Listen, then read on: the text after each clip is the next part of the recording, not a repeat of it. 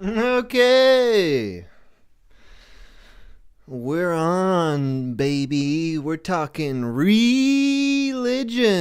today. Ooh, spicy. This is what we like. Religion. Oh, anything could happen on this stream. We could really get into some messy stuff.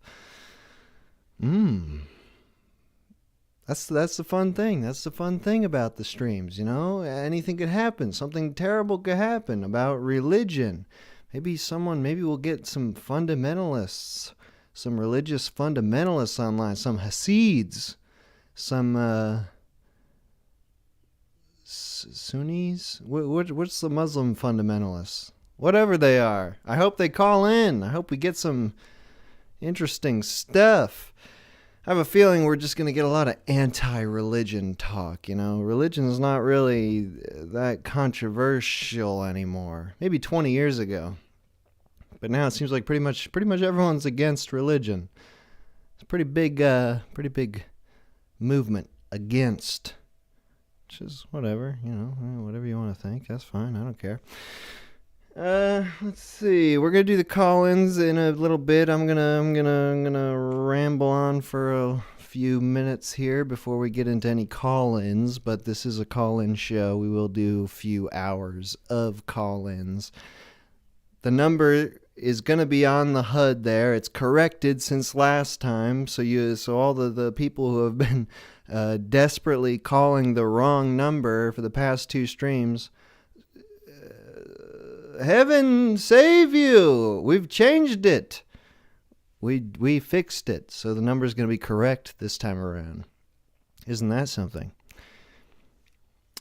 Let's see. Religion. Today is in one of those big religions, Christianity. I think that's like a third of religious peoples are Christian. Today is a day. It's a day. It's Good Friday. Good Friday. This was the day that Jesus went. He came out. He came out of the tomb today. He went in.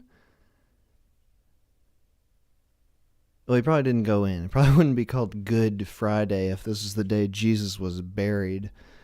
Unless people were just really friggin' sick of Jesus. Like, Good Friday, good riddance, Jesus. My God. I'm so sick of all this Jesus talk all day, every day. Jesus Christ, Jesus Christ. Gah! Get in that tomb. We're done with you. You're dead now.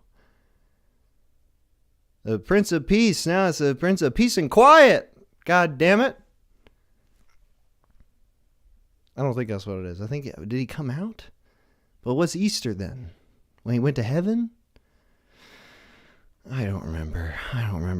I was raised Catholic when I was growing up. I went to church every Sunday for many Sundays for many years. Many years. I was never confirmed in the Catholic faith because that was my big childhood FU to my parents. I'm not gonna get confirmed, you frickers. I don't believe this ish, you frickers. Gold darn you.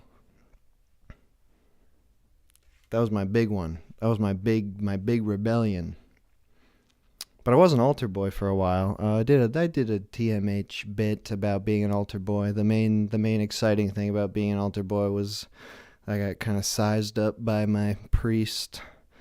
So I won't go into that again. That's on the record. But I was an altar boy for many years. I think maybe, I don't know, 4 or 5, 6, 7 years? I don't know. Somewhere in the 4 to 7 range. It was pretty fun, though. I mean, I got off on the power. I mean, I started as the candlestick holder, which is like the lower entry level position, and then I graduated to the cross bearer. So I was pretty into that, being in charge of the altar boys. But I was just an altar boy because we were going to church anyway. So I'd rather be up there, up on the stage, rather than in the pews, the puny pews where the fucking shit munchers are. I was one of the godly beings that was helping out with the altar shit.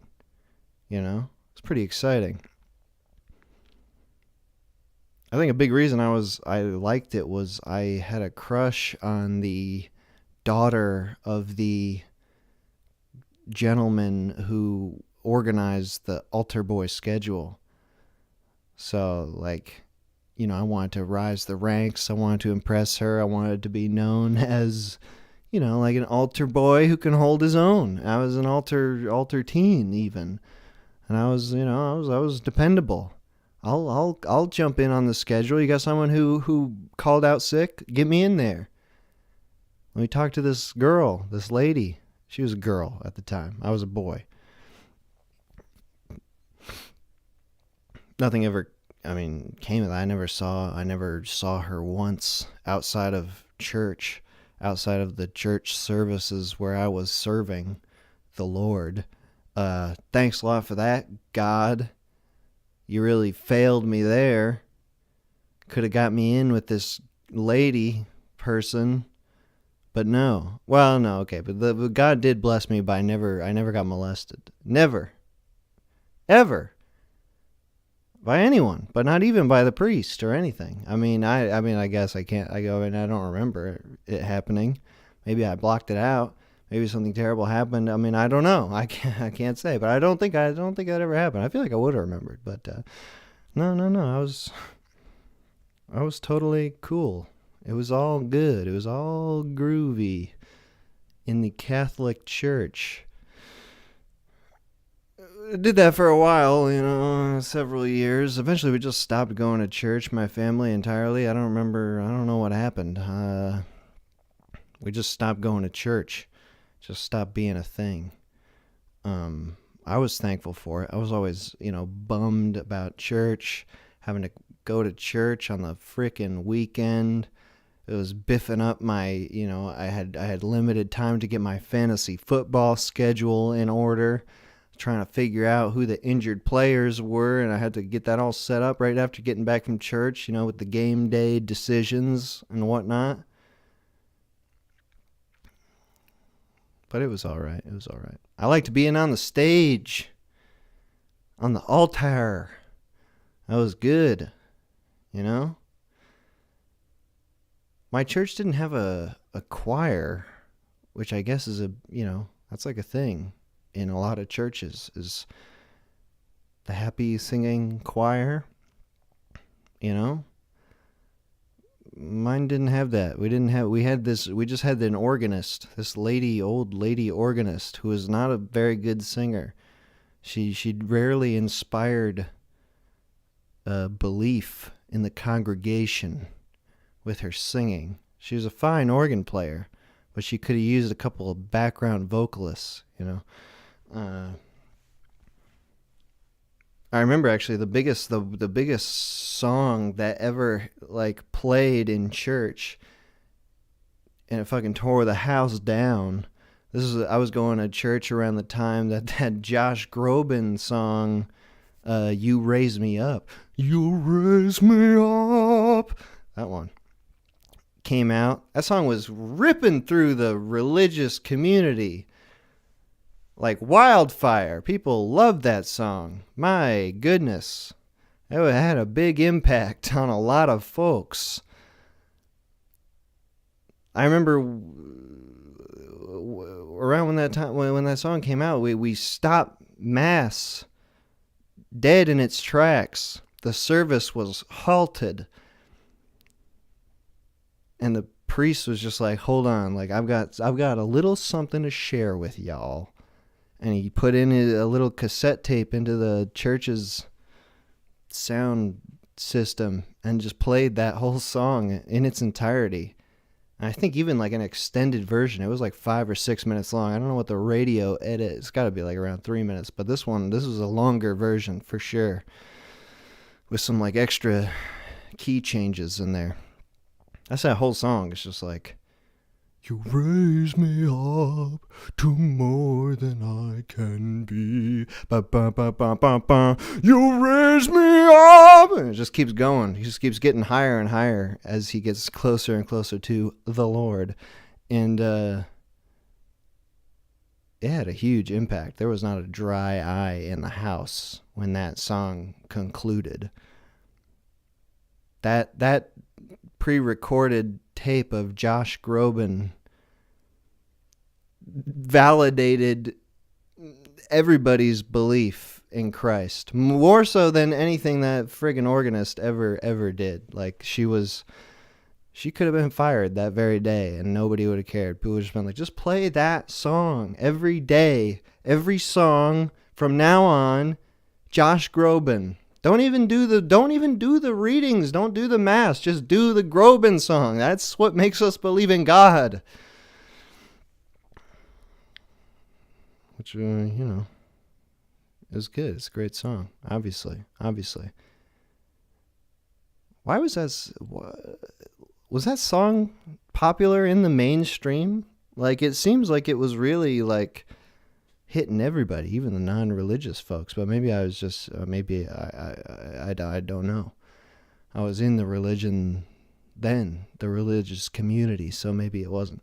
Maybe there are people who say that, like, maybe people said that, like, that song's about a woman to Josh Groban and not Jesus, which no way was Josh Groban singing about no dang woman. You raise me up so I can stand on mountains. You raise me up to walk on stormy seas. That's clearly religion. But that would be pretty funny if there was a second sector that was like, this is about a woman he loved. No. This is about the main man. JC. God bless. Anyway. That was, God was speaking through him, singing through him, singing beautifully. My goodness, what a beautiful singer God is when he channels it through Josh Groban. But what else has God been up to lately? Oh, the weather? Ugh, that's his main thing, in my opinion, is like just the freaking weather. It's been snowing. It snowed today. It snowed yesterday. It's April, God. You son of a bitch. We're sick of this shit. Stop snowing, God. We've had enough. We get it. You're all powerful. You're almighty. You don't have to flex on us like this with the freaking snow. Ooh, God tried to stop me from speaking just then. I felt a twinge. Fuck you, God. Don't do this anymore. We want warmth. Why are you doing this to us? Snow in April. It's hell on earth. It's fucked up. Jeez. It's funny though. It's funny how polarized politics are at this point, that like even both parties will blame the other party for the friggin' weather. Invariably. Like when it's warm in January, Democrats are like, you see, fucking Republicans, it's global warming, you stupid sons of bitches. Why aren't you doing anything about this? And when it snows in April, the Republicans are like, whoa, where's your global warming now, Democrats? You fucking idiots. We don't have to do shit about this. It's the fucking weather, people. It's the weather. It's the weather. All right? It happens. It happens every single day. It's nobody's fault except for God. Blame God. I mean, there's so many infinitesimal factors going on in the weather. A butterfly can flap its wings in Eastern Europe, and it causes a hurricane in Florida. That's science. That's how it happens. I'm simplifying it, but that's exactly how it happens also.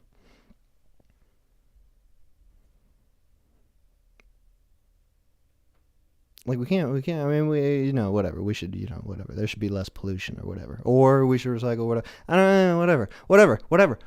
But it's just like the weather, It's the goddamn weather.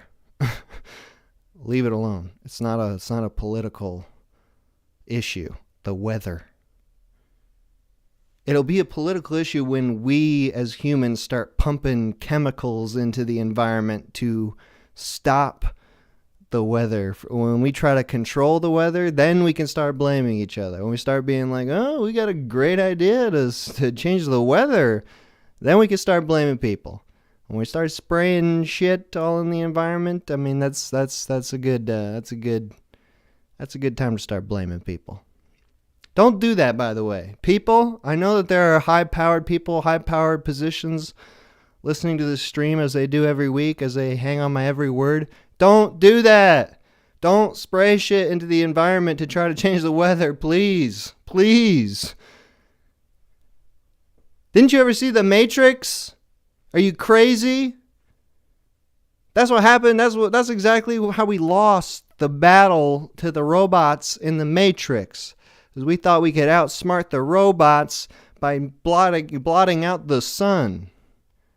That didn't work out so swell, did it, in The Matrix? No, the robots won. They put us in goo pods for fun, just for a laugh. I don't want that. I don't want that one bit. I don't want to be in a goo pod, and I already am. The Matrix is real. The Matrix has happened. The Matrix happened in the future, and they made a movie about it today, somehow. It's a great movie, by the way. If you rewatch The Matrix, holds up. Big time. Came out like, what, 20... Oh, wait.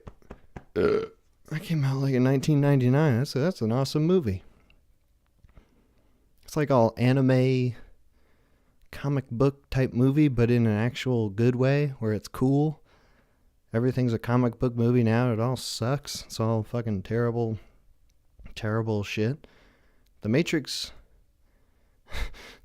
is so good. It made the directors of The Matrix crazy. It destroyed their minds. They couldn't believe how good a movie they made, and it just fucking sent them to another planet.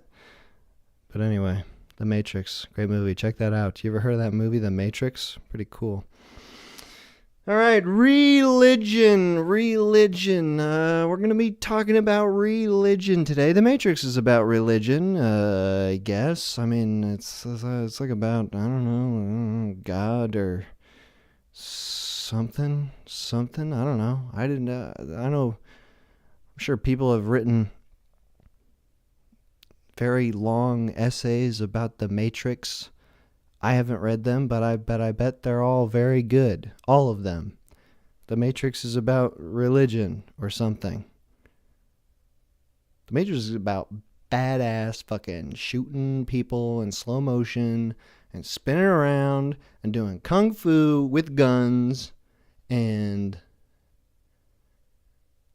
somewhere in there's like a religious metaphor, perhaps. But I don't know. But yeah, religion. Should be a fun stream. I mean, I shouldn't declare that before talking to a single person, but who knows? This could be fun. We're just going to be talking about religion. You can call in a little bit here. I'll reveal the number. I'll turn off Do Not Disturb mode on the phone number. and you can tell me your experiences with religion. I want to get, some varied perspectives. I know a lot of people are probably, fully anti-religion, which I get. Religion, as an institution, it's not, it's not so great. It's not so great. On the, on the one side, it's certainly helped a lot of people. So I don't want to count religion out totally. I don't want to say that's a bunch of bullshit and it's a fucking everybody who touches religion should be killed and they're obviously bad people, because that's just not true. Religion helps a lot of people, and it helps a lot of, poor, struggling people who are lost souls, in ways that, other institutions do not help people. So we got to give religion some credit. Let's not get crazy. Let's not give them too much credit, though, because religion does have a lot of, some bad things attached to it. You got the pedophilia. That's a big one. Yeah, no, that's not a good thing. That's not so great. We don't like that as a people.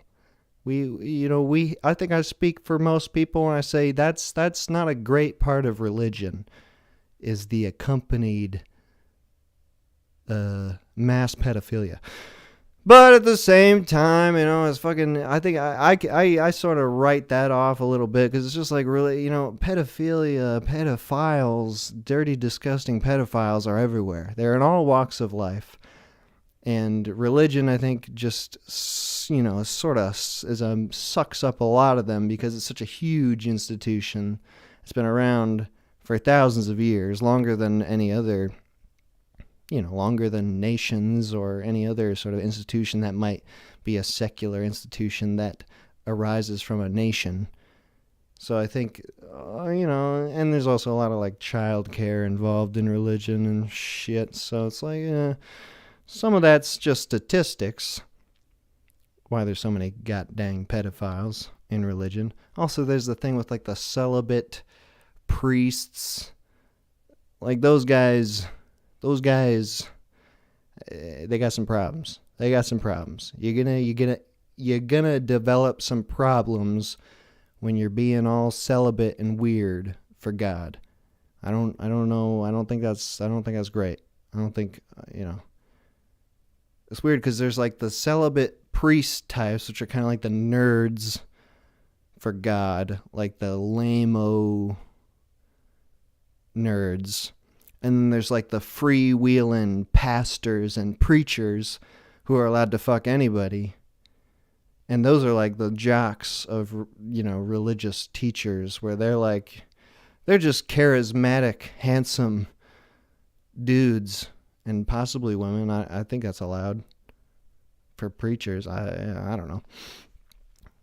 Those people are fucking anybody, everybody. Seemingly except kids, whereas the priests can't fuck anybody, and so they just fuck kids, which is bad. They shouldn't do that. I personally think they shouldn't do that. That's just my belief. But yeah, it's like there's this divide between the preacher, pastor. Those are just like kind of life coach personalities, the charming people who just happen to be speaking about God out of just sort of seemingly random. They just picked a being out of a hat. And then there's like the lame-o nerd priests, and they got some deeper issues. Yeah. So there's the pedophilia. There's a lot of the anti-gay stuff in the church. Most of the churches, most of the religions seem to be pretty anti-gay. People don't like that. I remember when I was a kid growing up, that was a pretty easy wedge. I could drive in there. It's like, hey, there's nothing wrong with being gay. Religion says it's wrong. Therefore, religion's wrong. Religion's bullshit. Which is, I think a lot of people are jumping on the anti-religion bandwagon because of the anti-gay thing. There's always hearing about gay conversion therapy and that sort of shit. There's always articles coming out about the pedophilia and the gay conversion therapy. Bad things. I mean, one's worse than the other for sure. But the gay conversion therapy, is psychologically damaging for sure. For sure. Well, there is one religious practice that doesn't get nearly as much airplay as those other two. It's fucking snipping the tip off your dick. Snipping the tip off of little baby boys' penises. So rarely am I seeing real criticism come out from establishment media about this highly religious practice of snipping a little baby boy's penis. Just snipping the tip off of that. That's a weird one. That seems like a pretty damaging practice, psychologically and physically. So where's the outrage? Why am I waiting on that? What the fuck is going on with this, why have we turned that into a medical thing, a medical practice? There's these bullshit medical scientific reasons why you should snip the tip off your baby's dick, which are 100% bullshit. Clearly, obviously they're working backwards there and trying to justify this thousand millennia year, this old religious ritual. And they can just say, oh, it's for cleanliness. No, you fucking fuckers. No, that's not. No, it's not. It's for your weird religious satisfaction. And it's very, very, very strange. I mean, we could do all kinds of things. We could remove all kinds of body parts from people if we were just so concerned about cleanliness and maintenance. I mean, oh God, I have to cut my nails. I have to clean under my nails every week, every couple of weeks. Wouldn't it be better if just at birth they could just apply some sort of ointment and just rip off my fingernails and make sure they never grow back? Thank God, I would save so much time. I mean, when I think about that, I've saved so much time not having to clean my foreskin. I'm obviously 20 times more productive than someone who's got a full penis because I don't have to clean that shit. I mean, I think of all the time I save, all the things I can do with my free time. I mean,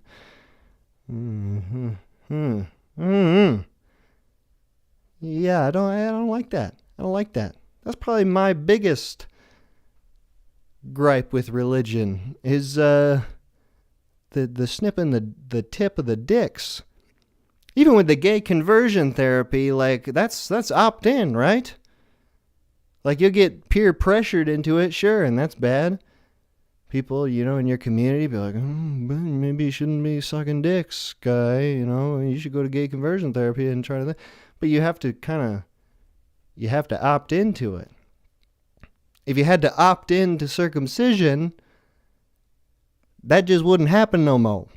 There would be no more circumcising if that was an opt-in situation when you're a teenager. There's no amount of peer pressure that a teen could face that would make them think that was a good idea. Your friends could all your friends and all your family could be like, come on, bro. Come on. Everybody's doing it. Just snip the tip off, baby. Just rip that shit right out. Come on. Don't you want to be like us? Look at us and our bloody little bandaged dicks. Don't you like this? Isn't this what you want? No. Nobody. That would cease to exist. So just do it to those little babies. First things first, out of the womb. Cut the dick off. It's some freaky shit. It's freaky shit. Okay, anyway. That's what I'm going to end this note on. I'll be coming back in a couple minutes here. I'm going to play one song, and then we'll be taking some calls. We can call about whatever we want, as long as it's involving religion in some sort of way. It doesn't have to be... just whatever, as long as it's somewhat related to religion. What do I want to say? Oh, yeah. The HUD for the stream, the overlay, this beautiful animated thing you're seeing comes from Slouch. The link to Slouch's channel is in the description of this video. Slouch just released a new video today, and it is excellent. It is so beautiful. It's like this. Mwah, mwah, mwah. Beautiful new Slouch video. Just came out hours ago. Go to his channel, check it out. An hour later. The music from the stream is all coming from an artist named Fina. That is spelled Fina. He's like a DJ type dude. All the music from the stream is coming from him. Also got links in the description for that. His SoundCloud and Bandcamp link for an EP he released. The songs from the EP are going to be coming up a little later in the stream. A lot of the stuff he sent me is just... A lot of the stuff that's playing is stuff that he sent me a while ago. I've used a couple Fina songs in TMH videos like Time to Bide, that Rob video by the lake, and also the coffee video, the Never Speak Again coffee thing. So Fina's got a lot of great music. If you enjoy what you hear from him on the stream, definitely check out his SoundCloud. Go to the Bandcamp. Check that shit out. Okay, I'll be back in 5 minutes.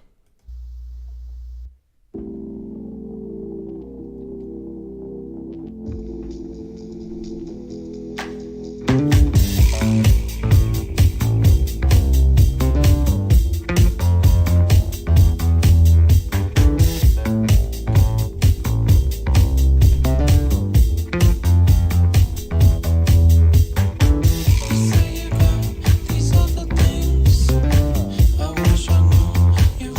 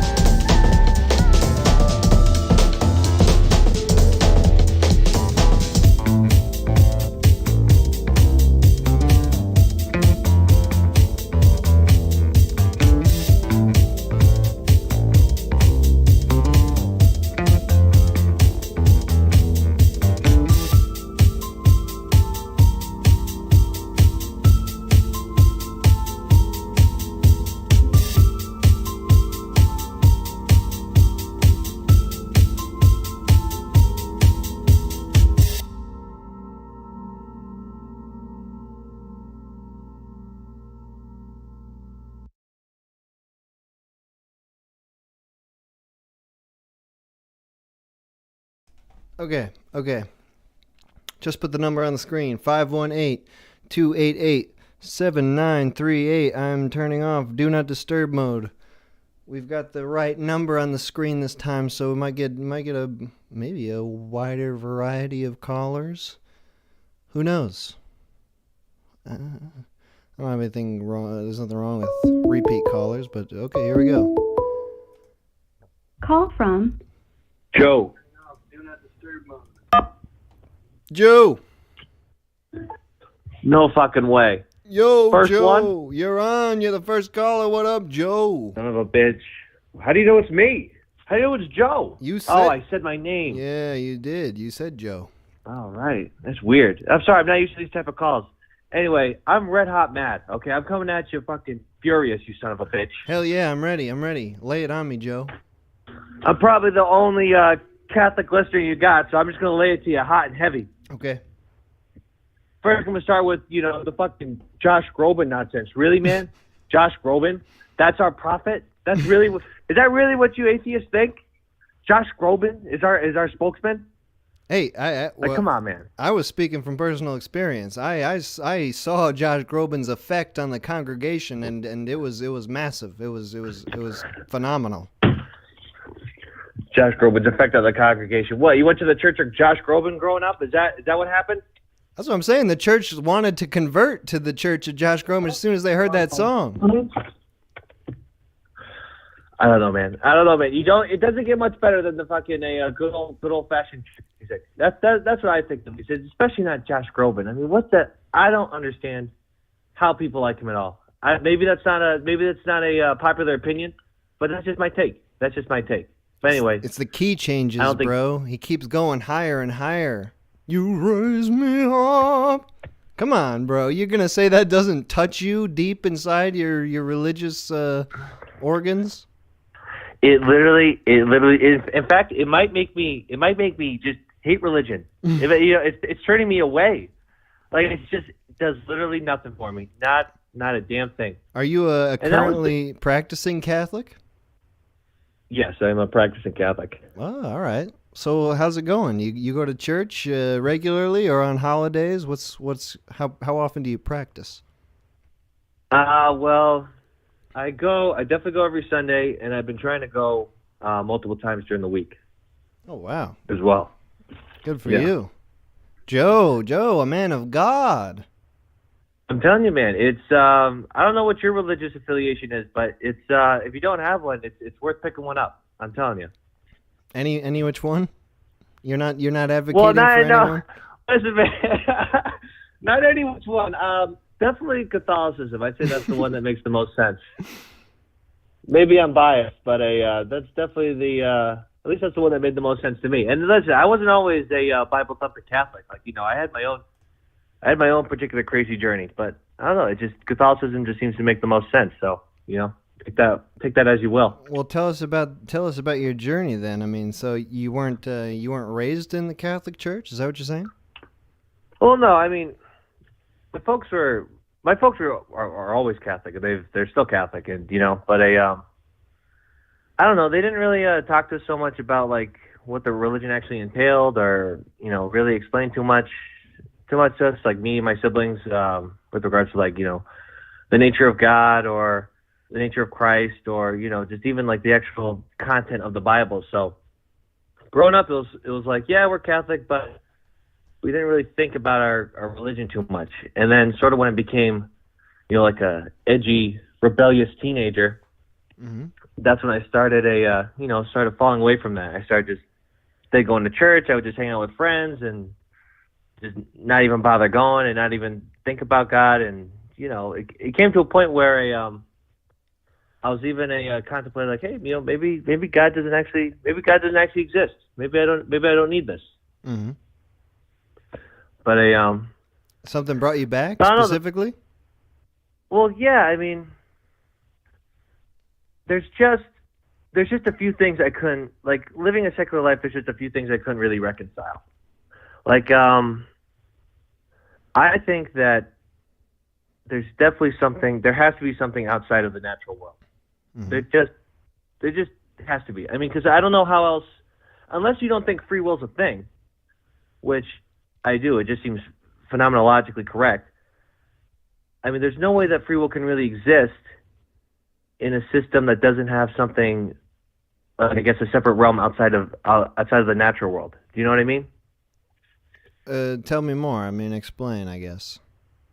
Well, like, okay, so do you think that you've ever thought, um, have you ever thought that you knew something true about the world? Ever? Sure. I think so. But Well, I I mean, also did know you that I've ever? been wrong. I mean, I'm wrong about practically everything that I say or think ever. I mean, I change my mind about things all the time. Well, right, right, but like, I mean, but even like basic things, like, yeah, have you ever been able to like identify an orange and like it turned out to be an orange? Mm-hmm. All the time. Or like, well, like I'm mad good at that, how do you? actually. Well, yeah, practice makes perfect, of course, but like, how are you able to do that? Experience? Right, but like, all right, so if everything is just in the natural world, right? Mm-hmm. If everything is just belongs to the chain of cause and effect, then that means like when you identify like an orange, all of your thoughts, or your thought that a what you're looking at as an orange traces all the way back, right, to the beginning of time, when the Big Bang happened, and matter was first created and all of that, right? So your true thought about the orange just happened to coincide with the random chain of events that led to that thought. Does that sort of make sense? Like, if in that sort of case, right, the random chain of events would would I hold on. I'm sorry, I'm nervous. The random the random chain of events, right, would lend itself to just creating arbitrary thoughts, wouldn't it?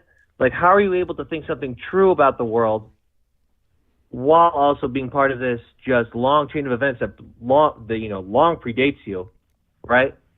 Without it just being some sort of crazy coincidence. Do you know what I mean? But it's like this. So it's a coincidence that keeps happening. I keep looking at oranges and I keep peeling them open and I keep being right. Like, Well, right, but if it's a coincidence that keeps happening, then maybe it's not a coincidence.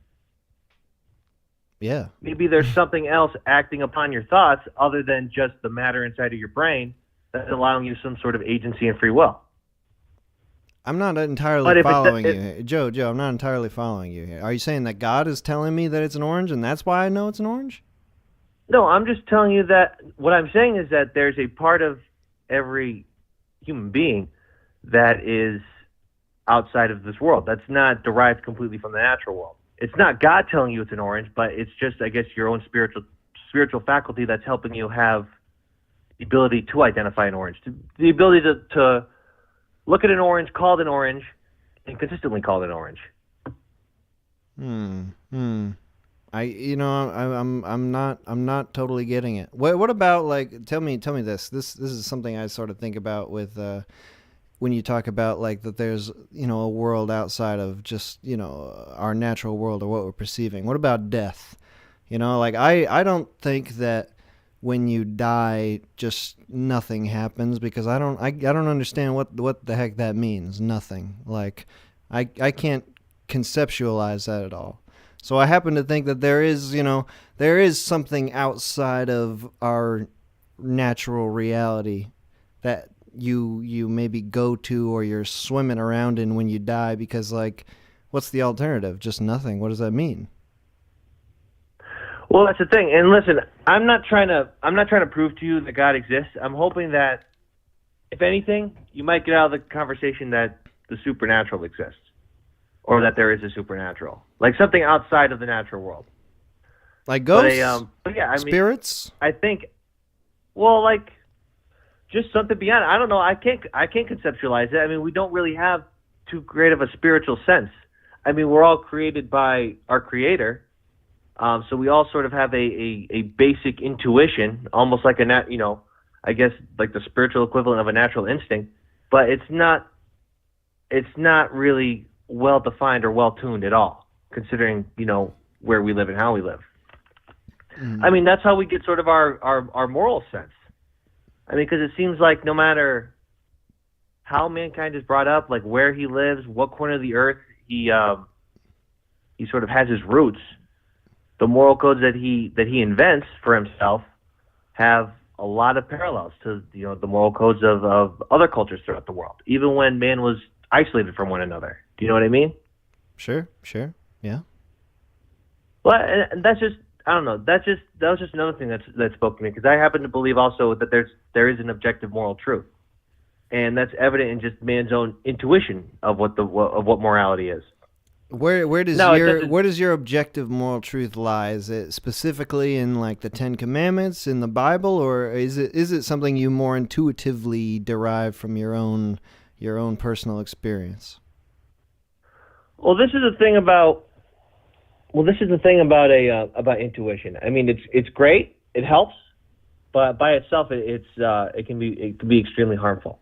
Mm-hmm. I mean, without sort of, and now this is where I become a Catholic, Mm-hmm. without like divine revelation, right? Without God, coming down sometimes actually telling you what's right and what's wrong, you would tend to, and this has shown itself in history. Man tends to value certain goods over other goods to the detriment of the whole good. Mm-hmm. Mm-hmm. So, like, if you value like the collective over the individual too much, you end up with things like the Tower of Babel or China. You know. All right, Well, Joe. right. Joe, I mean, am Joe. I Let me wrong? ask you one more question. I'm going to let you go, but let me ask you this last question: do you feel personally that you have a personal connection to God, and maybe it's not all the time, but do you feel like God has spoken to you? God came down and said, "Hi, Joe. This is what I want you to do." Are you joshing me? Are you Joeing me right now? Listen, man. No, I feel like I do have a deep personal relationship with God. I'm not telling you that He's spoken to me like a prophet or something like that, but Right, I but do pray a lot, and I feel like Mhm. the more I pray, the more He I don't know, the more I'm just aware of how close He is to me. All right, sounds good. All right, Joe. I'm going to let you go now. Thanks for calling in. All right, have a good one. Appreciate talking to you. Joe the Catholic. Oh, who we got now? Call from Stefan. Stefan? to accept. Stefan? Hey, this is nuts. Am I on? Yes, dude, you're on. Are you ready to talk about religion? Oh, this is crazy, bro. I got like 10 religions and 11 religions. Oh, shit. 12 religions even. Who knows? Tell us about a few of them, I what guess. what would be a good starting point? Like, oh, you know what? Because what I got to talk about is like, I'll talk about my own religious experience was, do you know what UU is? Unitarian Universalist? I have heard those words, never together, but I don't, but even though I've heard them, I don't know what they mean anyway, so tell me. All right. Let me elucidate you if I can try my best. Please do. I grew up in a UU church growing up, and I feel like I was really fortunate to grow up in that environment because we didn't really grow up with like a book or like any sort of religious dogma. Mm-hmm. We had like, our sort of situation was we had like 7 sort of tenets, and they were just basic ass shit that was sort of like, it's sort of like the revamped version of like the 10 Commandments, but there's stuff like treat everybody fairly and kindly, and like everybody deserves their own opinion, but like even if you don't like need to like respect it or whatever, like everybody has their own inherent like personal view or whatever. Mm-hmm. But something that I really value now, especially in my like adult life, is that we got an education on like every single religion. So like we would take field trips to like Sikh temples and like Islamic and like mosques and shit, and we'd go to like, we did like a period on like Judaism and all that kind of stuff. And so like after you got like a religious education in theology and morality, you really get, it was just like a buffet. You really got to like craft your own shit. Mm-hmm. And match up with what you believed, and or like what matched with you, and that is just, I felt it was like so advantageous to me. like growing up as sort of a spiritual person, if that makes any sense. Sure. So you had that growing up, and you were able to get a sort of broad view, a breadth of religious views. So where did that leave you as a presumably adult now? It led me more into, I wanted to learn more about like the root of human nature more. It kind of led me into existentialism in like a positive sense. And so like sort of like it made me think about how like people like when we first came down from the trees and like discovered fire and like figured out like what was like good for the collective, or like, you know, like we started figuring shit out like that, like there was like a bigger, I don't know, it just made me think that like it made me appreciate like all religions, and I was able to like see the good in all of them, and like just take what I thought was good from each one and like incorporate that into my own sort of like way that I live, if that makes any sense. Sure. So what do you think then about the dogmas of other religions? Like you said that you grew up in this kind of freewheeling hippie church, as I am interpreting Dude, it. I'm not gonna lie, it's kind of, yeah. So what? I Yeah. think So it's like kind there of are a lot of other yeah. religions that are far more stringent, and I mean we don't have to talk strictly about like the Yeah, we fundamental don't have stuff. to. We don't have to name names, but I do Right. think that it's kind of unfortunate if people are just like, if they're like, you can't eat squid because like 2,000 years ago, like a guy fucked a squid, and then they were like, and he got like an STD, and then like that just like lived through history. Do you know what I mean? People like Well, remember sounds shit, like good and advice then at the time. I mean, that sounds like well, a exactly. harrowing But story.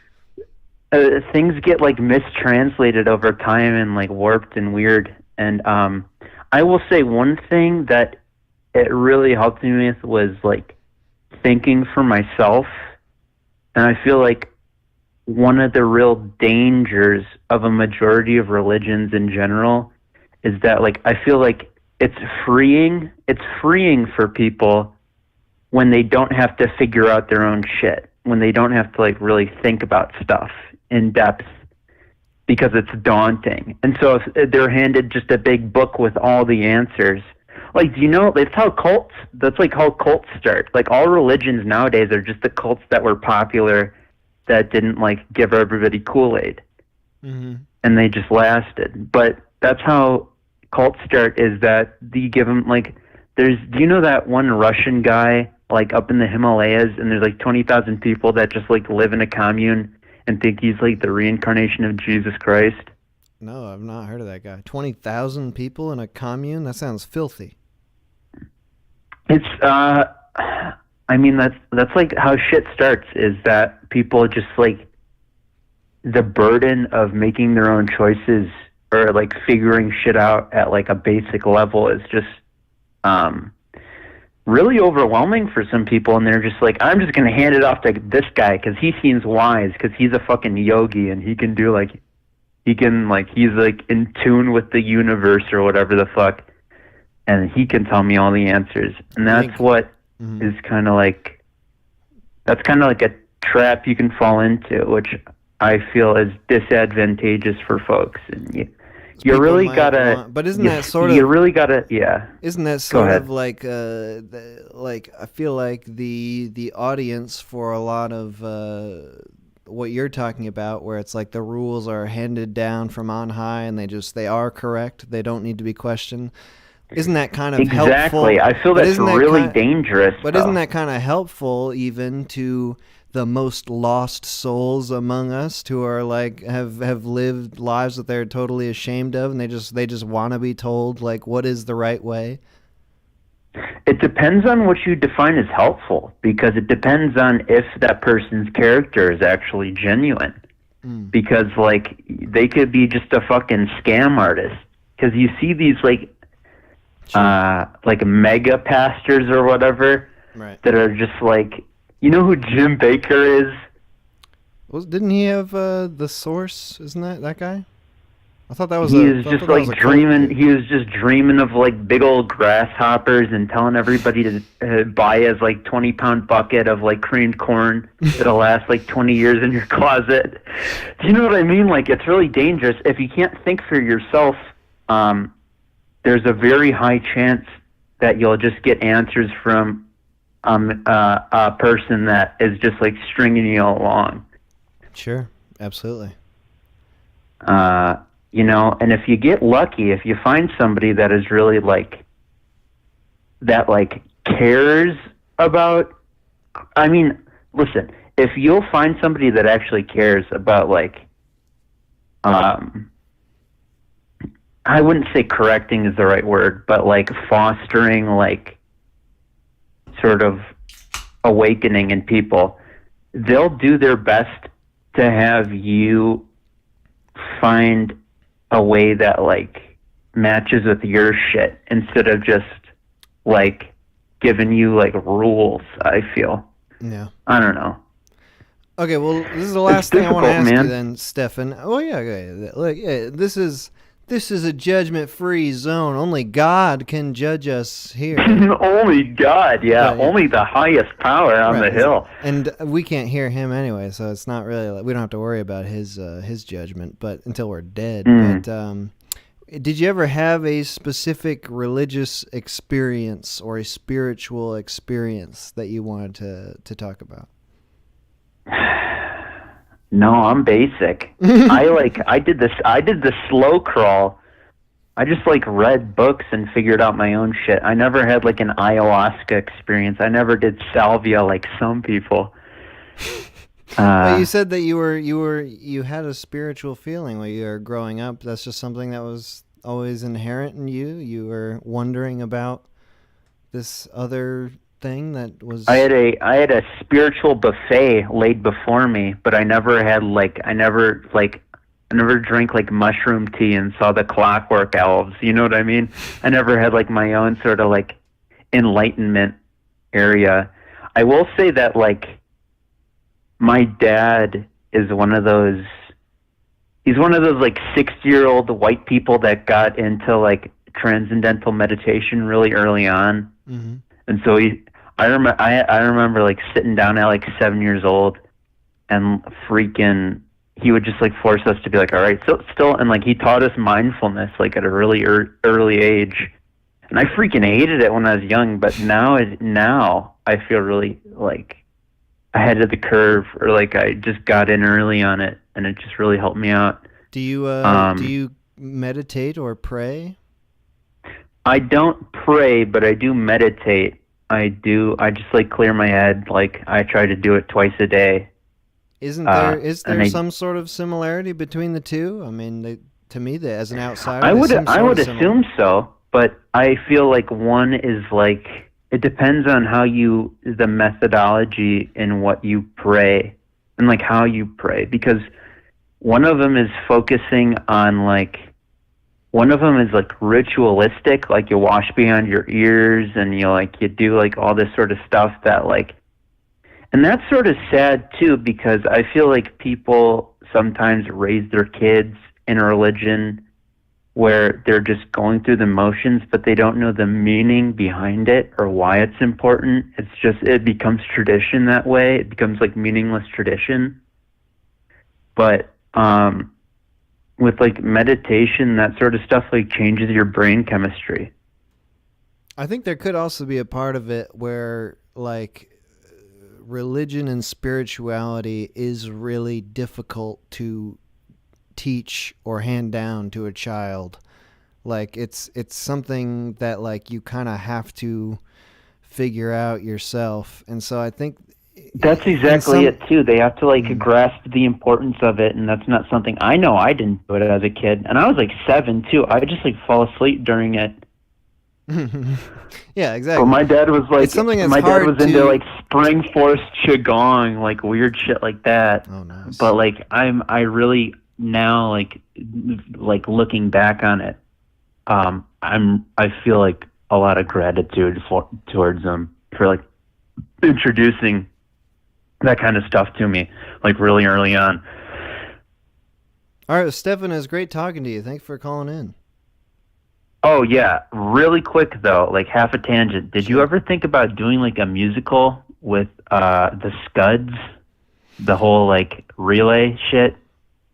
I have, yes. The short answer is yes. I wrote about 70% of a musical at one point, and I thought that I was going to be releasing that about 3 You need to years do ago. that, man. All right. Like the da da da da da da da da da da da. Like that is a fucking banger. Okay, you need to follow through with that. All right, I'll do it. I'll do it for you, Stefan. All right, see you, man. All right, have a good one. Stefan, Unitarian Universalist. Joe, Catholic. That's good. We're getting some good variety. That's what I like. Next person. Muslim? Islam? That's the same thing. I meant Jewish? Call from. Marcel. I think it was To Marcel. accept, press. Was that Marcel or myself? It's Marcel. All right, Marcel, what's up, dude? Not too much. How about you? I'm doing good. I'm drinking brews. I'm on the gin wagon again. I had a couple of shots. I'm drinking Bang. I'm all over the place. Getting wild. I'm trying to get closer to God, getting into a sort of worked up into a religious fervor. For sure. What about you, Marcel? What's your relationship with God and or religion? I guess it's a bit of a complicated one, but I guess I would call myself a Taoist now. Say that again. A Taoist? Yeah, a Taoist. That's like Chinese something, right? Yeah, more or less. Honestly, I've read the Tao Te Ching, and I'm gonna pronounce a lot of it wrong, anyways. And it's my current flavor, I guess you could say. But it's the one that's seeming to have produced the best results so far. But I haven't really read much about the main material, so yeah, I don't know. What speaks to you about this one? It sounds like you've read some different things and you're searching for something. Yeah. So, I mean, I have a very fast brain, so I used to when What's 5 plus 5? What's 10 times 20? Go. No. What I mean is I can't stop my thoughts. Okay. I can't just like sit down and focus on an object, and like a lot of those kind of mindfulness meditations, like let your thoughts pass like clouds. Mm-hmm. I've never been able to do that. I mean, now it's getting closer, and I've had some experiences, but Taoism is not, in my experience, is not really about trying to do stuff like that. It's more about noticing the beauty in things as they are, and it's nice because it doesn't actually say anything directly. The first line of the book says the Tao that can be spoken is not the eternal Tao. So it's basically, the book is just a bunch of poetry to help you kind of see different perspectives on things. Interesting. So how do you put that into practice then? You said you slow down and notice the beauty in things. Is that just you just looking at leaves or something? What exactly does that mean? Yeah, it's hard to explain. I think it would. Yeah, I mean, I have trouble explaining this in general, but it's all right. Just how do you feel that you practice it? Like, you've read this book, sure. but what does it do for you in your life? Well, a lot of the poetry is stuff like it's trying to get you away from dualism, which is trying to, for example, I grew up in a Pentecostal Christian home where, TV bad, games bad, Simpsons bad. You have this idea that these things are bad. Simpsons are bad recently, though, man. I mean, like, they're right about that. Now when I was a kid, but even I remember we watched Big Mama's House. My sister had a and we threw out the TV. Wow, because of Big Mama's House? Is that starring Martin Lawrence? Am I remembering that right? Yes. That is evil. That is satanic. Yes. No, it's yeah. So like dualism is focusing on like this is bad, so I'm gonna do something good, and you always focus on that one perspective. And a lot of the poetry in Taoism is like it's like the Tao flows through to the left and to the right, or even some things that I've been realizing is like the Tao goes through thoughtfulness and thoughtlessness. So there's sometimes where you have an intuition to do something. Sometimes it's out of peace. Sometimes it's out of some sort of passion.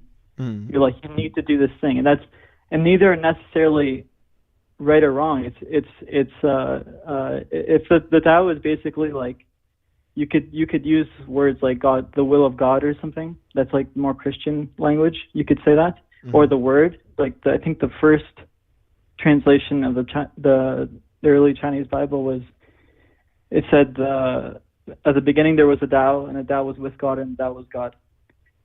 So it's you can kind of focusing on the Tao is kind of focusing on how things are already working in the world, not trying to necessarily change them, just trying to notice how things are already working. Not so it's like, for some people, I mean, it's hard for me to believe, but for some people, maybe The Simpsons is bad. I don't, the early, I mean, sure, the new stuff, but like some people, well, that's a very bad thing. But for other people, it's not. It's all comes down to perspective. But that's just kind of like the philosophical Taoism kind of stuff, and it does go beyond that because, it's like this goes into non-duality and stuff like that. But I've had experiences before where I was able to, I don't know why I felt myself calling it this, but I was able to see the Tao and see how it flows through all things. And I would even notice it. I would have this idea of my friend, and I would notice the Tao flow through him. And then all of a sudden the sense of separation just started disappearing. And I didn't, and the sense of saying anything stupid to this person or anything, because I have a lot of insecurities, all those just didn't make sense anymore, because there was a sense of this shared being. I mean, well, that didn't last, but it was interesting because it was not coming from what I was. It was not what I expected. It wasn't like. So is it like it's like a sense of oneness, like we're all the same sort of thing, or it's some sort of intuitive? So I mean, what drew me into all this stuff was I've had these experiences since I was 10 of what feels like waking up and seeing existence for what it is, and it all be very terrifying. So that's what led me on all this stuff, and it's a very intense experience. I don't know, I haven't met anyone who's experienced it, and this wasn't like that. This wasn't. If anything, if I would guess, this is on the journey of what you're talking about, but it wasn't necessarily that full on. Really feeling everything as one. I start to feel that there was this thing that was flowing through me was flowing through that thing as well. But beyond that, I don't know. And also, I don't have this experience now, so now it's kind of, I'm speaking in retrospect. Right.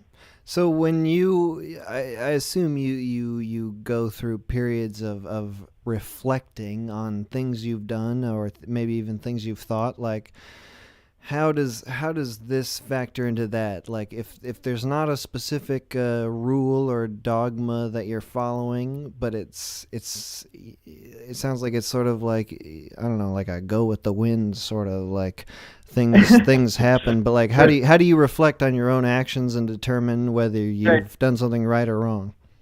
So I thought. I mean, I think about things a lot. I think I've mentioned that before. And I mean, the more I've gone on this journey, the more that those answers just got more confusing. It's like in that experience, I actually had 3 days where I was kind of like that. And I was acting, but I couldn't really justify. It wasn't like a reason. There was actions I was taking that I wouldn't normally take. Like I was being a bit stern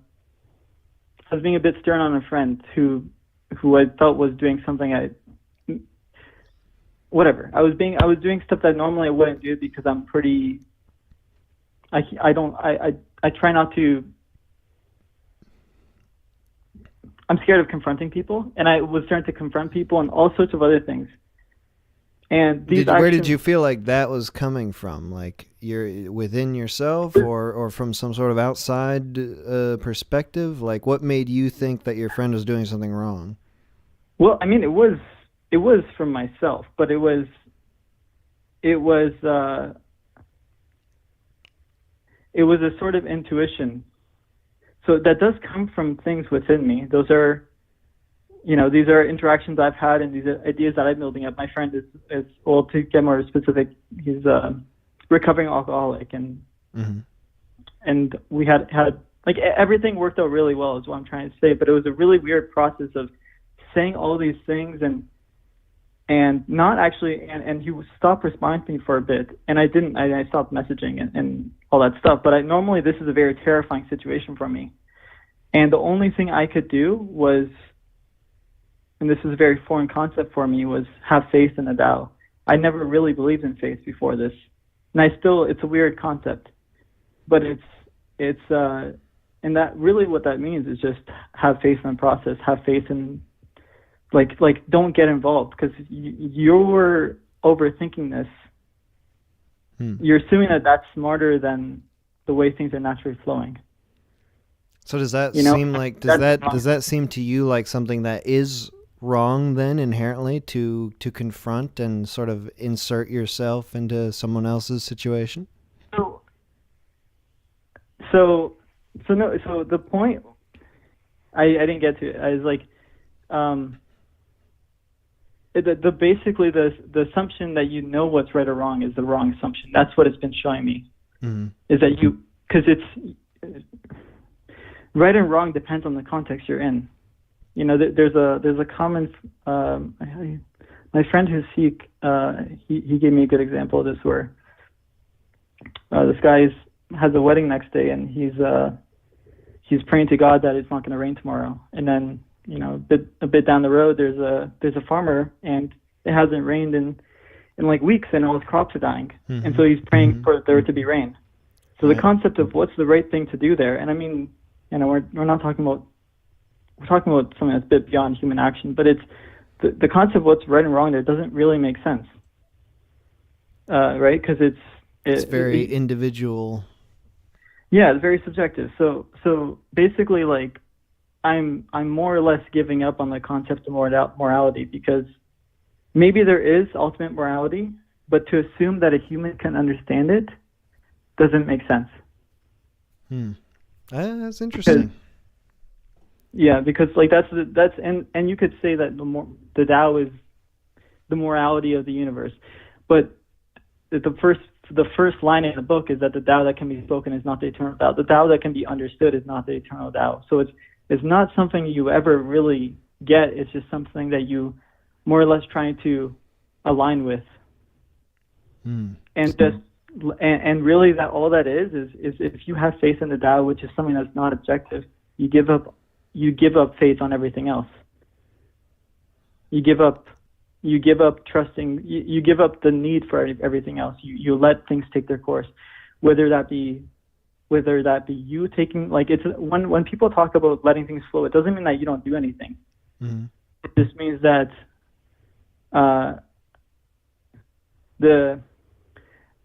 if you have the experience of like that mindfulness, like meditative experience, where you're not really thinking as much, like you're noticing thoughts arise, but you're not really feeling like the thinker. That's like kind of what it is. There's still thoughts arising. There's still actions being taken upon those thoughts, but you're able to kind of take a step back and let yourself do your thing. All right, Marcel, thank you for calling in. Appreciate your thoughts on this. God bless you. You too, bro. Hell yeah. I got blessed. I gave a blessing. Just second nature. Nice. Marcel, the Taoist, Stefan, the UU, Joe, the Catholic. We're getting all over the place. Call from. Obi. I did not To accept, catch press that. 1. Yo, what? Who's this? This is Toby. Oh, Toby. What's up, Toby? Hey, how you doing, Mr. Hour? I'm doing pretty good. We're doing this stream on religion. Did you have something new, personal experience with the subject that you wanted to share? I do, but first I just wanted to say that I'm a huge fan of your channel. Thank and, you. I've been following you ever since what is it? This look, the one about the look. Since I saw that one, I've been following you, and my favorite one has got to be dogs. The dogs who are my friends. Oh yeah. So yeah, I'm a big fan, and I've been showing your stuff to Hell yeah, dude. my friends and my brothers, etc. Thank you. Appreciate that. So in terms of, God, I can hear myself coming through the laptop at the same time, so I just got to turn that off. Yeah, turn that shit off. So in terms of religion, I grew up in a pretty Christian household, and I went to church every week. And then I went to a couple of boarding schools where I attended chapel services a couple times a week as well. Boarding school, eh? And yeah, British boarding school. Yeah, that is like a British-y thing, isn't it? I never hear of Yeah, people stateside doing boarding school. No, I haven't either. How long were you in that, going to chapel and boarding school? Oh, that's 10 years. Oh, ma. 10 years. And not only did I attend the compulsory stuff, I also went to sort of a Christian sort of club after class to sort of, with the other sort of dorky Christian kids. Sure. And that was something I did find kind of limiting about being a Christian, was I didn't really find myself fitting in with the, I don't know, I think a lot of people take the doctrine so seriously that it really kind of stunts them from doing anything fun or exciting, and it was sort of a weird middle ground where I didn't really feel like it defined me in the way that it defined a lot of other guys, and I think that's when religion can go a little too far. And as I've gotten older, I think the way I've started to think about religion has changed. Just the more you think about it, the more the rules and the specifics of each religion sort of start to feel a bit ridiculous. Mm-hmm. What is allowed, what's not allowed, and just generally speaking, why would, if God is also so all powerful, why would he really care about such small, insignificant things as what kind of meat you eat, etc. Mm-hmm. Mm-hmm. And so really, the way I think of religion now is that there is no sort of correct one. It just so happens that I grew up in a Christian culture, and therefore the way I worship God is through the sort of the Christian lens. Mm-hmm. But really, anyone who's a part of any religion, I think, is just trying to worship the Creator they think is out there in any way that they can. And I don't think if a God does exist, he's so cruel that he would say, "Oh, well, sorry, bud, you grew up in the wrong country, and so you're going to hell." Right. I mean, do you believe in if God does exist? Do you believe in a heaven Sorry, go hell? ahead. Do you believe in a heaven hell sort of situation? Even if it's Not a not hell. specifically stringent to you grew up in the wrong religion, therefore you're not going to make it, but like the afterlife, do you think of it as a good people go to a good place, bad people go to a bad place? I don't know if I think bad people go to a bad place. I would expect. Why not, bro? There's nothing. I don't think there's anything you could do in a single lifetime that would warrant suffering in an eternal sort of damnation, as it exists in formal religions like Christianity. But do you think maybe there's something to, like, if you were a terrible sort of person and in the moment of your death, like you're forced to reckon with that, you're forced to reflect on a terrible life that you've led, and it's maybe not eternal suffering, but it's for as long as you're willing to say that, like, it's not my fault I was a fucking terrible person. Like, is there something like that maybe? What do you think? Well, I think if you sort of imagine the spectrum of people living good lives to bad lives, Mm-hmm. and even instances of people who just who barely got the chance to live a life that we could even become good or bad in the first place. You know, for some Sure. kid who died of Right. SIDS or whatever. Mm-hmm. Then I really don't think there's any sort of rational. Not that God needs to be rational, but I don't think there's any sort of necessarily fair way to determine that. So I would say that I would say maybe someone who did bad was a tortured soul, and any soul that goes through sort of, you know, the world deserves deserves tricky. I'd say probably all people just go to some kind of peaceful plane of existence, like some idea of heaven, but not something you could really sort of So you don't think there's contextualize necessarily or imagine in a you know, our brains can sort of picture what that sort of experience would be like. So you don't think there's necessarily like a judgment that occurs in death? Tell us. Tell us, Toby.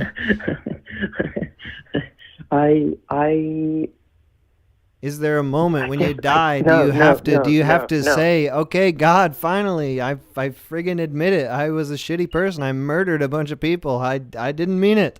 I was bad. I think, you know what? I think no, because I don't think he gives a crap. No? I think if he's as powerful as he is, why does, you know, I don't think we're the center of his creation as much as we think we are. And people worshipping him is just a nice thing to do, but it's not like it doesn't impact the way he feels about us necessarily. Does that come from like fundamentally, God being I think an all understanding sort of being that like you said, like people who do bad are tortured souls, like God just understands that and he doesn't mind? I guess I'm grilling you, bro. Yeah, these are the tough questions, but I'm here for it. I'm pacing around my room right now. Sort of. I have a few pieces of paper that I'm scrunching up and throwing at them. If you don't have the answers, Toby, who does? You know, okay. you know what I think? Did you ever see the film Silence? No. This is a recent Martin Scorsese film about these Catholic priests that go to Japan in the 1600s, and they get persecuted, but they realize that the Japanese guys realize that these missionaries from Portugal or whatever, they don't mind dying for their religion. So just trying to make them into martyrs won't work. What they need to do is kill their followers in front of them. Ooh. To get them to apostatize. Yeah, pretty brutal stuff. Yeah. And sort of the whole question throughout is, why aren't you doing anything about it? You know, why aren't you stopping this happening? That's what the priest is sort of reduced to, is questioning God's existence in the first place. And then at the end, sort of the resolution he comes to, or he hears the voice of God, whether that's true or not, you know. But he hears the voice of God, and God says, I was suffering with you, like it wasn't easy for me either, kind of thing, you know. So I think maybe whether that reflects how I feel, I suppose, yeah, I think bad things happen, and God doesn't necessarily like it, but he sort of made the rules of his universe, and he can't necessarily change it. True. You know, So you don't think that God set the rules of the universe and then like is watching with a careful eye to make sure that people are playing the right way? No, I think maybe. The thing is, I was about to say, I think maybe fundamentally life is a gift enough, but certainly not for some people. You can have a really shitty one. But yeah. All right, so Toby, how do you? Well, go on. Sorry. Oh no, you go. I wasn't going to say anything terribly interesting. Well, me neither. But I'm going to say it louder, so my voice counts. So Toby, in your life, then, how do you sort of determine what is the right or wrong thing? Like, if you do believe in God, but you also believe that He doesn't really care, like, is there something specific inherent in you that makes you think that you should do things in a way that you consider correct, or are you just flying without a compass, think you can do whatever the heck you want? No, I think maybe even if he doesn't care, there's just I think still just principally humans, well, all creatures have sort of an understanding. Not all creatures, but I think it's just maybe it's just a biological impulse that doing the right thing is sort of best for the collective herd, and that's me, and that's why I don't necessarily always do the right thing. No, of course not. Uh, But you feel like there is you should act in the sense of the collective, like you don't want to be selfish. That's what you aim for. It's it's tricky because I rationalize, or I rationalize it, that God probably doesn't exist in the formal way that I sort of was raised on, and yet definitely that still informs the way I live, and I still sort of proudly call myself a Christian, but only I think just because it's a nice identifier that I feel sort of proud of. I think especially in a world where it's not terribly cool. I just sort of like having it feels like a wholesome thing that I can connect myself to. Definitely there have been times in my life where I feel like it's sort of like a conscience thing. Mm-hmm. You know, it's like that's what it is. It's that God is sort of that's why I'm not really a fan of organized religions these days. I think God or religion should be a personal relationship that everyone has individually with God in their own head. And so sometimes it's just a nice sort of voice to talk to, and I think it's because theoretically God sort of will always tell you the right thing to do. It's like by listening to that voice, I'm hearing the right thing. Even if it's not what I instinctively want to do, knowing that is what a theoretical God, whether he exists or not, would encourage me to do. Some sort of idealized version of yourself, or not even yourself, but something that is just the ideal that you can aspire towards. Probably of myself. Probably is an idealized version. All right, Toby, last thing I want to ask you before I let you go. You got any Easter plans? You said you're a Christian, eh? You going to call up Mom? No, I'm actually home I'm a college student who's home for the holidays. Gotcha. So I'll be with him. But I don't know, do you have hot cross buns in your country, in America? That's a song in our country. It's a food here, so I'll eat some of those. That's crazy. Yeah. Look them up. They're okay. They're kind of boring. An Easter food specifically, or is that just a special food? It's an Easter food. It's a bun with a cross on it, and it's hot. Oh wait, and a cross? It's a hot cross bun. Like the Christian cross? Yeah, hot. Yeah, exactly. All right, I learned something. All right, Toby, thank you for calling. I did have one specific. Sorry, I did have one specific instance of religion in my life that I wanted to quickly get out. So when I was attending this sort of Christian club at high school, I decided, or they were asking us, hey, please go back to your boarding rooms and make announcements to encourage people to come along. And I decided I was going to do it, and I was waiting sort of for the announcement period to come, and I was so fucking nervous because I was like, this is the cringiest thing. Everyone's going to think I'm such a dork for sort of saying, hey, please come to Christian club. And so then I prayed. I just sort of sat quietly, prayed, and my leg was shaking. And I said, please, give me the strength to do this. And instantly, sort of, I opened my eyes, and my whole body was totally calm. And I'd never felt anything like it before. It was a really weird, serene feeling. And I was almost like jumping up and down with excitement because I was like, I actually felt it. It's real. Like a physical sensation. Yeah, exactly. Like a physical sensation. And that was really special. I've always remembered that. But anyway, thanks for Thank you for calling in, Toby. Appreciate your insights into this. All right, thanks very much. Bye-bye. Bye-bye. Nice. We are getting a lot of interesting callers. This is pretty freaking cool, in my opinion. I'm gonna take a quick break right now. 7 minutes or so. Play some more music from Fina. I'll be back.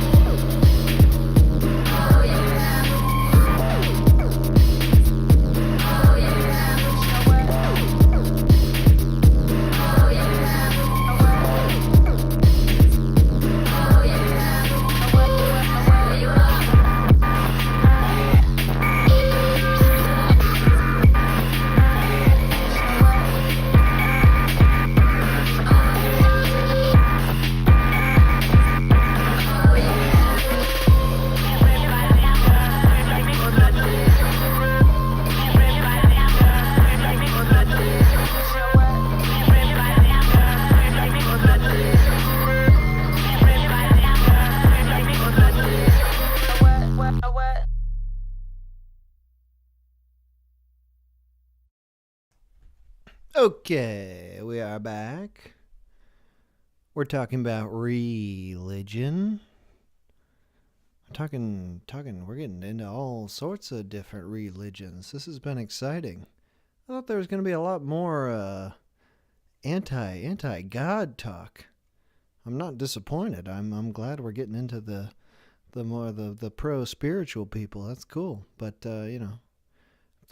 I'm also glad to get into the anti stuff.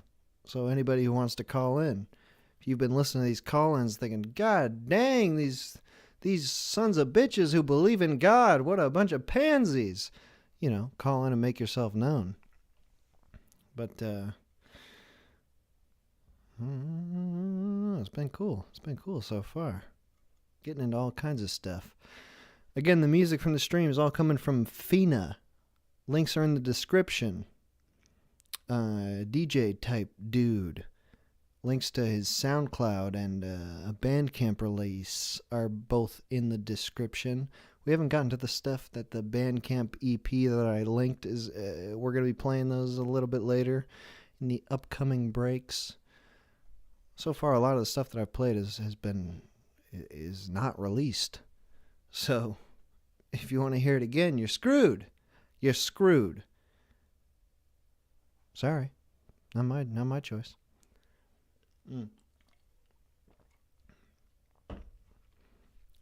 Anyway, I've been getting into all kinds of things today. Oh, man, I've been enjoying these conversations, and I'm not here to make fun of anybody's religious or spiritual beliefs. I may just take a tiny little jab, but it's not, it's not my place. It's not my place. And my own spiritual religious beliefs are, sort of, I don't know. It's not something I think about enough. I think about death a lot, about what happens when you die. That's terrifying to me, quite frightening.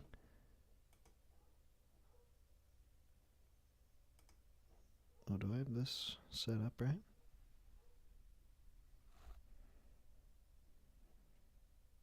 I've got someone who's trying to call in here. Let me see if I can just call them.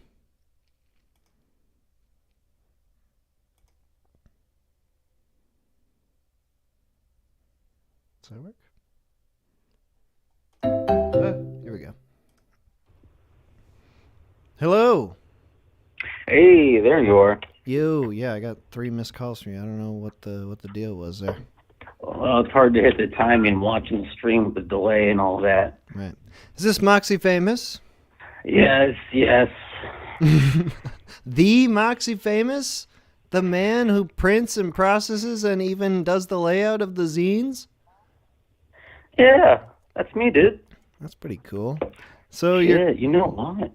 Yeah, go on.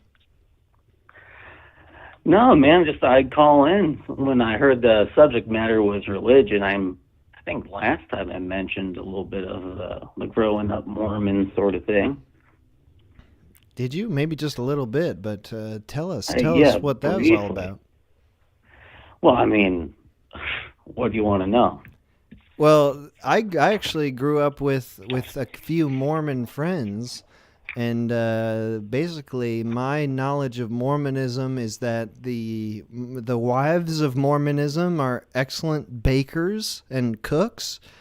They the families love the song Hotel California. Yeah. And they have some pretty kick-ass birthday parties. But what was your experience actually being in the Mormon church? Well, it's there's so many different aspects of it. Like for me, I was born into it. Both my parents were Mormon, so it was like all I really knew growing up, of course. So it didn't really seem like it was weird or anything. But I did some number crunching the other day because church takes up a lot of time when you're Mormon. Every Sunday, it's like a 3-hour block. Oh wow! And that's that's every week. And I was thinking about how much time did I spend at church? And I crunched some numbers, baby.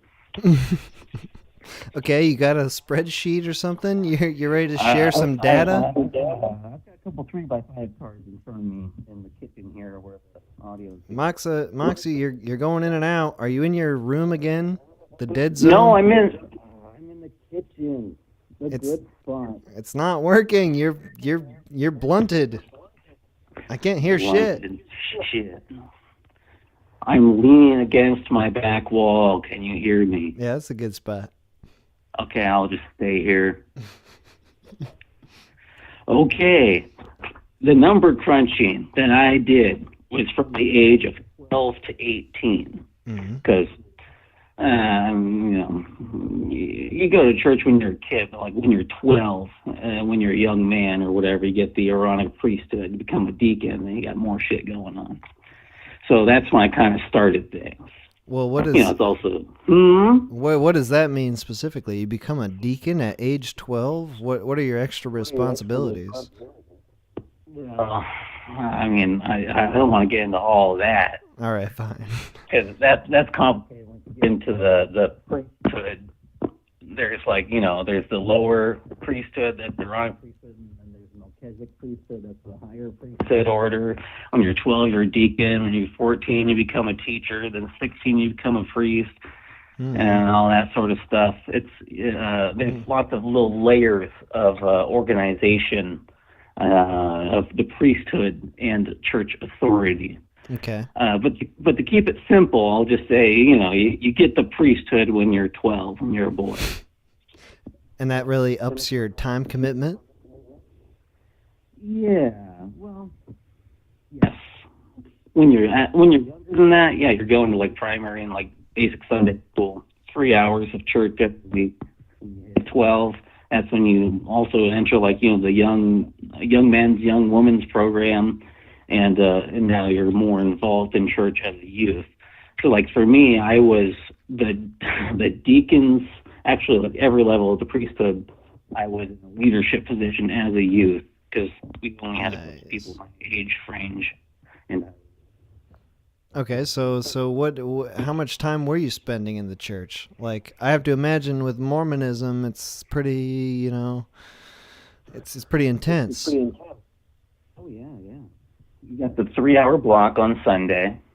And for me, because I was in the youth leadership, we had meetings every month or so. That was about an hour after church.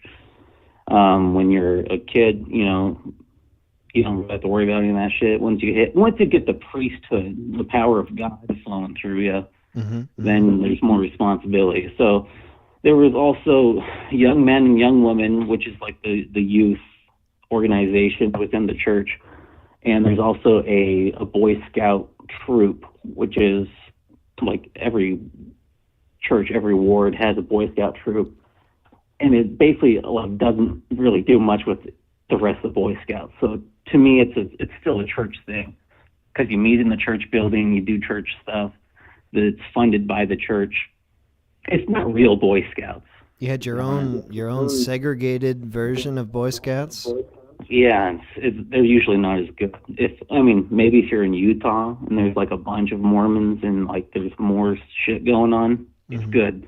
But where I was, you got like 5 or 6 boys, half of them don't want to be there. Anyways, but that's every Wednesday. Every Wednesday night, go do that, and that's usually 60, 90 minutes. Every month, there's a bishop's fireside. The bishop is the leadership for the small geographic region that is the ward. Which, to keep it, try not to get too complicated with all the organization. They recommend family home evening every week, which was usually like a Monday night sort of thing, 30, 60 minutes every week. Once you hit 14, you're like high school age. This is where it gets really nuts.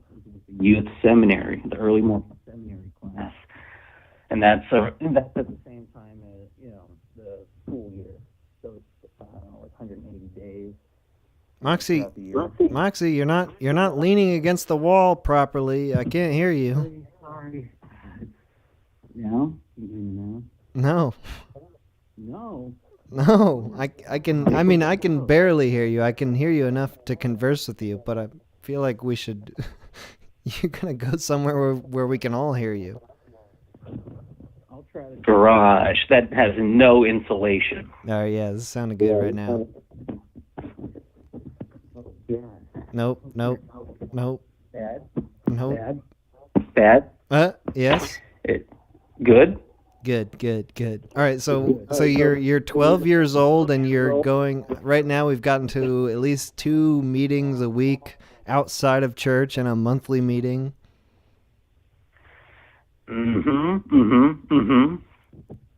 That's a lot. You got you got some weekly stuff. You got the stuff on Sunday. You got the stuff throughout the week. When you hit 14, you're high school age. You got the seminary, which is an hour every day. And if you don't live in Utah, where it's like really ingrained in the culture there, like where I was, it started at 6 a.m. Ooh, damn. So I would get up at 4:55 in the morning, take a shower, ride my bike to get there 5 days a week during the school year. Ugh. And then there's a youth summer camp every year. That's a 7-day thing out of the mountains. And I crunched numbers on it, dude. And it's something like from the age of 12 to 18, it's 2,760 hours. Oh my god. 115 full days, a 24-hour period. Holy So crap. it's about 8% of the time is church meetings and learning gospel. Moxie, I can't hear you again. God You're damn! gone. I could hear that. What the hell's going on where you are? It's like God is trying to stop you from spreading this terrible word. Oh, so that it must be one true church.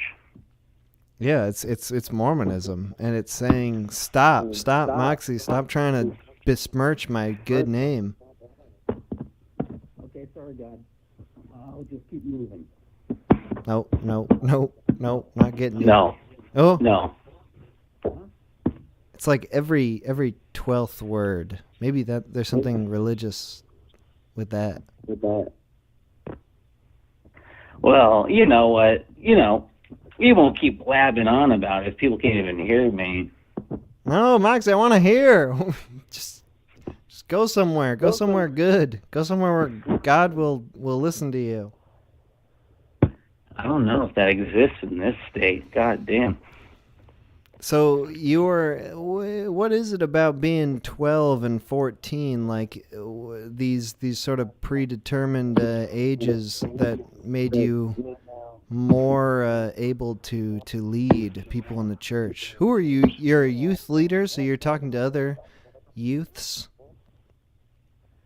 Well, you're basically in charge of looking after the other youth in your age group to make sure that they don't fall away and just be like, a good, a good ambassador for the Lord in your age frame, and looking out for your buddies to make sure that they don't go skateboarding on Sunday instead of going to church.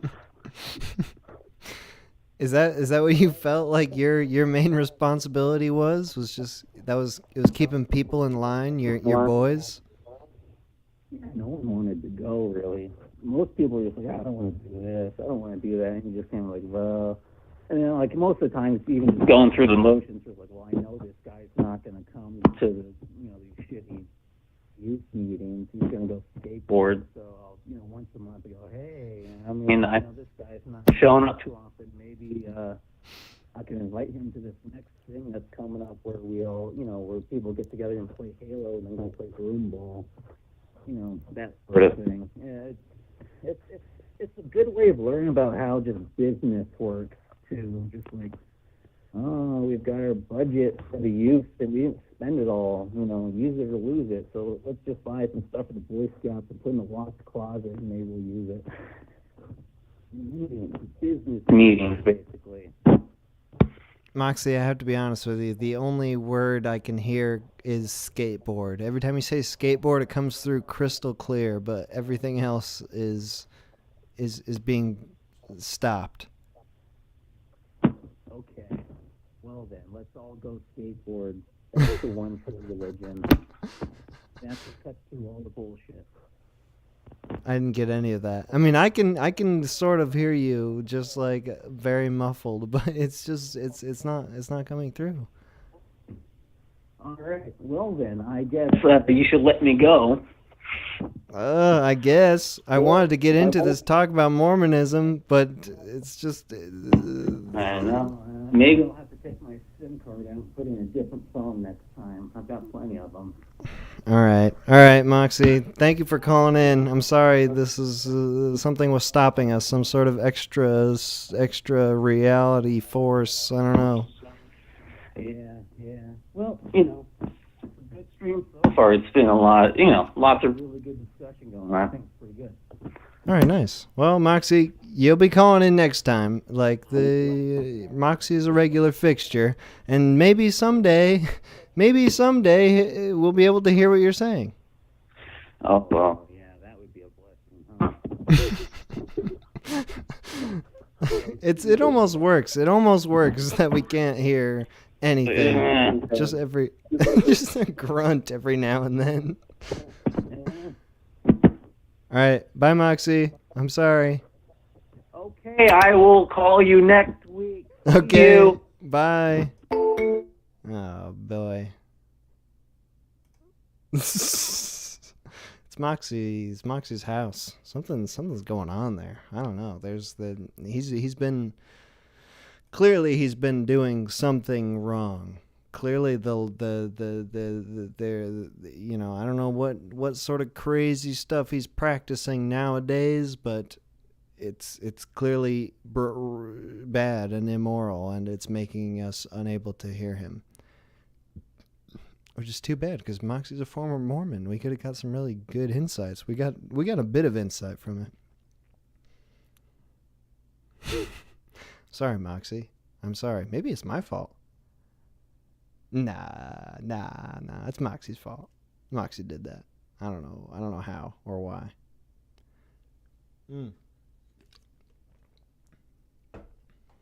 Oh well. We tried. I turned off do not disturb mode on the number here. Oh, here we go. Call from John. John? to John? Hey. What up, John? Hold on. I'm a little bit freaked out by the delay. Hold on. I'm gonna close the video. Yeah. It's just you and me now, John. What do How's you it going, want to bud? say? Oh, it's good. It's good. I've been having a good time tonight, having some good discussions about religion. What's your take? What's your personal experience with religion? So, I guess to preface, I'll say that I'm Catholic. Sure. I was born into it, but then like my dad became Protestant, and then when I was like 11, I stopped being religious. I kind of thought about it, and I was like, basically kind of think about it like, like sports teams, how like people support like the sports teams, like from where they're from, that kind of thing. Yeah. So that's how I kind of came to see it initially when I started learning about other religions and stuff. And also I think that the kind of stuff my dad believes is just like dumb and silly. But, was there something specific in what your dad believed that made you lose faith? I would say that like he just has a very I don't know, he's just like it's more his personality that I think actually kept me when I was younger from really like having a good kind of perception of the faith. Now, since now I've come back to like Catholicism as an adult, I, kind of, it's different looking back, because when I was a kid, I had a very different perception of all of these things than I do as an adult, How do you mean? What was your more child? You said you dropped out of it when you were 11, which is pretty young. So what was your very childlike perception? So I just kind of didn't really have that firm of a grasp of any of the actual theology, because I was a little kid, but I still like had like Bible stories memorized and things like that. You know what I mean? And I always like my dad would watch like these like pastors on TV, like not too much Joel Osteen, but like stuff like that. That's very like, even when I was a kid, I was like very obviously like this is bullshit. Like The these people want your money. televangelist. Yeah. Yeah. So I've always been really hostile to that sort of thing, and I think honestly, after becoming like legitimately, religious, I like have become even more so, because it's like now it's like, well, now that's heresy, like, so I'm more invested in that kind of thing. But yeah, so I became so basically, because my dad, I'm sorry to give you like this whole like family backstory and stuff, but it's important, Go the for it. context of everything. It's all good. Yeah.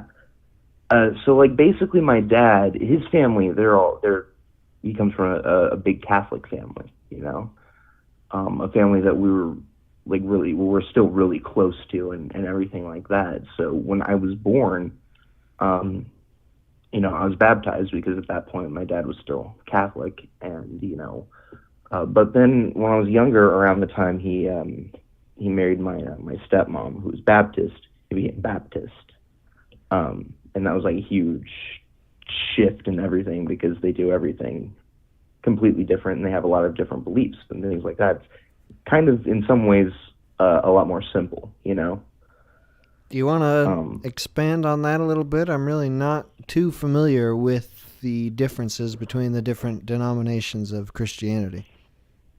So just to kind of, there's like a lot of stuff, but so in general, there's a lot of differences. Like, I think the most noticeable difference, like if you were to walk into like a Baptist church versus like a Catholic church, is that there tends to be a lack of like, if you've ever been in a Catholic church, it usually tends to be like kind of ornate, Sure. and in a Baptist church, there's a lot more variation with Baptist churches, I would say. But I think that on an even bigger level, though, it's like the practices and the traditions, because having been to like both a lot, there's a lot of differences. Do So they like still for do one, the readings and getting the wine and the body of Christ and all that stuff? yeah, so that's the interesting thing. So they don't really have a particularly strict theological doctrine when it comes to like communion and stuff. So the Catholic belief, and this sounds crazy, but like, everything sounds crazy. The Catholic belief is that like, the blood, like the wine and the bread, they literally become the body and blood of Jesus Christ. So when we eat it and we drink it, we're literally eating and drinking, the body and blood of Jesus Christ. Mm-hmm. Which is like, I think for a lot of like non-Catholics, including like Christians and stuff, is like the most wild kind of thing. But it's hard to really explain that sort of thing if you're not privy to it, I guess. So the Baptists don't believe any of that, and they don't really do regular communion. And when they do, they use grape juice. Say what? They use That's some grape bullshit. Juice. Yeah, I went to a Methodist church once, and they use grape juice. But they're stingy. Like Catholic churches, obviously one of the big differences is there's like a priesthood, and there's like much more formalized ecclesiastical structure. We've got bishops and archbishops, and we've got a pope, right, and things like that. So there's that, but also, and partly because of that, I think there's a lot more traditions that are kind of intact. So for instance, when I was a kid, and I went to a this Baptist church that was like my stepmom's Baptist church that she went to growing up. It was very very simple, like I said. So like with Catholic churches, we have a lot of extra stuff, like different prayers that we say at specific times, and different things like that. It's very structured, you know. Baptist churches, they put a lot of, and this is one thing I actually dislike about a lot of Protestant churches in general, is that they put a lot of emphasis on the sermon, right? So like with Catholic churches, we have the sermon or the homily. The priest doesn't talk for too long, you know. That's not the main focus of the whole thing. But with a lot of, I've seen, you know, I've been to services where the preacher just keeps talking on and on and on. And sometimes they'll even have guest preachers. If some other guy like comes up and like keeps talking about like the same I stuff. got an idea about this as well. Yeah, exactly. I It's used to really fucking hate insane. I used to hate the homily in Catholic church because that was the only part that didn't have a set time period, like a limit. Yeah. I mean, don't get me wrong. Like a priest can like be just as long-winded as anyone, but I think that like in Protestant churches, you do tend to see more of an emphasis on I think just in general on the preacher too. Like you see these like again like these mega churches and stuff. Yeah.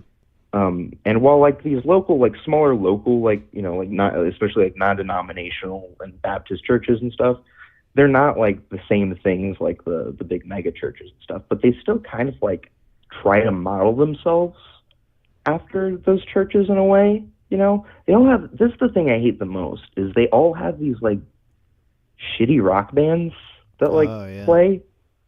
And that's another thing. It's just, and that's like, so you go to my, like, if I go to my dad's church, for example, and he goes to a different church that's, I think, like, technically non-denominational or whatever, they're all good people. I don't have anything against them. But you go there, and, like, the services are, like, mostly just, like, a Christian rock concert. And then the preacher talks, might be a little bit of reading, and, you know, they announce things, like, about, you know, the goings-on of the church and, like, you know, things like that. But it's mostly just, you know, music and the preacher talking.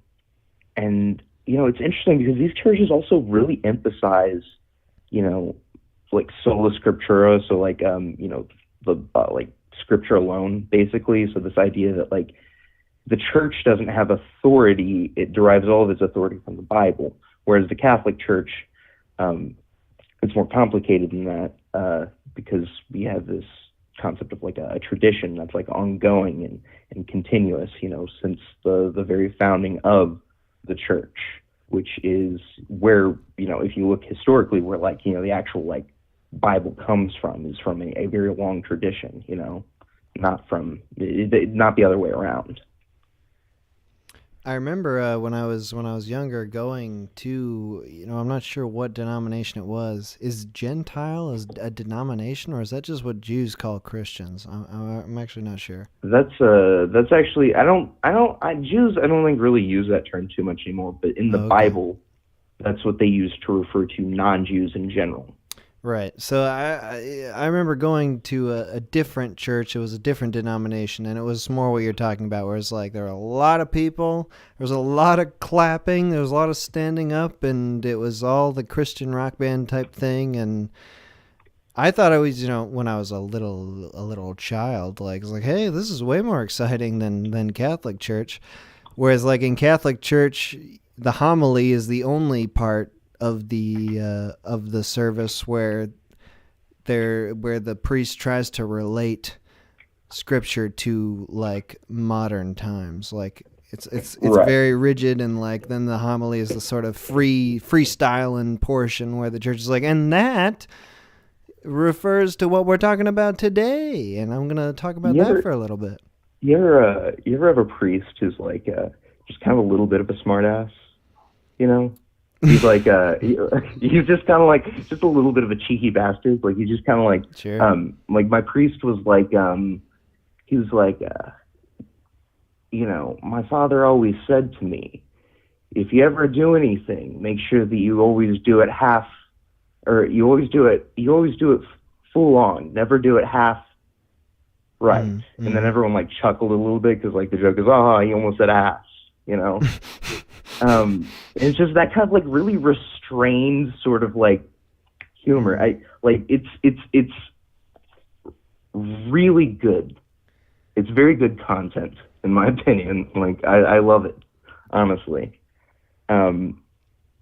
But So yeah. John, you talked about, and this is gonna be my last question for you.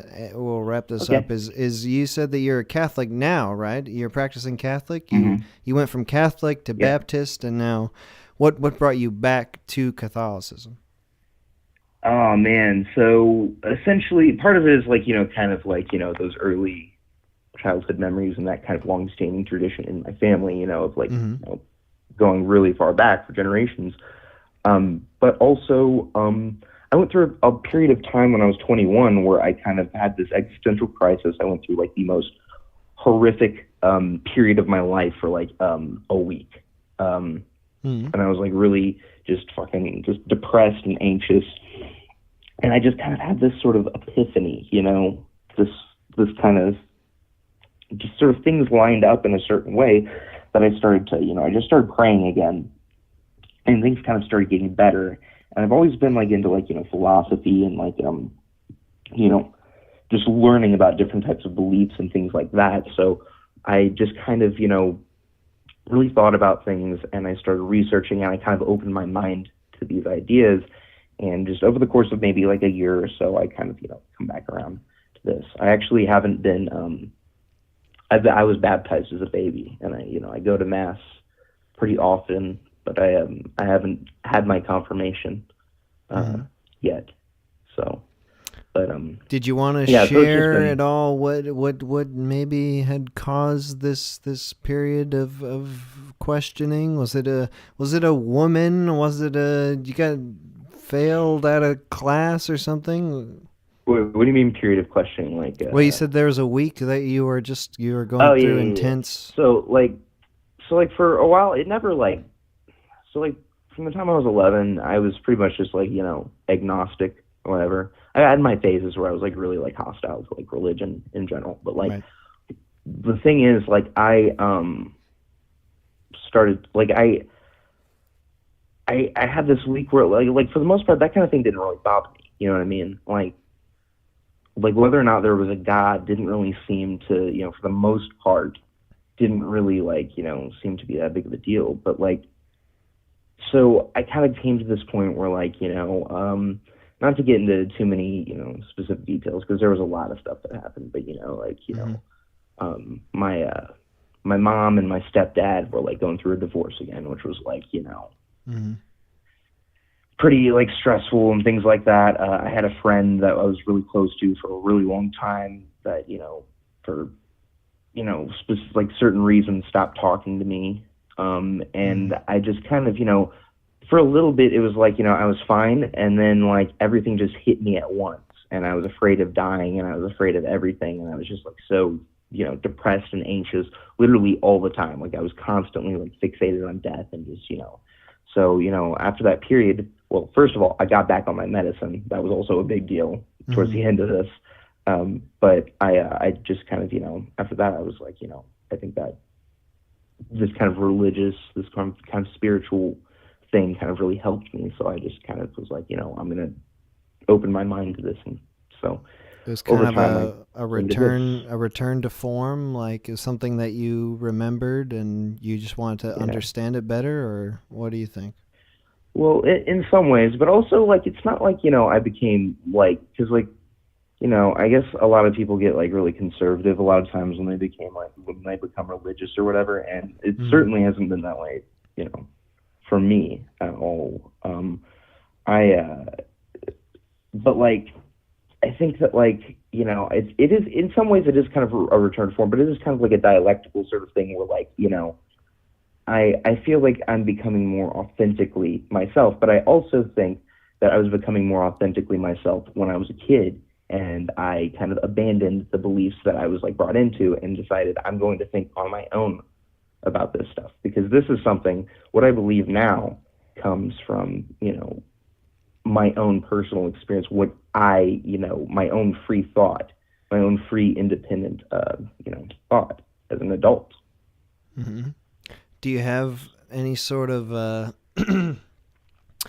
I'm not sure how to put this. Do you have like what are your feelings towards people who were brought up in a certain religion and they don't sort of go through what you went through, where like they rebel and then rethink and then determine for themselves. Like, do you think that is something that's I don't know, damaging or what? Like when people just sort of keep going with what they're taught as a child. Oh, where they continue to think of what they were like, doing growing up, like just kind of like you've been through the sort of rigmarole there, right. where you went through a different. I mean, I think it's just as valid for someone to come to their own conclusions on that, like whether they've gone through a period where they didn't believe or doubted it or what. I think that's a completely that's it. There's like when it comes to faith, there's obviously a strong level of individual discernment. You know what I mean? Mm-hmm. Like we have to we're not in it alone for a lot of reasons. For one, we have each other to kind of, again, like these things are supposed to be kind of collectively understood. That's why we talk about them with each other, not like, we don't just sit here and like, think about it necessarily. It's important to kind of have a dialogue about it. But at a certain point, you also kind of have to judge things for yourself, so. Do you think there are people who go from childhood to adulthood without thinking about it, or do you think everybody privately has their own struggle? Yeah, I mean, I think some people. I mean, I can't tell you what other people think, right? But I'm inclined to think that there are some people that it just doesn't, they don't really think about it. In the same way that like for those years that I wasn't religious, the idea of like whether or not there was a God or whatever didn't really bother me too much. I think some people it's the same way, but without them like losing their faith. They kind of just, believe what they believe because it's what they've been taught to believe. But it doesn't, it's like, it doesn't really, bother them. They don't feel they have any need to question it, I guess. But that I think can be pretty harmful though, actually. I think it's important to kind of, look around at your surroundings to see what's really going on. Yeah. All right, John, thank you for calling in. Appreciate your conversation here. Thanks for picking up. Absolutely. Talk to you later, bud. See ya. Nice. Another Catholic. I think was it both Catholics now? They went away and then came back. Can't remember exactly with Joe. Interesting stuff, though. Who's this? Call from Kim. All right. to accept. Press. Kim? Hello, man. How's it going? Wait, Kim or Tim? It sounds like Tim. Tim, it's Tim, It's the Lyme Tim. cancer man. Oh my God, Tim! I was hoping we'd get you on with the religion talk. I feel like you've got some things to say about this. Man, I was really hoping you were going to have a show all about dead kids. I'd finally get to tell my killer murdered infant story. Someday. I mean, we can ask. I'll ask you a question about that towards the end. But Okay. What's your experience with religion, Tim?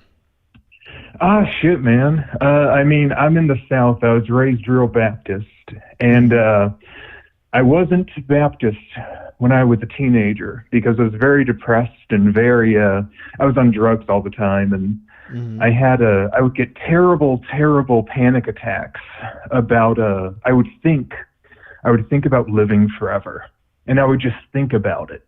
And I would just, like, I remember being 11 years old and being in my dad's car, and a Christian song came on about, how we will live forever in the glory of God. And I just thought, that's terrible. And I tried to jump out of the car, and so that put me off God for quite a while. But I'm a Protestant now. But I have a question for you, because you mentioned earlier in the stream that you think about death a lot. Like, are you afraid of dying? Sure. Why not? Sounds like, terrifying. Are you afraid of like the cessation of existence, or is it like not knowing what happens next? It's the not knowing. It's definitely it's like I have my own idea of what happens when I die, but I also pretty strongly know that I don't know what the hell that actually is. So it's yes, the moment of death, like, what's gonna happen? Am I gonna feel like I'm just fucking going into the darkness, or is there gonna be some sort of happy ending, or what? I don't know what. I see, man. Well, I believe in a heaven and a hell, but like deep down, like the animal lizard brain part of me that just says lie, fuck, steal, kill. I really hope that it's just nothingness. Like that would be the ideal. But what does that mean? I can't understand what that means. Well, I believe that, we all have some immortal, eternal part of us that continues forever, infinitely. And that's terrible. I hate that. I wish we were just animals. And I would really like it like when our brain's electrical function stops, that's just it. That would be wonderful.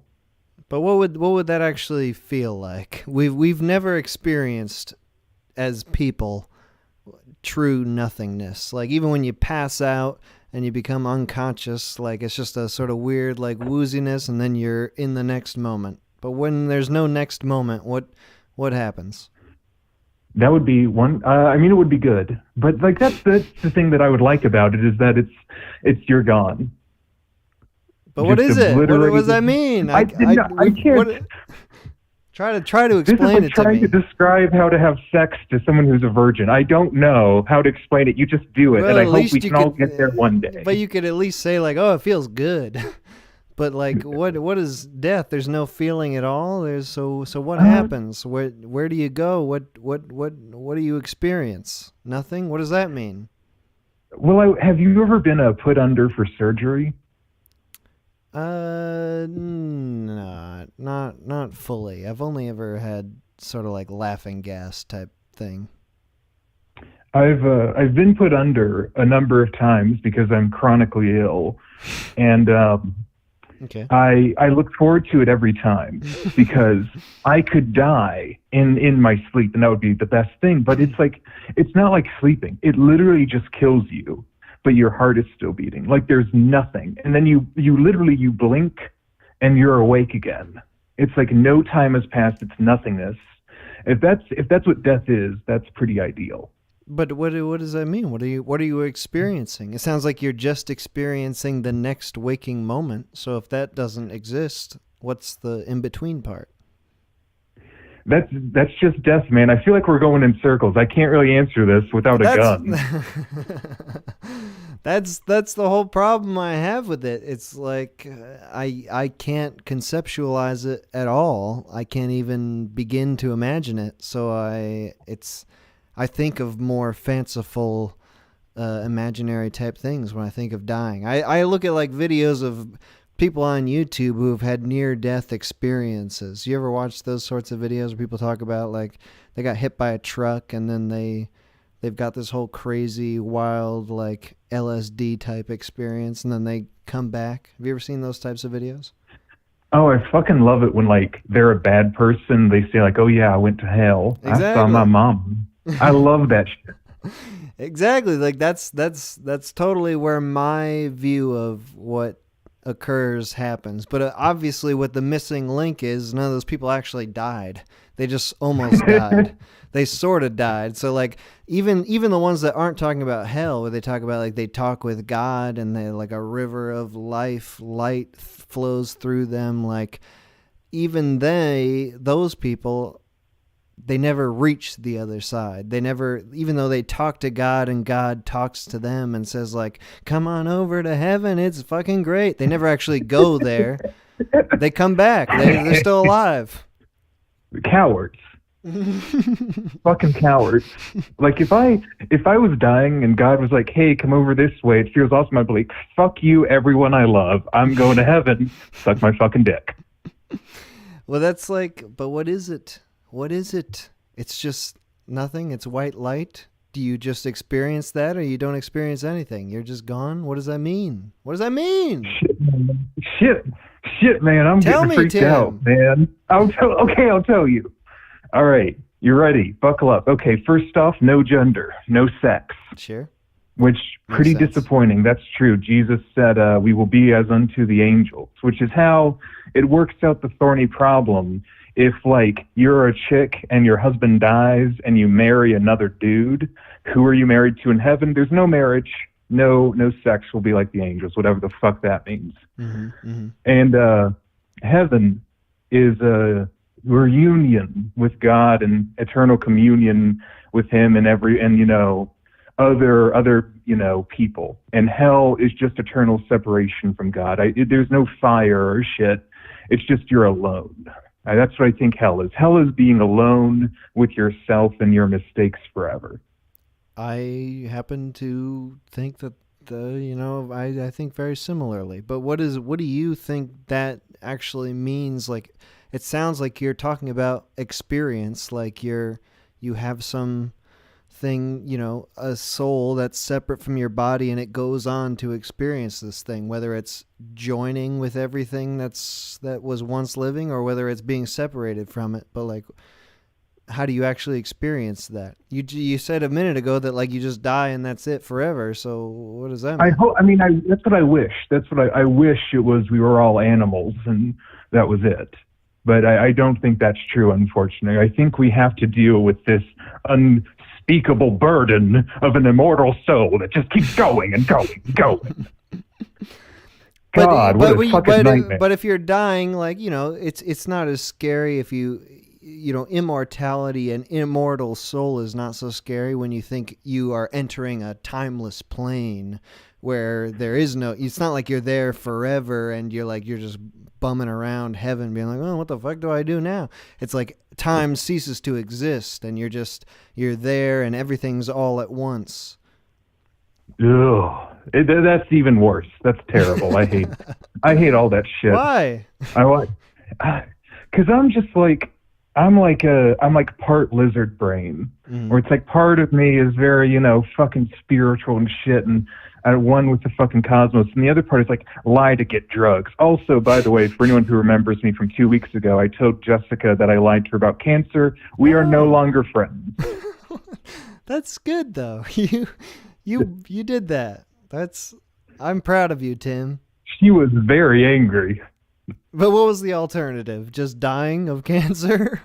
No, the alternative was living a lie for the rest of my life and being a slave to an unreal world that I had created. Do you think if you had died while you were still living that lie, like it would be really in the forefront of your brain where you're just like, this is my life story?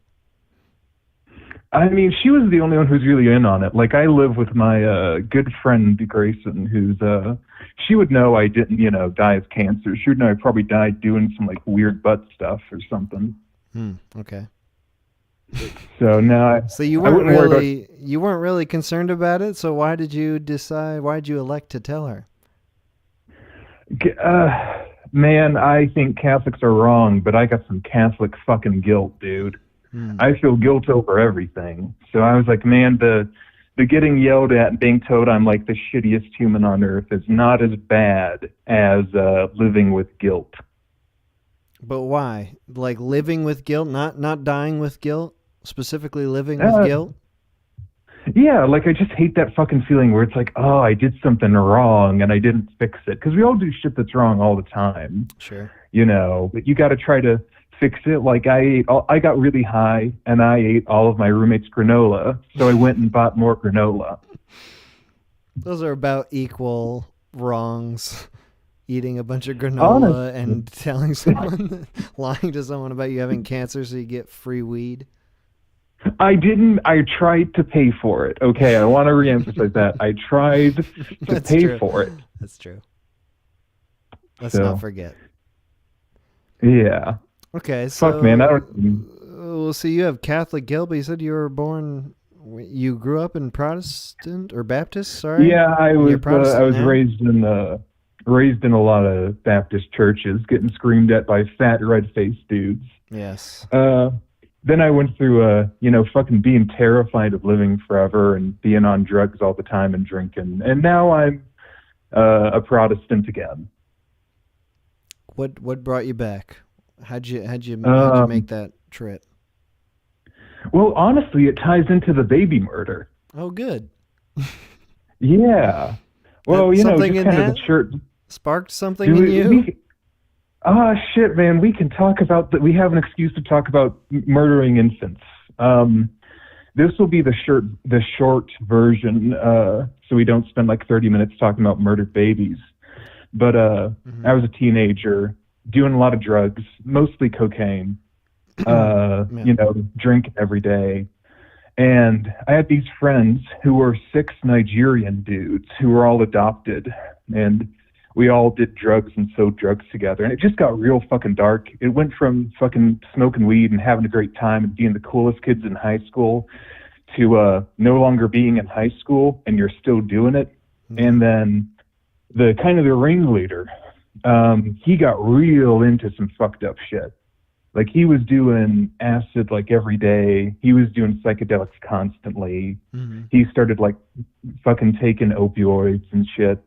And here's the really sad thing. So these 6 Nigerian kids were all adopted by this very kind man who adopted these 6 Nigerian boys because he was a Christian and he visited there and he saw 6 Nigerian boys and said, you're coming with me. Right. And not for nefarious purposes, but to be a father to them. You're coming with me. I got a fresh new job for you.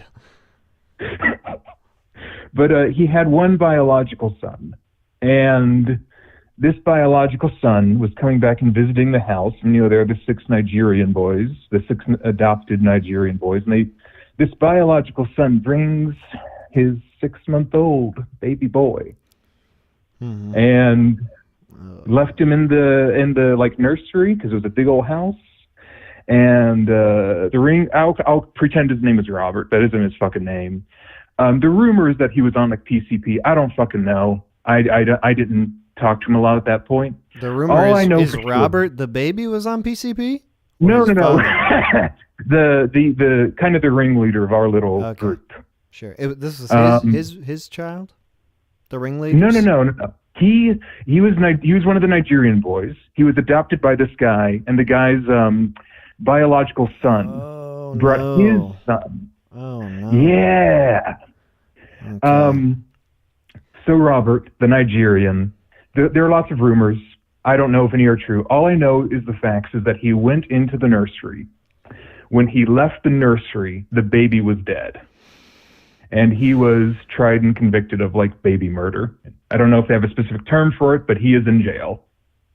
Wow. And obviously that fucked me up. Sure, go on. Yeah. So I just kind of thought like, man, all my life has kind of led to is just knowing people who literally murder babies. Like, not even in an abortion way, but like in an actually murdering babies way. And that just got me thinking about my life and like what I believed. And I was like, if there's no point to anything, I might as well murder babies. So I just started thinking about it a lot. And I was like, if God's real, then there's a point to everything. And murdering babies is wrong. So that's how I kind of came back to it. So that baby's death had a silver lining. Tim. My God. Again, I'm left speechless by this goddamn same story. It keeps coming back to haunt us. Well, now we don't have to say it again. Now everyone knows the story about... We'll get into it more specifically. I mean, we'll do a whole stream next, soon about just infanticide specifically. But one last thing I want to ask you then, Tim, is like, so... You were changed by that experience. It made you think about things differently. Maybe gave you a little bit of a jolt. So where does that leave you today then? I mean, like, you were talking with me about like, do I fear death? Do you fear death, Tim? Like, do you feel that it is something that's just final and that's like it's a relief, or do you wonder or do you fear about what could possibly be the after period? Oh, I have no fear of death. No. I'm ready for it. I'm, hopefully, it'll happen later in life once I've accomplished more and done more cool shit, spent more time with my family. The only thing that scares me about death is I don't want to die before my parents die or before like my friend Grayson dies. That's like the only reason I don't want to die. And why is that? Because they'd be sad. My mom's, she's a sad person already. She's like depressed all the time. And my dad's a very deeply sad man as well. They're just very sad people. And then, my roommate, she couldn't pay rent if I died. So it's like, I got to stay alive. So why to keep is it these that people from killing me. why is it that you want to accomplish more then? Is that for those other people's sake, or is it like you feel like when you die you want to feel satisfied with your life? It's partially, it's not really for them because, as long as I outlive them, they'll be fine with me. But, it's like I want to do and see cool shit. Like I'm actually, in August, I'm starting law school and I'm moving to a big city. I just drove 4 hours looking at apartments. And it's like, I want to fucking do shit and just like see shit and experience shit. I don't want to just live in a little town and play video games and jerk off 3 times a day for the rest of my life. Well, why do you feel like? So is it that you feel like you when you're dead, it's done. You don't get anything, or is it like? I mean, you've presented 2 kind of contradictory views of what might occur when you die. Like, which do you actually believe? I truly believe that we live forever, and that sucks, but we got to deal with it. It's like a cancer diagnosis. So then when you die, whether you've done a bunch of things or not, whether you're however old you are now, or whether you're a fucking baby that got perhaps murdered by a Nigerian fellow, like you just die and you live forever.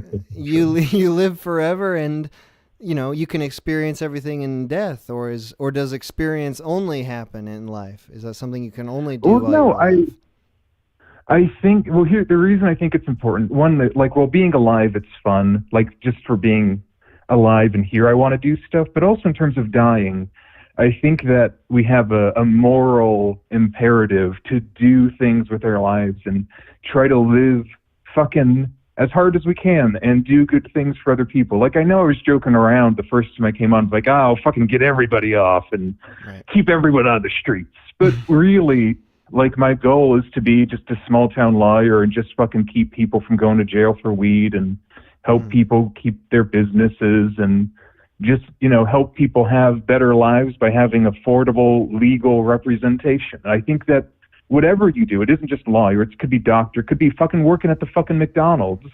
Whatever you do, you should try to have a fucking positive impact. And that's the reason to stay alive, is for other people. I think that's as positive as possible a note we could end on, Tim.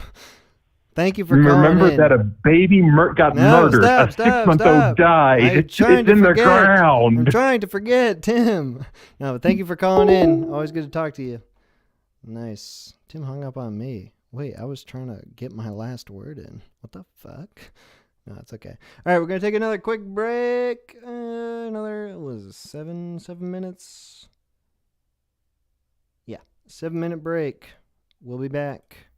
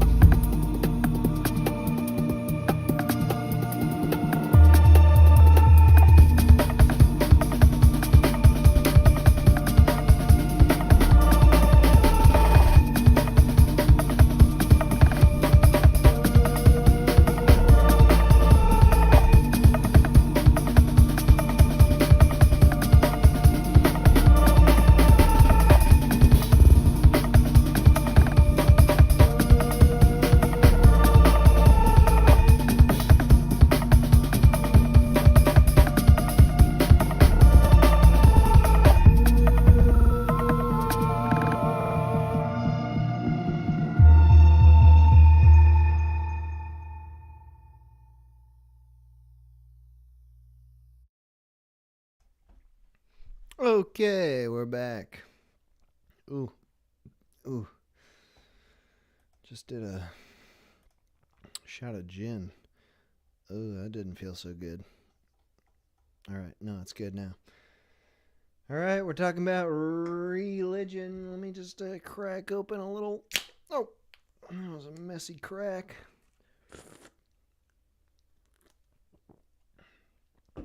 We're getting all kinds of people on here. This has been a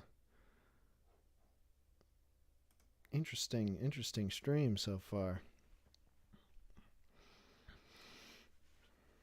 Call in 518-288-7938. Give us your thoughts about religion. We haven't gotten any militant atheists yet. Would be excited to hear that side of the discussion.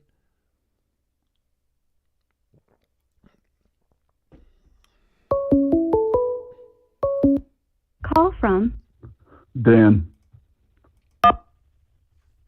Dan? Hey, what's up, man? Yo, Dan, you're on. What the hell do you have to talk about? Only everything. Probably all the religions, basically anything you're interested in.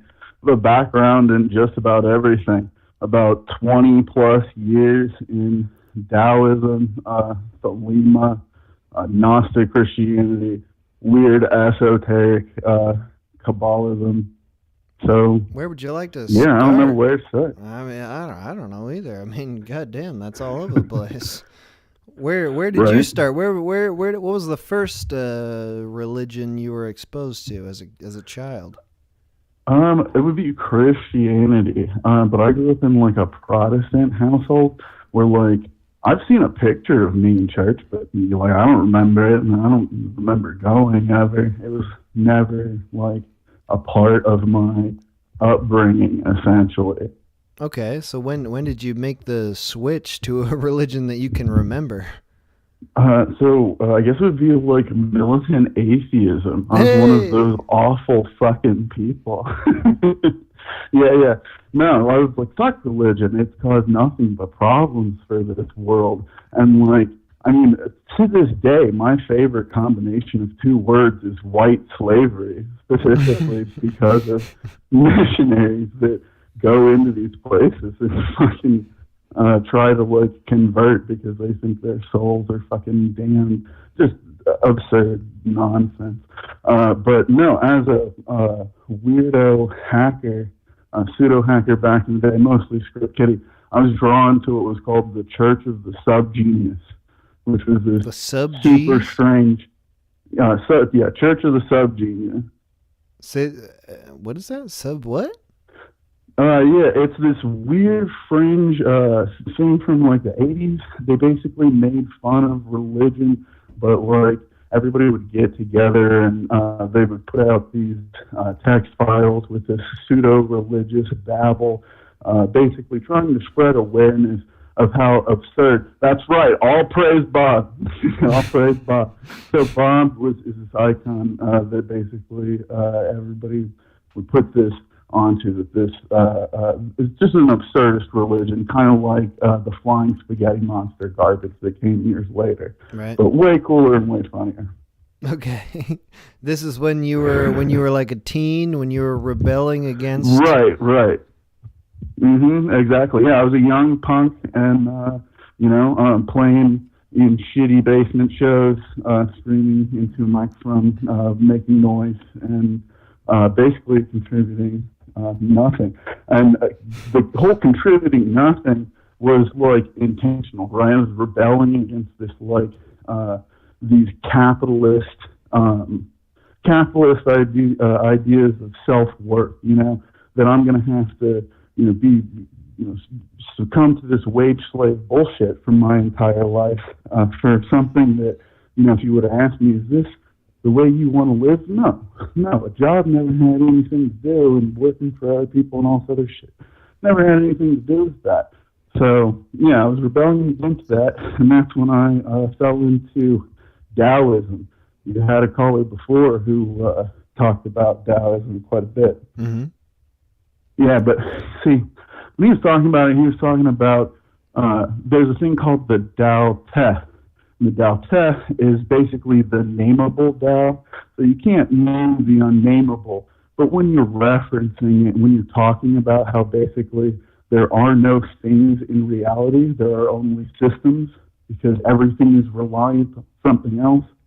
Like if you think of the human body, we need oxygen. There's more bacteria that makes up your body than there are cells that are you. So where you end and where someone else begins and vice versa, that's all talked about in Alan Watts, the book, in a lot of weird esoteric religious circles and shit. So yeah, he touched on that a bit, and I thought that was super interesting. Well, where are you at now then? What do you think you are? Are you some sort of soul that is immortal, that's gonna do some sort of crazy thing when you die? Are you a bunch of bacteria? What do you think? Yeah. I think the soul thing. I think that it's kind of crazy if you get on YouTube and you look at these reincarnation videos. There's kids that remember whole ass lives. They go to a village and it's like, yeah, this is Tom, this is dude. I remember when we went here and we did this, and then they forget at a certain age, usually around 6 or 7. And this isn't everybody, but it's weird. And I think that we are this kind of soul. A lot of these different religions, basically what brought me to Hinduism, esoteric Kabbalism, and sort of Taoism, they all kind of have these similar structures, basically. Like the I Ching and the Tree of Life in Judaism, basically the same system, just a little bit, just told a different way, basically. And yoga is kind of tied in there, the whole chakra system. And I guess I'll get to the interesting part. So more recently, I wasn't really sure where to go with things, but it kind of made itself apparent to me when I found this weird document. It's actually a U.S. Army research document, so hopefully this video doesn't get pulled, but it's called Project Gateway. It was a FOIA request, and basically Project Gateway explains that our reality that we live in is a hologram held together by a vibration, and that our consciousness, because of the nature of it being subatomic, it doesn't apply, the laws of macrophysics do not apply to your consciousness.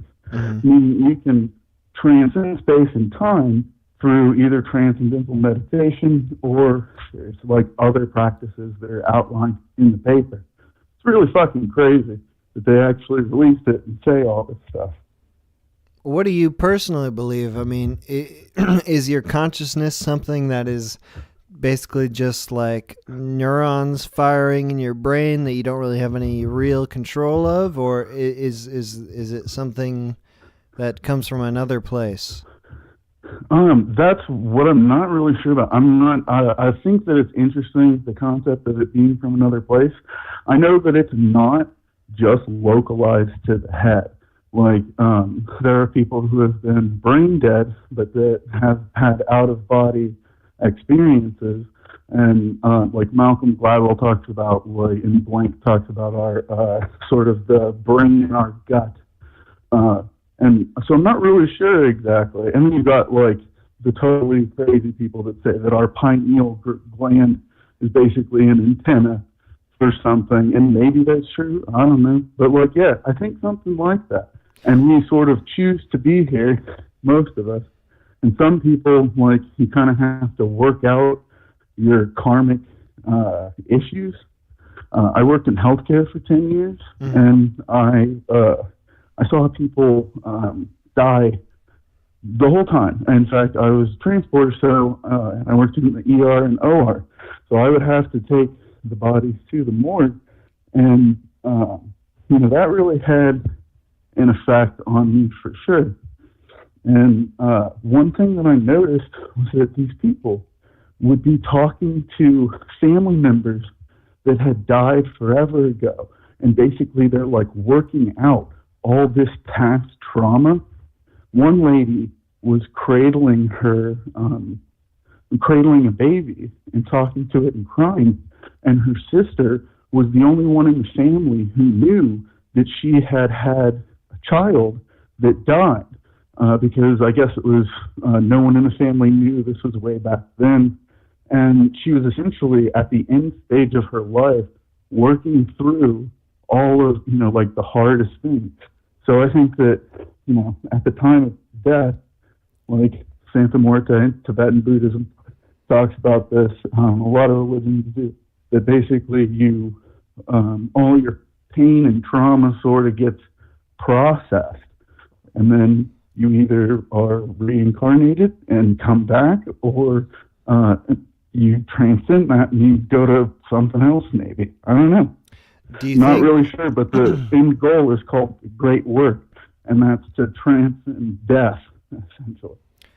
Do you think that those sorts of final moments where you're kind of forced to reckon with like your biggest traumas in life, do you think that has something to do with heaven and hell, where like, I remember my grandpa died, a few years ago, almost to the day, like, and when he was on his deathbed, like it was the same sort of thing. He was speaking to his children. He had a child that killed himself, and he had like a very, I don't want to say elaborate, but just like he was clearly engaged in some sort of discussion or working out something with that child. And like, do you think that has to do with heaven and hell, and like where hell is like your demons are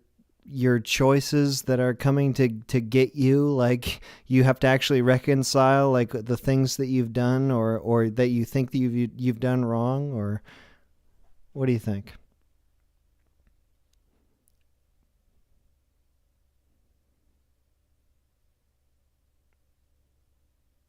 I lost you. Dude, either that was a real fucking showstopper of a question, or I actually lost the call. It's still going. Are you there? I lost you. No, you died. No.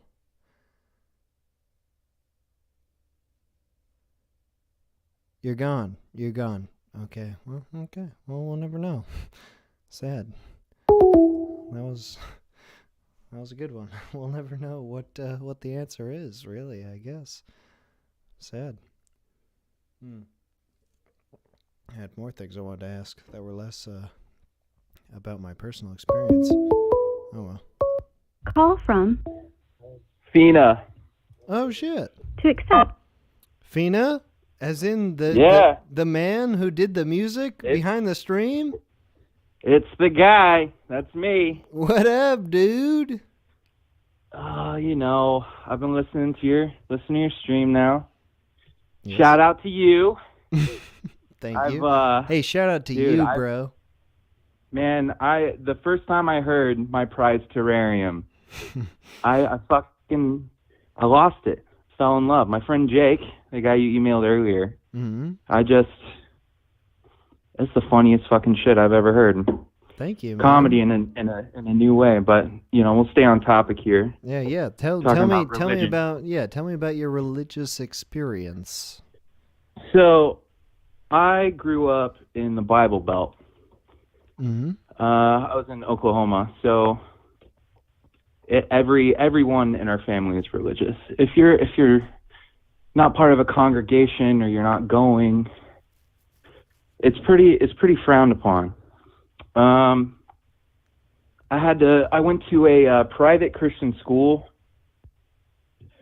so we had to study scripture every day. I also had to go to church on Wednesdays. What? In addition to Sundays? Yeah. Oh, dude. yeah. Dude, you're in it. You're in it for real. I was. When you were growing up with that, is that something that you were feeling yourself getting into, or was it always something you were pushing against? Frightening. It was frightening. It was like, I mean, similar to Grapes of Wrath, kind of, you know, scared of hell, scared of Satan. You know, the first time I saw The Exorcist, I got sick. I think I was in like 3rd grade, and I went to some other kid's house, and they're like, "We're gonna watch this," and then I was just fucked. You were feeling some pure religious terror? Yes, like for God knows how long. It took forever for me to get over that. What about it specifically? The feeling of that you could be possessed, that you're not you? That I could be, that I'm not me.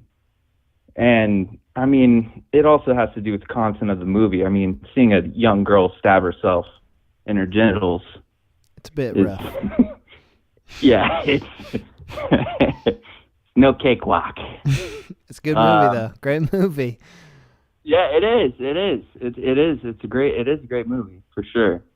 Music's great. Love the music. But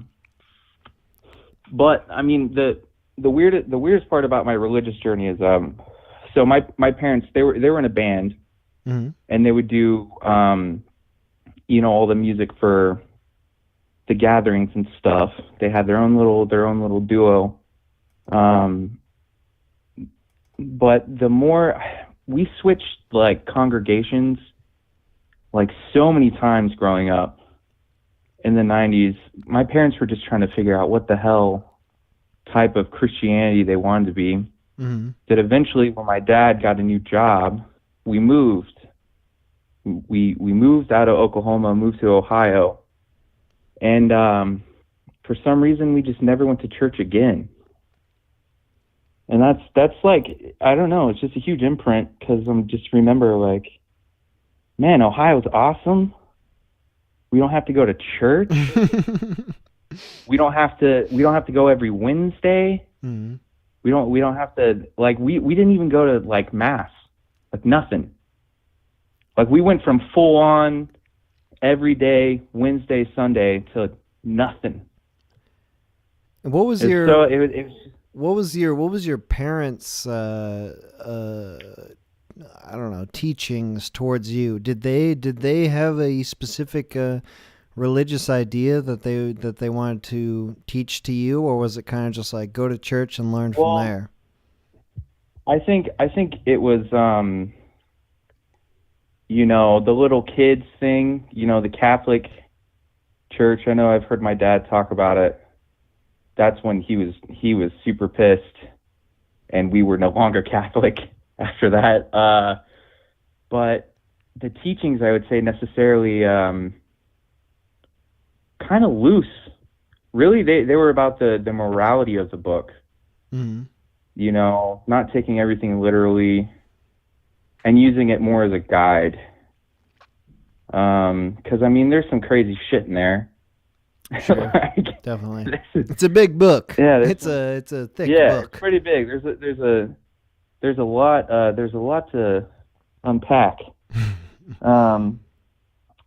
You know.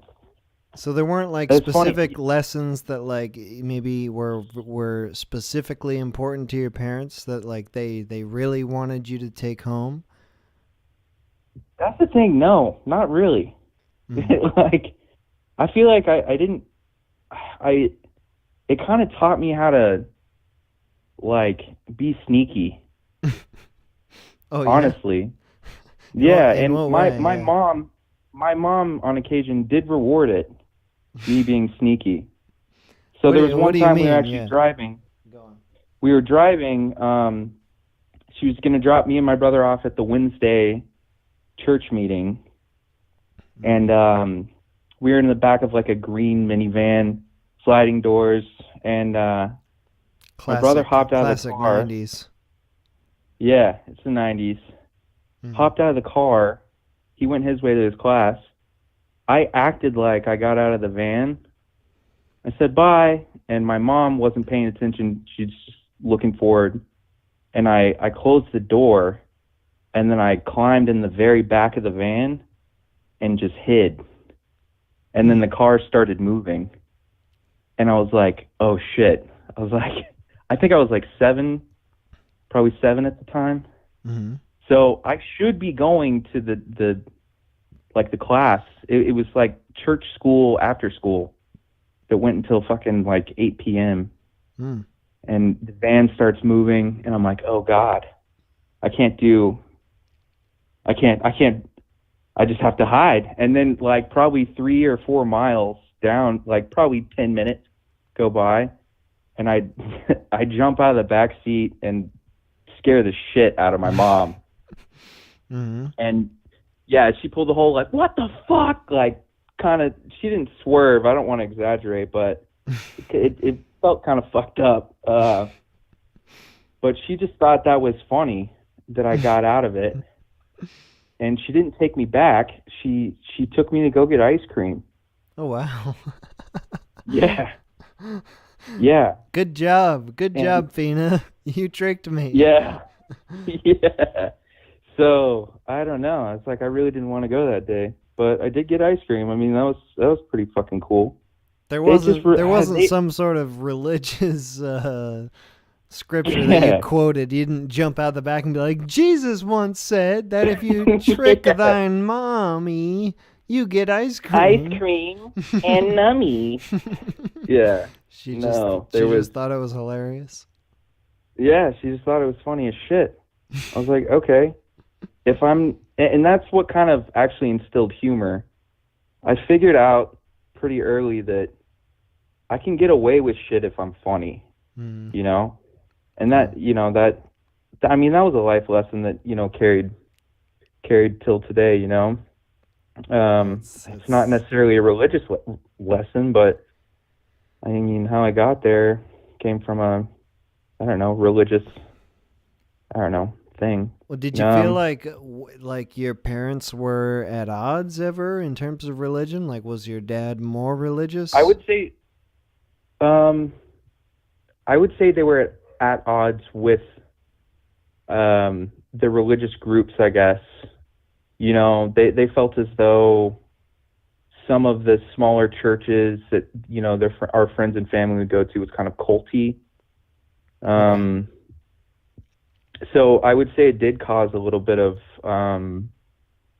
strife, between our family. Things they wouldn't bring up, but they talk about with us. And I did talk to my dad recently, which is funny. We could just ask my dad. I could just put my dad on the phone. He's just downstairs. We could ask him. I'm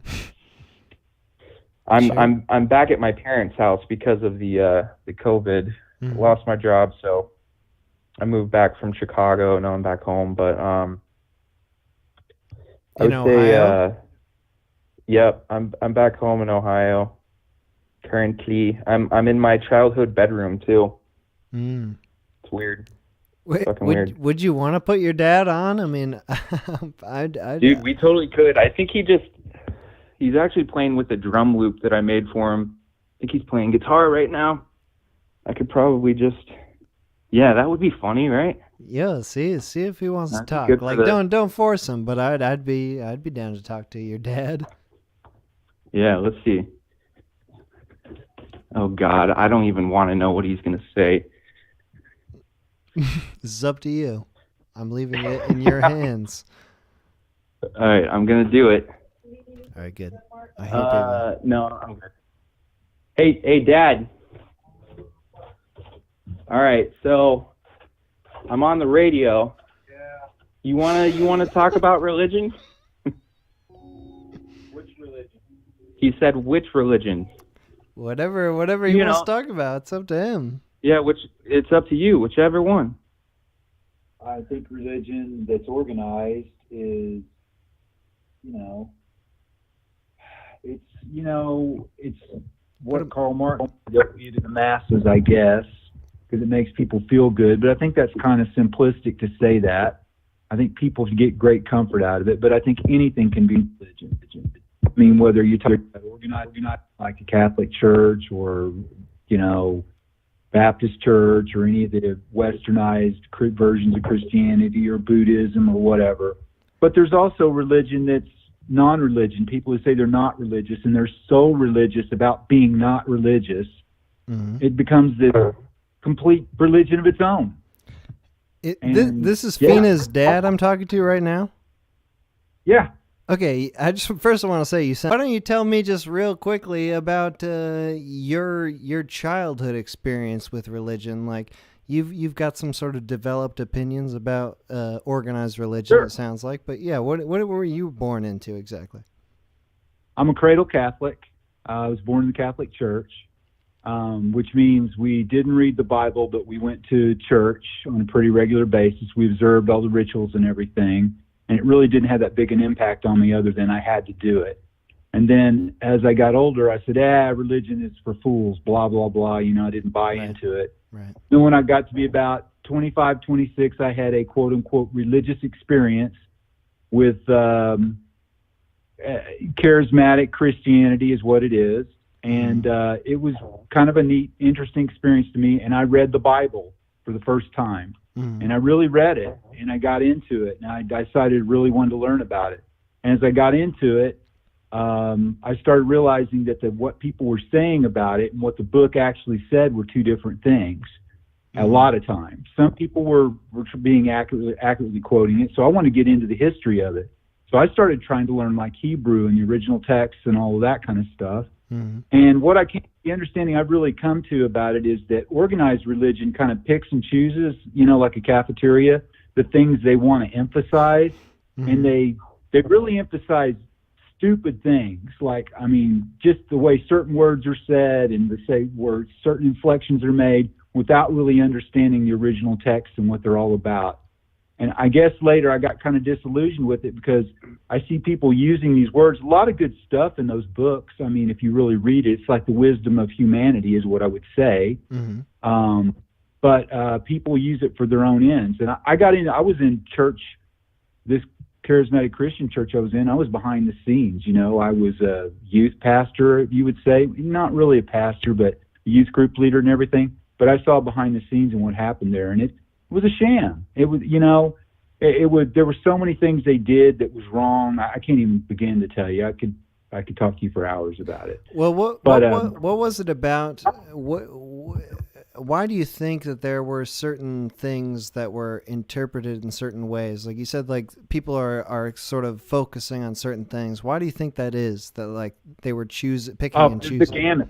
Say again? Yeah, there's the gamut of things. Yeah, I can remember a pastor listening to Christian radio when someone was an Easter sermon. Heck, it's Easter this weekend. He was talking about Jesus, about the soldiers rolled away the stone, and Jesus wasn't there. And he had a whole sermon about how you have to roll away the stone in your life. Well, garbage. It's a document.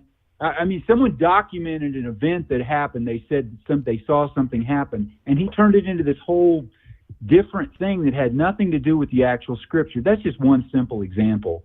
And the other thing I remember is people talking about how, Jesus wants to make you rich, basically, and that's just my simplified, interpretation of it, paraphrase that if you would. But sure. When I actually read the book about the Apostle Paul, he was basically saying, no, we're not rich, we're poor, we're persecuted, we help the poor. Everything bad is happening to us, but we persevere anyway. And it was the total opposite of what was being taught in Christianity back in the late 80s. It was like, if you become a Christian, God's going to make you rich. Baloney. That's not what that thing is about. It's about devotion to certain principles and giving up of yourself and giving to charity and helping other people. But that message has gotten lost a lot of times in religion. I think those are the good things about religion when it happens that way, when you help those who are less fortunate than yourself. Those are good qualities to emulate, and the community aspect is good. But there's so many people who try to profit off of it. It's just obscene. And so I had to walk away from it. I still respect the ideas, a lot of the ideas and everything, but I think organized religion, I just can't abide it, and I can't be in it. So where you're at today, is you feel like there's like people are kind of hopping on to this word, this very important word that is like the wisdom of humanity, and you think they're trying to use it to their own ends. But like, where are you at today? So what is your personal feeling towards God? I believe there's something out there. I mean, I believe there's something. I've had spiritual experiences myself, but I can't define it, and I'm not arrogant enough to tell anybody else how to believe or what they need to think. I think everybody's got to figure it out for themselves. And I think there's something there. I guess I'm more of an agnostic more than anything. I think there's some spiritual being, some spiritual entity, something that you can connect to with the universe, but I don't see how I can tell somebody else what it is because I'm still trying to figure it out. But I think everybody needs to find their own experience with it. I shy away from the organization of it because, again, I feel people just try to take advantage of other people in the name of that particular, seeking that out. So for me, I think it's real. I still pray to God or whatever it is. I mean, maybe there's a big sky daddy. I don't know. Maybe it's, there's some feeling in the universe or whatever it is. We're all part of the same thing. I just don't know. I can't say it for sure. But so you don't want to subscribe to a specific sort of dogma because you feel pretty unsure. How did you feel about, like, when you've got kids, you got young kids, like, did you feel like you wanted to, like, you had some sort of a religious, spiritual feeling that you wanted to pass on to them, or was it sort of like just ritual or tradition? Like, how did you want to pass that feeling on? Well, I started doing that with the kids, and then about halfway through it, doing it, I got 4 kids. I started out with the boys first, trying to take them to church and everything because I thought the discipline was good. Mm-hmm. But then I saw so many things. I mean, the stuff that happened with the church and there's so many scandals that have happened over the years, especially over the last 30 years. Sure. I just couldn't do it anymore. So what I really tried to teach the kids is, to try to be truthful with them, to let them, explore things out for themselves. And I would not try to say, you have to be this way or that way. I would say, you guys got to find this stuff out for yourself. And I try to get them to be honest, good citizens with other people. I mean, mm-hmm. the tenets of Christianity, if you get away from the stuff that's so religious specific, mm-hmm. they're good moral teaching in there. And I try to do that by example with them. And so what I really try to pass on to them is to be honest people, to not hurt anybody, as far as it depends on you, try to be at peace with all people. That's kind of the way I've talked to them about it. And I've also told them, hey, you can see I'm a flawed person because you live with me. You know what's going on. So they know that. And I can see they have flaws too, but I try not to hold anything against them for their flaws, and I try to love them unconditionally. Sure. Hey, thank you so much for talking with me about this. Appreciate Sure. that. You want to hand the phone back to Fina just so I can wrap this up? Yeah, well, wait till you hear what I have to say about religion. Wait till you see me do it. Yeah, no, I'm not gonna. Hey, that was great. That was great. I feel like I got some good insight from your dad there. So he, Yeah. All right, go in a separate room now. So you're not. Yeah, I'm. So you're not going to be judged by ye father, but what did you think generally about what he was saying there? Is that truthful? Is that your experience? I'd say that's true. He's never really pushed stuff on us. I mean, that's absolutely true. It's like it was a period of time, when I was younger until I was about like 9. Described it earlier.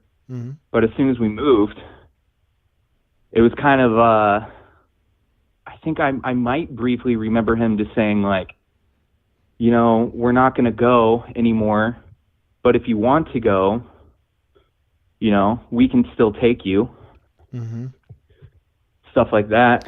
So where are you at then currently? As your own person, we got the dad's perspective. So yeah, what do you think?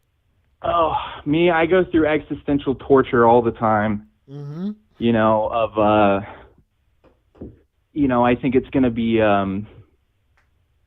you know, I'm just worried it's not going to be anything anymore, you know, when you die.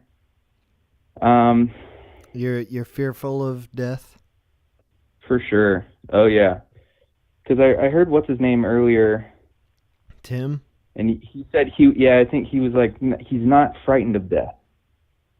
Yeah. I mean, I don't for get me, that. I am. Me too, for That's sure. it. That's the nightmare. That's like that's the biggest fear. That and I don't know, aliens maybe. Hopefully aliens. So why is it fearful for you then? This will be the last question because I wanna wrap this up right now. But does for sure. Why are you specifically fearful of death? I mean, it's the unknown, dude. It's nothing scarier than, you know, I feel like I had night terrors as a kid about something similar to that. That kind of feeling of, you know, becoming nothingness. It's frightening, you know. We're only here. Does it have to right do? now. Is there something specifically that it has to do with your life, like the way you've lived, or is it just like the fact that there's no more chance to do things a certain way? Well, I mean, it's that. I mean, it's the ride's over, kid. You know that, and then you never get to go back to Disneyland. It's like feeling, yeah. I mean, if it were to happen right now, of course, you know, part of the fear is like, oh no, I was supposed to bang Courtney or something, or I was supposed to, I was supposed to weasel my way in and, you know, make her fall in love with me, or I was supposed to, you know, put out this other album that I've been working on, or it would definitely tie into a feeling of, you know, I didn't get to do everything that I wanted to do. Do you think it would feel differently if you died, you know, 40, 60 years from now? Like, how do you think your conception of death differs from your dad's conception of death? He's had a family and he's living a sort of life. Like, it's different from what you're living, but like, I think he's closer to definitely accepting it than I am. Mm-hmm. Like, there's more. I know he probably has a bit of like, I'm not ready to go yet, but if I had to, so be it, kind of thing. With me, I'm like, don't take me. Like, no. God, no. I'm like, dude, I don't know, 40 years from now, who the fuck knows? Right. I'm sure I'll have done some cool shit by then. I bet I don't know. I mean, the maturity, hopefully I'll be more mature by then. Mm-hmm. Hopefully, yeah. I think it'll be different then. I'll have a better grasp. Who knows? Maybe 40 years from now, I'll be like, no! God, no! I have to live to be 120. Yeah, I'm still trying to fuck Courtney. All right, Fina, great. Other old folks home. This is a great call-in. Thank you for letting me talk to your dad for a little bit. I know. I thought that would be kind of funny. I was like, why don't I just put my fucking dad on? No, Who does that? That was great. Yeah, that was good. Thanks for calling in. I appreciate your call. Big time. For sure. Right. Thanks, bud. Bye-bye. Dude, that was Fina. He did the music. The music you've been listening to. And that was his dad. He sounded the same. That was weird. I almost thought for a second Fina was just doing a voice of his dad, but that was his dad. Anybody else got their dad nearby? Definitely call in. I'd like to talk to their dads. All right. Call from Dimitri. Dimitri. No fucking way. Yes, you're on. What up, Dimitri? Go on. It's I planned to talk about the Quran and some other things, but then you had that Mormon guy come on, and so I guess, let's see, like where to begin. So I'm related to a pretty goddamn famous Mormon person. Oh, yeah? And I don't know, sometimes it gets me just how some of these religions try to pass off everything they do is like, oh, we're super inclusive when, like, they're not. So I am, or at least my family, is Jewish. Mm-hmm. And so one of our members, sorry, I just ran up a flight of stairs. Give me a second. Take a moment. Take a moment. I'll vamp for you. This is thank Dimitri. you. He's a Jewish man. He's living a lie. No, I don't know anything about you, Dimitri. Well, it's not my real name, but well, just yeah, 'cause, so you know, you are living a lie. I don't want to get canceled for the shit I'm about to say. Okay, go but for it. So anyway, we had a member of our family marry into that Mormon family, and so now they're like is that perpetually allowed? banned. Is that allowed? Yeah. So no, okay. they really don't like it. So she is now not able to do like anything with her family. She couldn't go to her sister's wedding. She can't go, I'm pretty sure, to like if her dad dies, she can't go to the funeral. It's pretty fucked. Wait, Dimitri, your real name. Yeah. Who is banned from who? The Jew is banned from the Mormon family, or what's what? The Mormon married one of my Jewish relatives. Which you know one's... what? Fuck it. I'll just say who the guy is because, you know, it's... Oh, shit. Did it? You can make up my name. Oh, yeah. It's... So I'm basically... related to a certain senator, and anyway, yeah. Dimitri. Okay, make up some names. Make up some names. First names. We're talking about first names. Just make them up. You made up Dimitri. Make up this other guy's name. Okay, so this other guy's name is, let's say, John Kirsten, and so John Kirsten, one of his offspring married one of my family's offspring. Okay. And so they can't attend any of those functions. And then this is sort of like backwards from where I wanted. So originally what I wanted to talk about was like this hypocrisy, you see, sure. in basically all the religions. So I see this thing now, you know, you look at somebody's Instagram page and it has all their like, you know, oh, I'm pro this, pro that. And you'll see this thing where it's like, you know, I'm against homophobia, I'm against racism, I'm against sexism, I'm against anti-Semitism, but I'm pro-Islam. And so what I've come to realize is that 90% at the very least, the preponderance of religious people have never read their book from front to back. And I mean, I actually have certain verses in case I ever needed to talk about this, but it's just filled with people talking about, okay, if you do this, we're going to stone you to death. If you do this, we're going to hang you. God hates you for this and this and this. And so, I don't know, nobody makes that connection. So, tell me about your experience then. So, separated from, you've got a sibling or an extended family member who married a Mormon? Yeah. Which one is it, sibling or extended family member? This is an extended family member. All right, but so you've got a flourishing Jewish family. You've got all kinds of okay. So you specifically the way it works. Go on.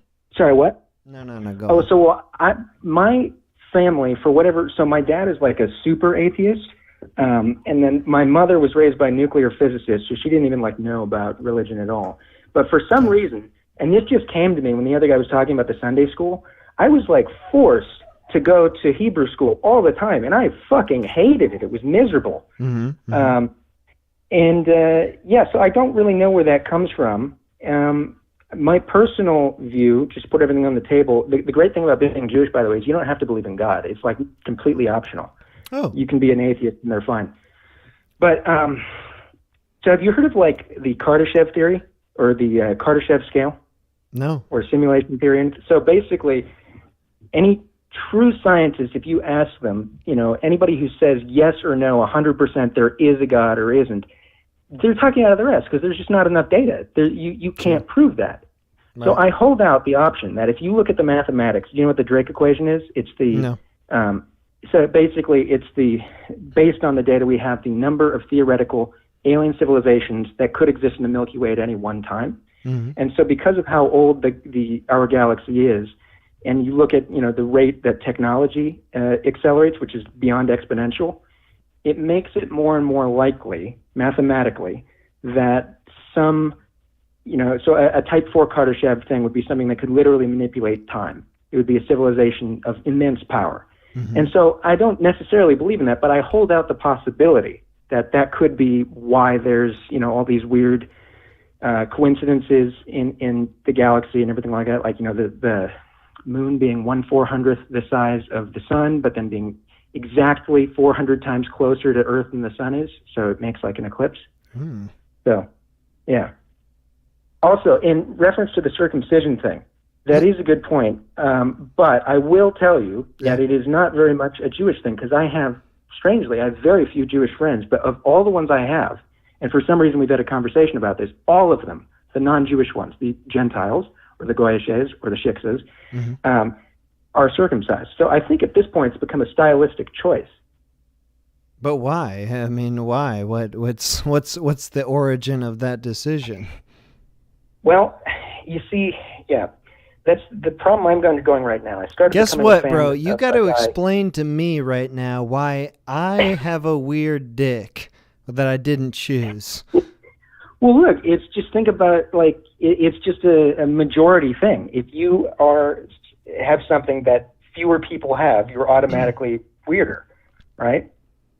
But it's like, it's a thing that is perpetuated. I mean, it's not just like the parents are deciding. It has to do with the hospital, the people at the hospitals who are saying you're going to get circumcised, right? Because that's normal, right? Yeah, I do realize that there's kind of it's healthier and everything, but it's not really necessary. Like, you don't really need to automatically get your tonsils out unless you have a reason, but most people take them out it's not beforehand anyway. We have to just say it's not healthier. Like, there's really not any real medical reason to believe that it's healthier. It looks gross though. It looks gross if you don't have it. Come on, this is just your Jewishy shit. Come on. It doesn't. It's normal. It's the normal human body. Why is that gross? Well, I will say. I'm totally fine with anybody practicing whatever they want, but what absolutely pisses me off is when somebody says that out of all of the thousands of religions that have ever existed, each one completely confident that theirs is the correct one, theirs is correct, and only what is in their one book with no other citations or sources from over 1,000 years ago has to be correct. I just think it's the ultimate arrogance, the anthropocentric view that just you in this, 14 gigaparsec long observable universe, this one tiny planet, this speck of dust, God made that for you. It's so arrogant, and people try to pass this off somehow as being humble. What is your viewpoint then, exactly, like in opposition to that? You should be, don't assume that you are worth anything. Just come to terms with the fact that you are basically worthless, and then make your own self-worth.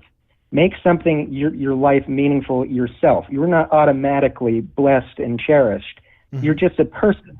There are billions of others, and everybody, it makes sense why that evolved. People are desperate to find out, that they have meaning. Otherwise, it's this existential, I'm a worthless piece of garbage. But going back to circumcision, what's going on there exactly? Why do I have to have my tiny little baby dick snipped? Why does that make me special? I could have been special. I could have just been a normal person without that, like a normal human being with a full dick instead of a weird mangled dick. That's part of what I'm saying. Judaism isn't the only. That's not the only religion that believes in circumcision. No. In Ghana, I think what's the one where it's the clitoral version of that, which is worse because then you're actually losing sensitivity. I don't think any religion that enforces. There shouldn't be anyone for just saying, "Oh, because God said so." They should not be able to tell you have to do something. That's why I think not eating pork is absurd. It came from I forget who the previous gentleman who was talking about how because 1,000 years ago somebody fucked a pig and it cursed his life, so that's why we don't eat pigs. Mm-hmm. But I think people put too much emphasis on, like I always tried to wonder if you had told a really devoutly Christian person that, like, okay, God is an alien, but Earth is 6,000 years old, everything else, they still wouldn't accept it because it's not. It makes them feel less special. Mm-hmm. I don't know. I'm rambling. I didn't think I would actually get called, so I was like completely caught with my pants down. Well, hey. I'm glad to see your cut dick in full force here. No, but so what is your personal view then? You grew up with something that was handed down to you, but what do you feel today? Your personal view of religion, like, what do you believe? What do you believe in terms of God? Like, do you think that is something that's valid, something that's outside of you? Is it something that has to do with intuition? Possible. Mm-hmm. It's certainly possible. I don't think overwhelmingly it has been good. If you look throughout history, the vast preponderance of wars and death have been caused because of religion, and then a smaller percentage out of scarcity. And I just don't think it's really helpful anymore. But sort of ancient. So I mean, like when we talk about that, hey, I'm no historian, so feel free to correct me. But we're talking about ancient type wars that are fought against religion. I mean, like, what do we talk about? Like the more modern, just like proxy type wars. Those aren't religious, but they exist. So they are in a way. I mean, if you really think about, so somebody was talking about cults earlier. The only difference between a cult and a religion is the number of subscribers. The same way, people were like, oh, well, what the Nazis did, they weren't religious at all, except they kind of were. Hitler was their god, basically, and the same thing with Mao. They literally worshipped a single person. It's a state religion. It's the same thing.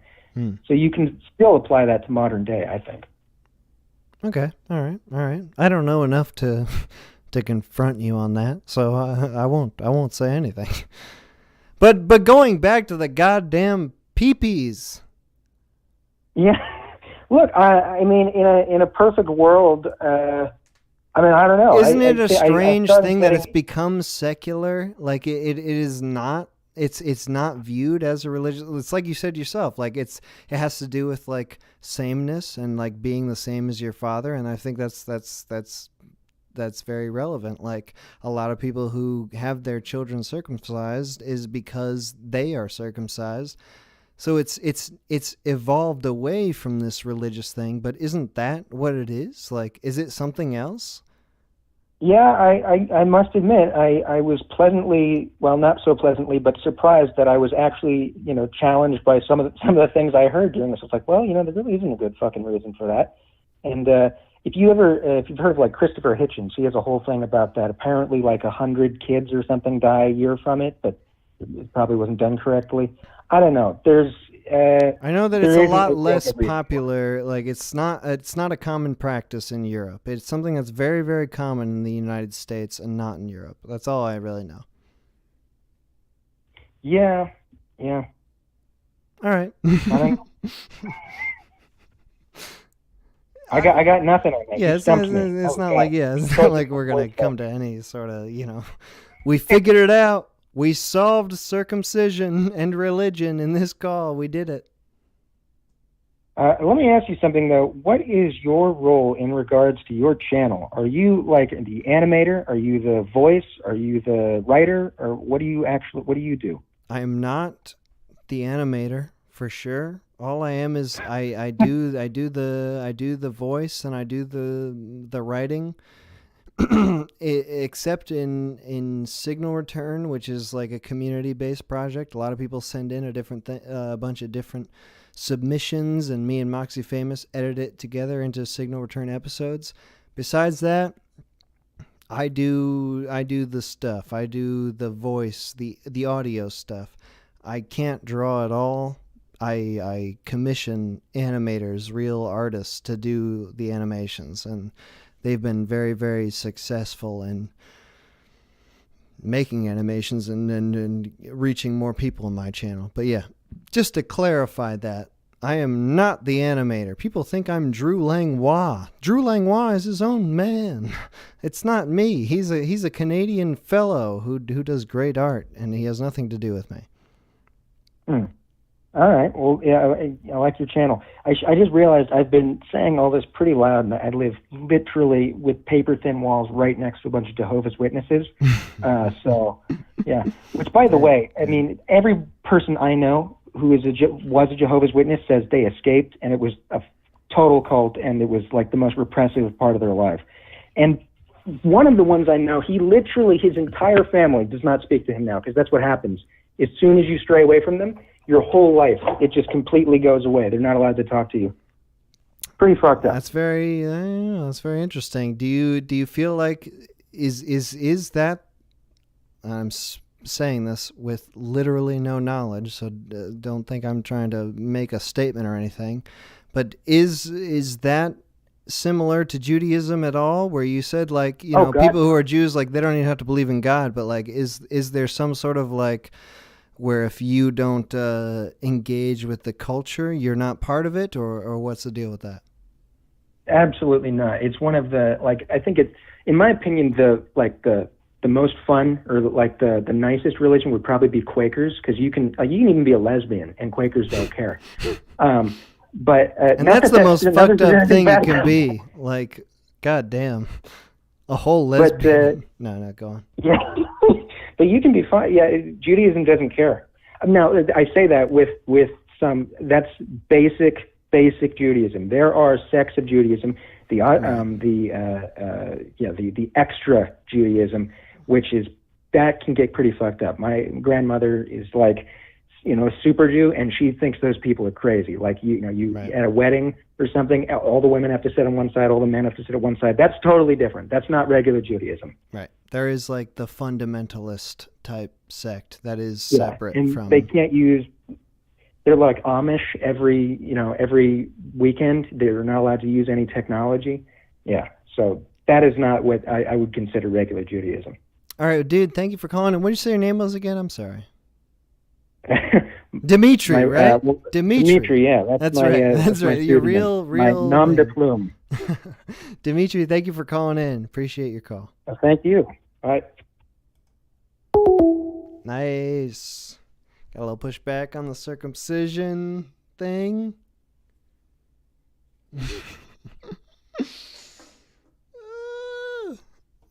I actually have to pee. Let me see if I can. No, it's too late. Okay. We're taking this call. Call from Ben. Ben.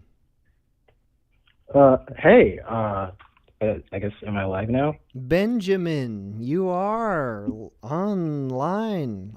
You are live. Oh, shit. Benjamin, that's a Christian name, isn't it? It's not my real name, much like Dimitri. Okay, nice.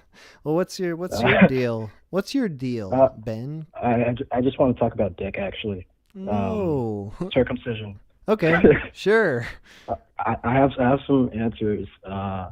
So you're right. It is weird that like circumcision has become like a secularized thing, and it's like only in the U.S. But there are like weirdly historical reasons. And I can say this with authority because I graduated with a BA in Schlongology from Dickinson College. Okay, I'm ready. I'm ready to listen. So it's like there's a lot of Christianity in the United States, like historically, and there's a lot of morality that like comes with Christianity. And there's very short part of the Bible in the Old Testament, in like Genesis, I think, where there's this woman named Terah, right? She's like married to this dude, and then he dies, right? And the tradition is if your husband dies, you marry his brother. So, and then his brother can like give you kids who can like, carry on the family name. Sure. Right. So Tara had to marry her like dead husband's brother named Onan, right? She like went through a couple of guys, and then they all like they died, and then she ended up on Onan. Yeah, I just want to say right off the rip, Tara, she sounds like a fucking whore. Just from the name alone, Tara. Well, Well, well, That's we just, actually don't know much about her. oh, Besides, that's like, my she just, like, uneducated opinion, but no, maybe she liked Dick a lot, but we'll never know. like like we'll stay on the Dick thing. Like Onan's like, all right, I'm gonna fuck, right? Sure. But I don't really want to give her kids because then her kids are gonna get all my brother's stuff. And I want my brother's stuff. Oh. So he's fucking Tara, right? But then he doesn't like nut inside of her, like coitus interruptus. He pulls out, like, probably in like nuts on her stomach or ass or something. I don't know. They don't go into details. And then God's like really pissed. This is a hot call. Yeah. Then God's like super pissed at him because, like, you know, it's like, hey man, you're supposed to give this woman some babies, you know, and that's the right thing to do. And so he kills Onan, right? And then somehow through some quirk of, she God kills him. Onan for God strikes him down for pulling out. And then Tara like eventually marries someone else and then has babies, and then the world is right. Okay. But Onan's the important part, right? Like through some quirk of translation or understanding of the story, like Onan becomes synonymous with like masturbation, right? And like onanism is an old school word for beaten off. And fast forward to 1800s, Western Europe and the United States, Victorian morality is like really fucking the bee's knees, man. It's like everyone's doing it. Everyone wants to be like the English with their morals and prim and properness, and they just really did not like masturbation. If you were a kid and you were masturbating, they throw you in like the loony bin, man. Nice. It was just like Hell not yeah. done. So one of the treatments that they'd have for like chronic masturbators is circumcision, right? Like you imagine, like, you know, you're like a teenager, a 12-year-old, 13-year-old, 14-year-old, and just like beating your meat just a little too much. They take you in, no anesthesia, snip, goes the tip of your dick. And that became like the de facto like way to deal with naughty boys who jerk off too much. And we moved from Europe to the United States, and this whole like anti-masturbation crusade's like in full swing. And there's this guy by the name of Kellogg who's like really into like being healthy and like, you know, like living clean and stuff like that. And like, yeah, he like, you know, creates these sanitariums where it's like a spa and they like, you know, help treat people that are like, you know, like a little like off, probably masturbating too much or just want to live healthier. Makes people eat like dry foods like flakes made from corn because it's thought that bland foods lower your libido and keep you like prim and holy and shit like that. And you probably have had his like dry, bland flakes made from corn. They're very popular. They have a rooster on top of the box. The old Kellogg. We know exactly who we're talking about now. Exactly, right? So this Kellogg dude like also is like a big proponent of snip, like gets it into like, you know, a lot of these medical schools like, hey, you just like do it to kids, like you do it to little boys like when they're like babies, right? And it'll decrease the sensitivity and they'll be less likely to like, you know, jerk themselves off. And then became like a normalized thing that the medical profession just started recommending, like for cleanliness and sanity's sake. Like circumcise your kid, otherwise you're going to be a no good Peter Puller. Dude, fast forward I have to another say, it's not working. Yeah, and they're doing it too early. I mean, it sounds like it would be very effective if you did it when you were 12 to 15, but like right. When you're 15, when you're just a little baby, like that's just all you know. You got to pull off something.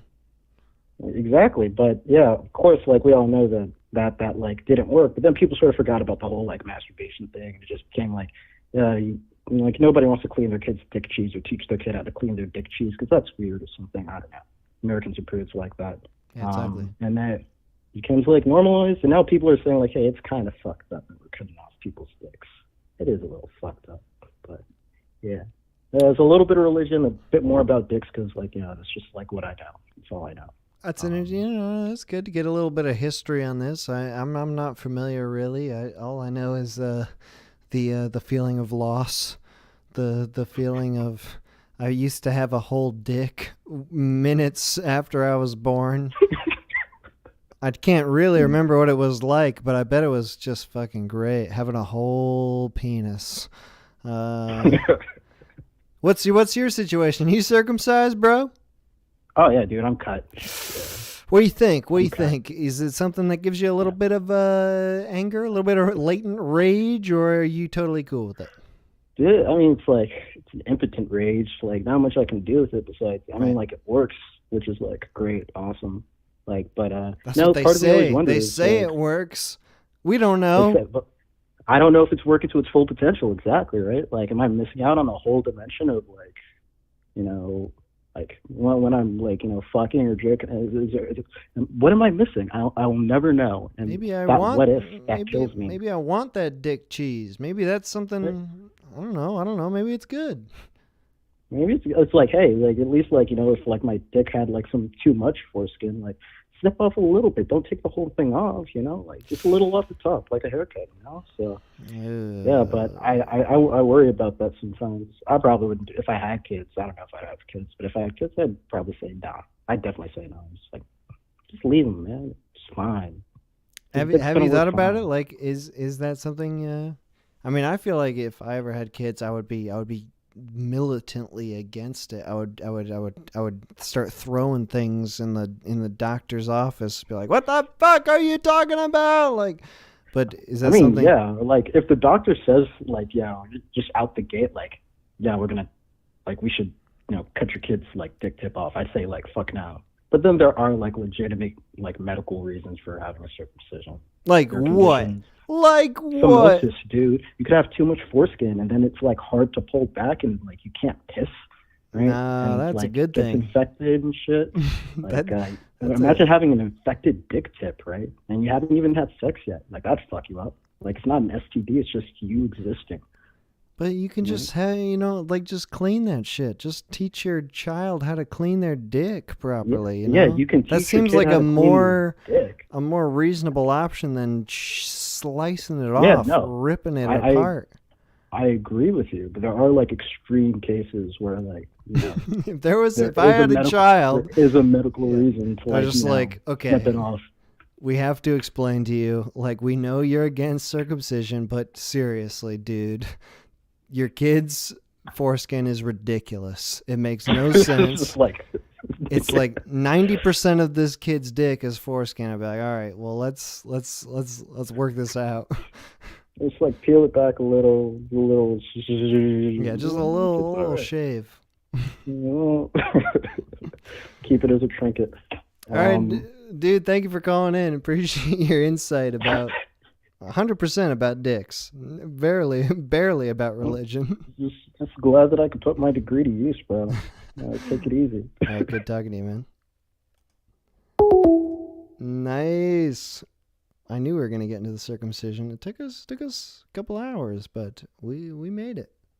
We're doing it now. Okay, gonna take a quick break here. What's this? 7 minutes again. Be back in a bit.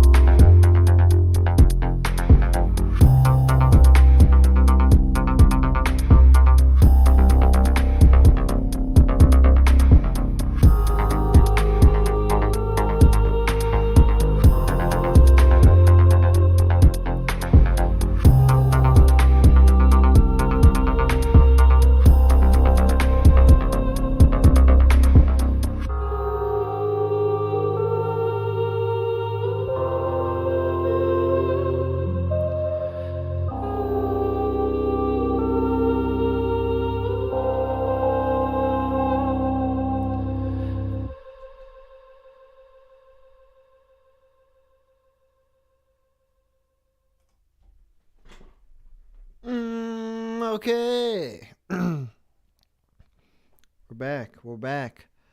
We're coming into the closing run here, the final hour of the stream. Lots of interesting calls on this one. This is fun. This is a good topic. I feel like I've learned a lot. You know? We didn't get any militant current atheists. People who are atheists are just, like when they were kids. Okay, wait. Who's this? Hello? Daryl. Hello? Hello. What's up, Daryl? How's it going? Yo, it's going pretty good. How's it going with you, bro? Good. I'm into my second glass of fucking vodka, so. Ooh. Nice. I was feeling Yeah. like I should have got red wine for this stream to get totally in the mood, but I'm just drinking gin and Coors Light. Well, once you get baptized, you move up from red wine to just vodka by itself. So nice. So you're a baptized fella? Is that what you're telling us? You're baptized in Christianity? Yes. I was baptized on my 13th birthday. Ooh, that's unique. It was because you get to eat crackers once you're baptized. I saw all my friends eating crackers at church. I was like, I want to fucking do that. Like, why don't I get the cracker? You were going to church all those years and just seething in jealousy when the communion 13 years came? starving every Sunday morning, begging for a cracker. What They wouldn't let me have it. What led you to what led you to that? Like being baptized at 13 rather than as a little baby, as many. Well, are. I would have been baptized a lot sooner. My parents wouldn't let me because they wanted to make sure it was a decision I was making for the right choice.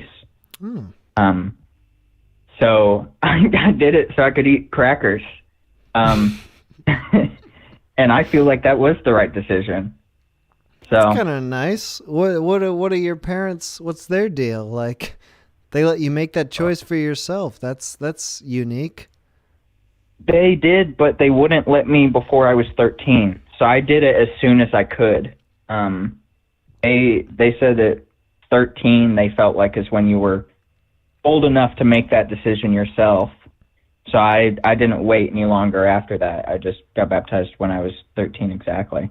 Was it in a river or in the regular? It was in a pulpit in front of all the church, and afterwards they all come and give you a big wet kiss, a Christian kiss.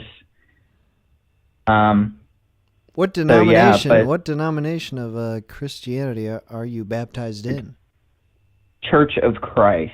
Most people haven't really heard of it. But that's what I was a part of my entire life while I was part of the church. My dad was a pastor for the Church of Christ. He still is.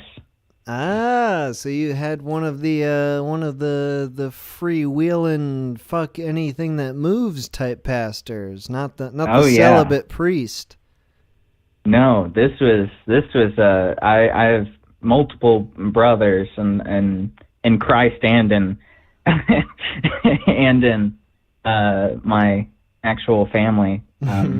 We were not a. I mean, what's wrong with a pastor just liking to have a little sex here and there, you know? Hey, I don't see anything wrong with that. What was your dad's experience like? He was a pastor of the Church of Christ then, and yet they didn't really force it on you when you were a tiny baby. They waited till you were 13? No, they forced it on me. That baptism was completely different from religion as a whole. I was born into the church, and I went every Sunday morning, every Sunday evening, every Wednesday evening, every church event that they had for the kids. which was like on Tuesday nights they would have stuff, or Friday nights. If they were going to see a movie, I had to go. And on top of all of that, my family had devotional every night where we would have a smaller church with just my family every single night as well. At the church? No, at our house. And yeah, I thought it'd be a good idea to call in. I have a lot to say about how I was raised. Yeah, tell us a bit about that. What is the family devotional?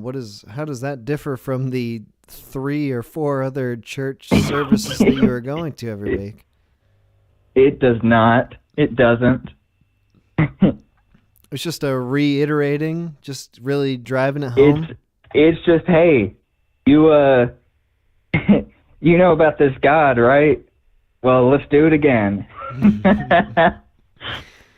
And so on like Monday, Tuesday, Thursday, Friday, Saturday, we all gather in the living room, and we had songbooks that we had purchased, and then we would sing out of them, and then my dad would do another devotional, like he would talk about a scripture, do a little sermon to us, and then we'd pray and we'd go to bed. That was the last thing we did every night. Did you say song or psalm? Song, like a song book that has hymnals, like Kumbaya and stuff. Sure.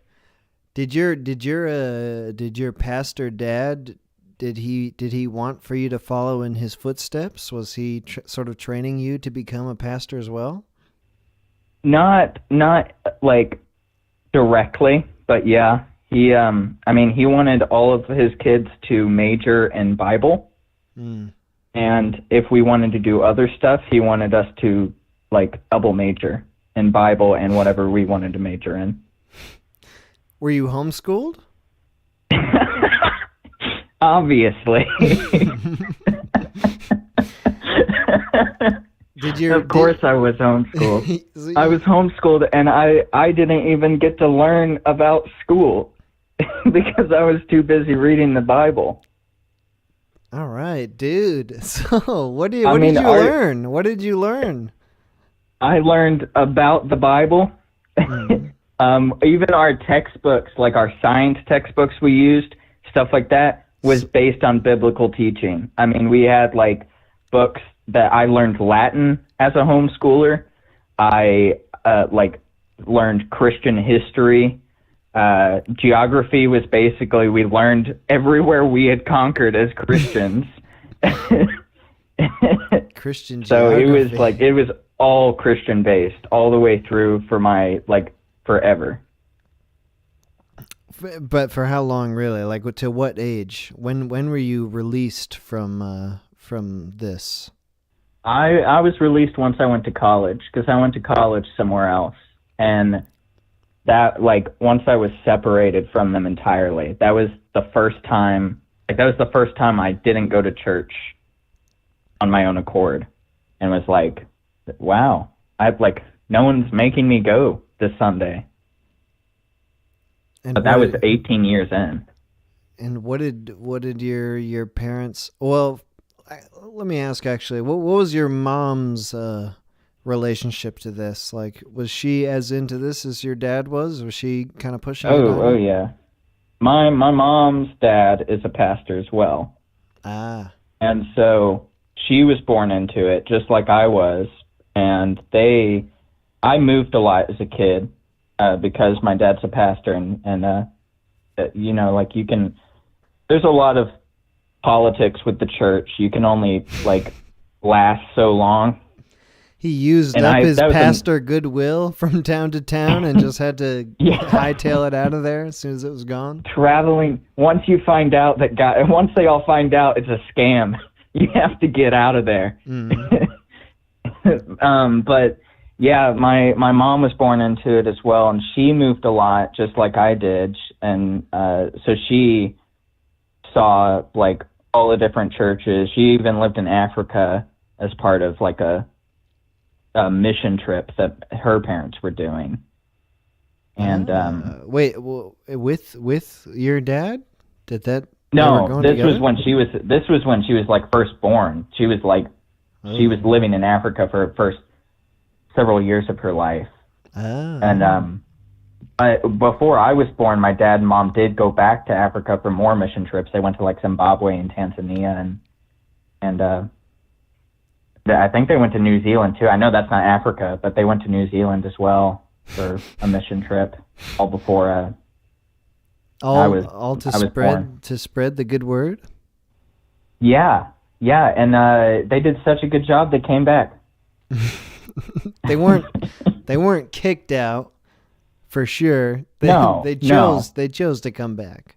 They chose to come back to spread the word here again, because the people hadn't been doing it enough over here. As you can see, I mean, like, you've never seen anyone religious in America, right? No, of course. It's a thing of the past. Yeah, that was how I was introduced, was out the womb, Bible in hand. I mean, they gave me a Bible for my first birthday. And then they gave me a Bible every birthday since. And once I got older, they gave me like study Bibles that had like footnotes that explain everything. Oh, good. They would give you annotated Bible. Yeah. Oh, yeah. They gave me the fucking comic book graphic novel adaptation of the Bible. And they would imprint my name on all of these Bibles. They would like pay extra money to have my name in there. And it's like now I can't sell it because it has my name. So where are you at then now? So you were very, very sounds like a concentrated Bible experience when you were homeschooled, and then you went to college. And what do you think now? Like, well, I would say I'm probably close to like agnostic. And this, like, I feel like I'm still spiritual to some extent. It's kind of hard to get away from it completely, but I'm in no way connected to the church, and I haven't been for several years now. But I like also have not been connected with my family for several years. The same reason. Oh no! Like a for real break? Like you don't talk to them? No, I talked to them. I mean, I saw them on Christmas Eve. But then I, like, once it gets close to Christmas, like we're approaching midnight, and they're like, "Oh, Jesus is about to be born again." I was like, I need to go. So that, like, I'm still in contact with them, but I always felt like I still feel they're more focused on spreading the gospel than they were like raising me. And I mean, like that was kind of apparent when I was going to college, because I went to a state school, and that caused a huge like tear in our relationship, because they wanted me to go to a Christian college, but the reason they wanted me to go is to find a mate that's a religious mate. That was the only reason they wanted me to go. A good Christian gal. Yeah. I mean, that's what happened with them. They dated for like 6 months, and then they got married. And they both went to a Christian college. And so they were kind of like, that's how it's going to be. Just go. Do it. That's how they met at Christian college? Yeah. They met at like chapel. Or I think that actually they were both taking Hebrew. They were both taking Hebrew class, and they met in that class. So they're both still fully in it. Oh yeah, my dad's still a pastor. He has a doctorate in something Bible related now. He's Dr. Daryl, and I mean, it's not that impressive, but he seems to think it is. So. Well, what do you think? I mean, like now that, are you out of college now? Yeah, I dropped out. I was a fuck up. Nice, nice. I didn't pray enough. Well, what do you think now? I mean, like, now you've dropped out of college, and now, life has obviously presented itself as this barren wasteland where nothing of any substance will happen. Do you regret not going to a Christian college and finding a mate? I mean, when you put it that way, do I miss the opportunity to have a mate by now? Perhaps. Do I miss the Christian aspect? No, not at all. I mean, the church the college they wanted me to go to, like, you weren't allowed to wear shorts. Oh, and wow. That was the very first thing. I was like, well, I'm not going to go then. And that was it. That was the end of the discussion. That was your main form of protest? Was I need to wear shorts? God be damned. I would wear shorts everywhere just to protest. Man, so was it really like a suffocating childhood were there things that you wanted to do besides wearing shorts? Were there things that you wanted to do that were being that your parents would just say no? Yeah, a lot of things. I couldn't play D&D, stuff like that. But then like more bigger things, like I wanted to go to a friend's house on a Sunday afternoon. They'd be like, no, because we have church again tonight. Or I would want to spend the night Saturday, and they're like, okay, but we're going to pick you up at 6 a.m. so we can go to church the next day. And I couldn't go to other people's churches because they were a different denomination. So I'd want to go to church with my friends, and they'd say, no, sorry. Stuff like that. I went to, my parents cock-blocked me all the time too. So that was the biggest thing, I would say. But I was sent to church camp every single year as well, for like my entire life. Sometimes I'd have to go to multiple, so it'd be 3 weeks out of the summer that I'm just at a Christian camp, singing Christian songs, hearing hours upon hours of Christian teaching, and then I come home for a few days, and then I go to the next one. Well, you said that you're a little bit spiritual now. Was there anything in your childhood that you felt like is something you go back to, like you can still relate to? Were you in it at all when you were a kid, or was it purely like, my parents are forcing me to do this and I have to go along because there's no other option? I was big into it for the first 14 years of my life. I was really into it because that was all I knew. Like I said, homeschooled. The biggest thing was that was the only social interaction I got every single week, was just seeing people at church. So it was a big deal to me to be able to go because, as a kid, you need that.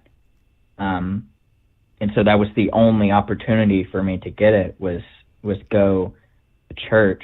And then it wasn't until I started, really with puberty especially, I, start having, all kinds of things come up, and then I'm like, that just makes me think maybe this is all wrong because I can't make out with someone if I go to church, apparently. So that was when I had my first temptation. With puberty. Did you ever talk with your parents about that while you were going through this, or was it just like, no, they don't understand? No, okay. Oh. Because my parents never explained puberty to me. They never told me it would happen. They never told me your body goes through changes or anything. And so I thought I was a monster when I started, everything started happening. And that because I thought I was a monster, I wasn't willing to talk to anyone about it. So I never told them. It wasn't until 2 years later, when I was 14, I found out that this was all stuff that just happens. And I was like, well, that that was good to know back then. But okay. Now I'm just depressed, but thanks.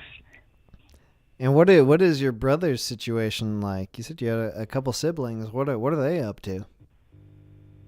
I don't really know. I mean, I think that, like I said, we kind of like we're all like they were much more focused on us being Christians than they were us being people. They kind of like put our childhood second, and so there was never really much interaction between my brothers and I, like communication with like where we were religiously, because I feel like all of us had doubts at different points, or we still have doubts, and we just never brought them up because we weren't sure how the others were. And so it was like, I don't know if he's super religious because we're all faking it.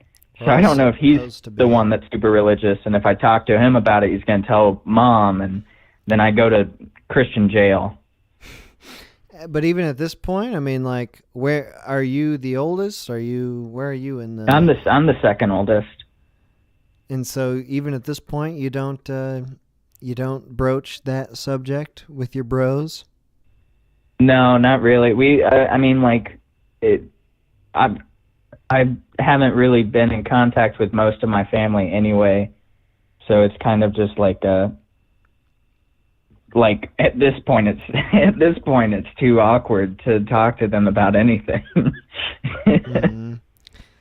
So is it like, I mean, it sounds like because your parents were, because your dad was actually a pastor, and like actually, like all the other people we talked to this evening, like their parents have been pushing their religion on them when they were a kid, and like there's to different extents with every different person, but like your dad was actually a pastor, and so it almost caused like a discommunication with your family, like you weren't able to talk with them because there was an expectation.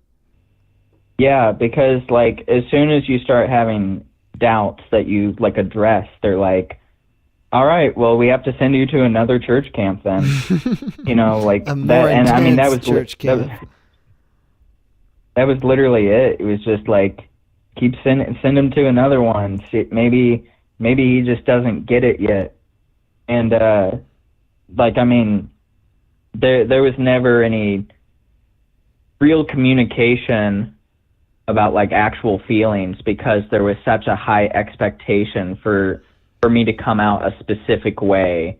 I mean, like my first name is named after a religious character. My middle name is a religious character. All of my brothers are the same, where it's just like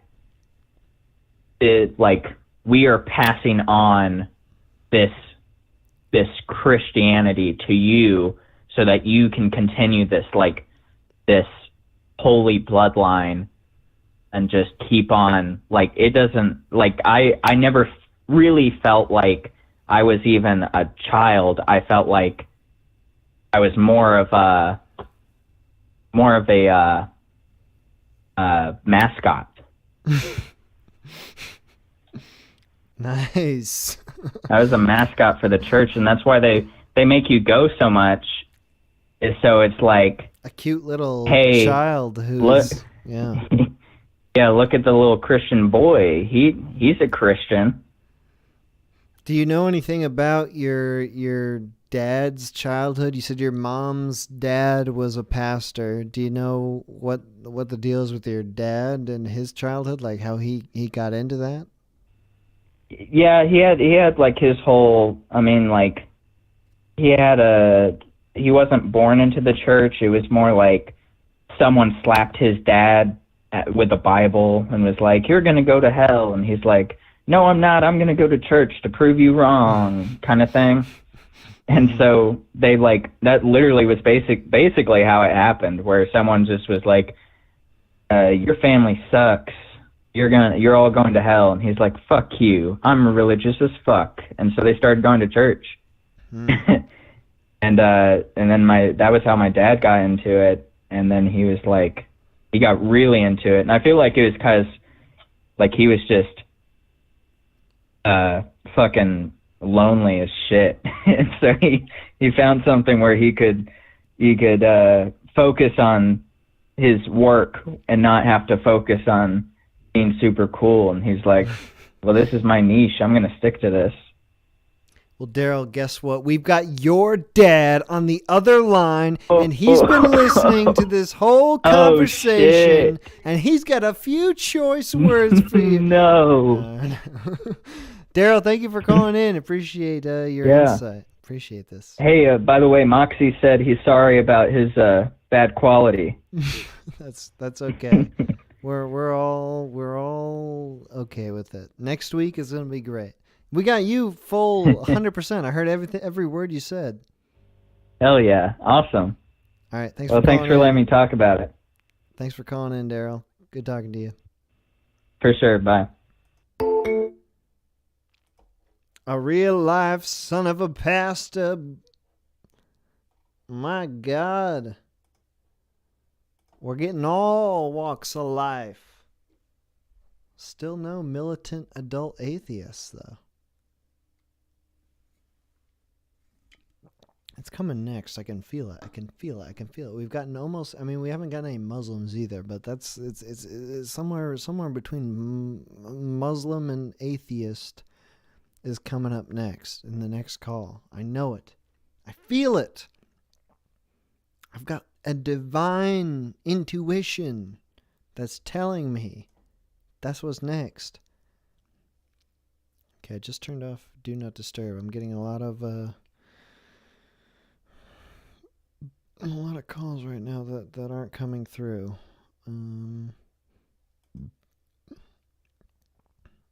If one doesn't come through in a second here, I'll have to call someone back.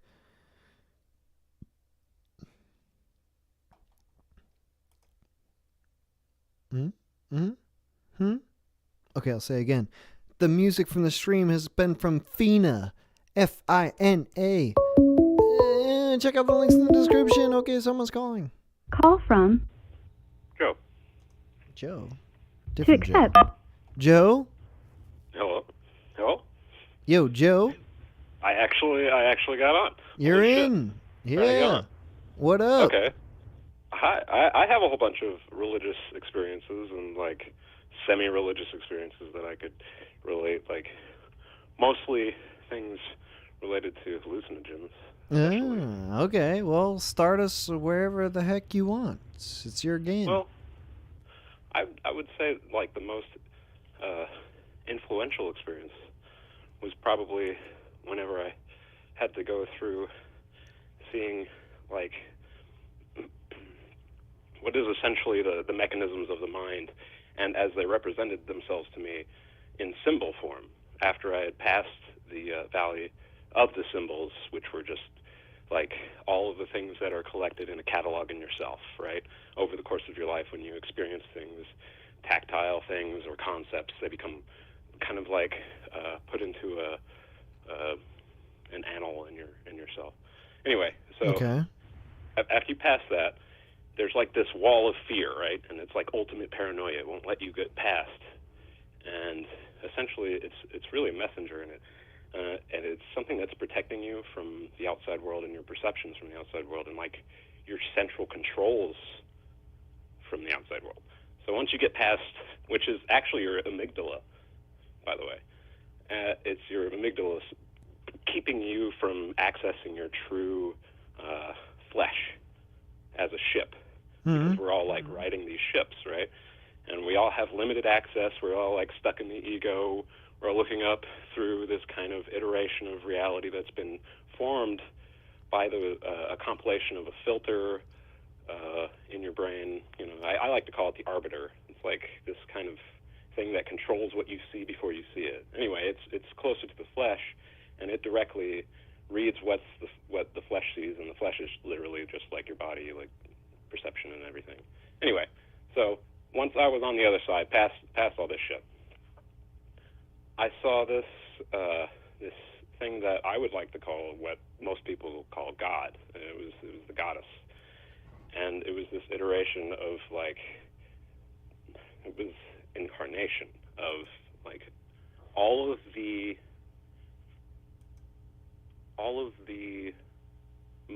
most powerful thing I could think of, something that could control and write history itself. It was this thing, and it looked at me and judged me, could see all of my sins, and you know, brought me low and all that shit.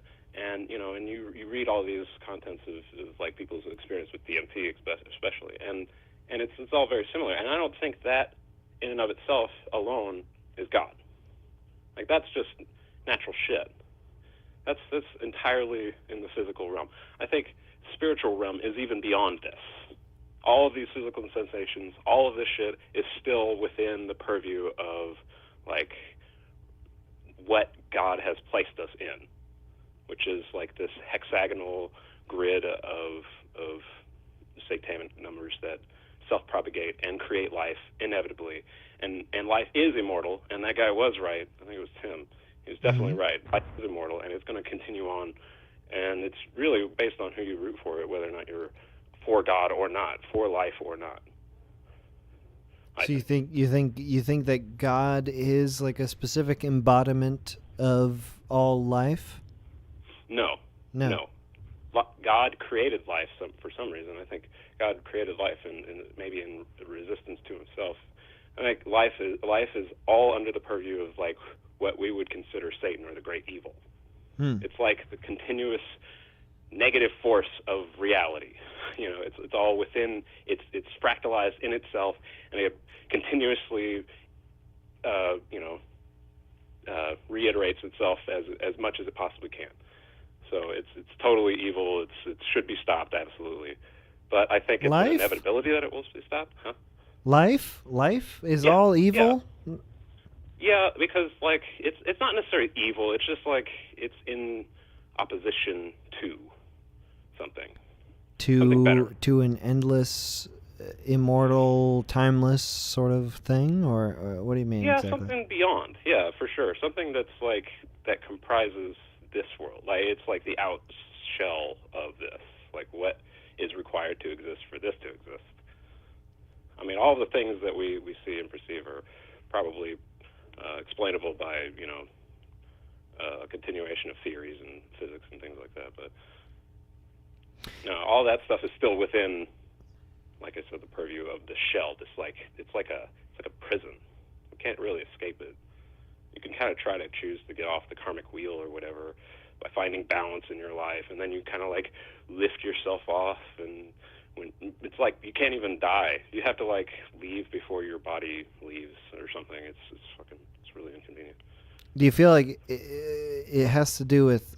I mean, like, is it that the pleasure that you can derive from life, like that's what's going against this other thing, or is it actually just everything that goes on in life is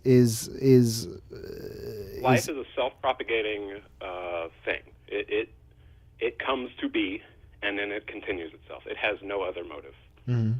It's not necessarily evil. It's just very self-serving and pointless, kind of, in the end. It's like, okay, we're living in a crystalline game of life. We are literally like hexagon crystals that are acting out game of life in like massive proportions. Mm-hmm. Just like, and you know, and it continues to go into itself forever, for sure. What do you think about like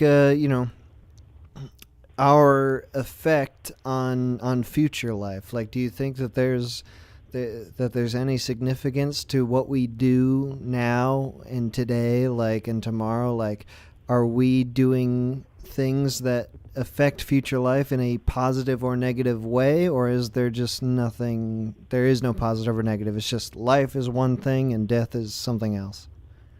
Well, I had this pet theory in kind of regards to that was basically that we were going through like all of the stuff that we are experiencing now is already recorded someplace and is being read through, right? You know, but the act of I mean, that's pretty typical theory, you know, and it's not like anybody's. But the thing is like it's been designed by us, and we're like riding it still. So we're riding the light of our experience. Anyway, we might not even be in the first iteration of the human cycle. Like I said, life is self-iterating, so it would probably find a much more complex way to completely simulate the act of its own creation. And if we create the AI or something like that, some kind of form of conscious experience that can live without having to worry about lack of light or something like that. Anyway, I think the once the black slime mold in Chernobyl, once that shit got into space, which it literally is in space right now, once that shit got into space, it can literally eat. It uses melanin to eat fucking radiation. It doesn't even need it's going to be floating around for a long time, making crazy asteroidal size fucking entities and shit. There's no stopping life as we know it right now, but I don't know if we have really any impact necessarily beyond potentially creating the AI that would become the God that we think created ourselves. And if that's the case, it's, like I said, it's kind of an infinite loop on itself, and you can't really jump out of a loop. It's just itself. It's a loop.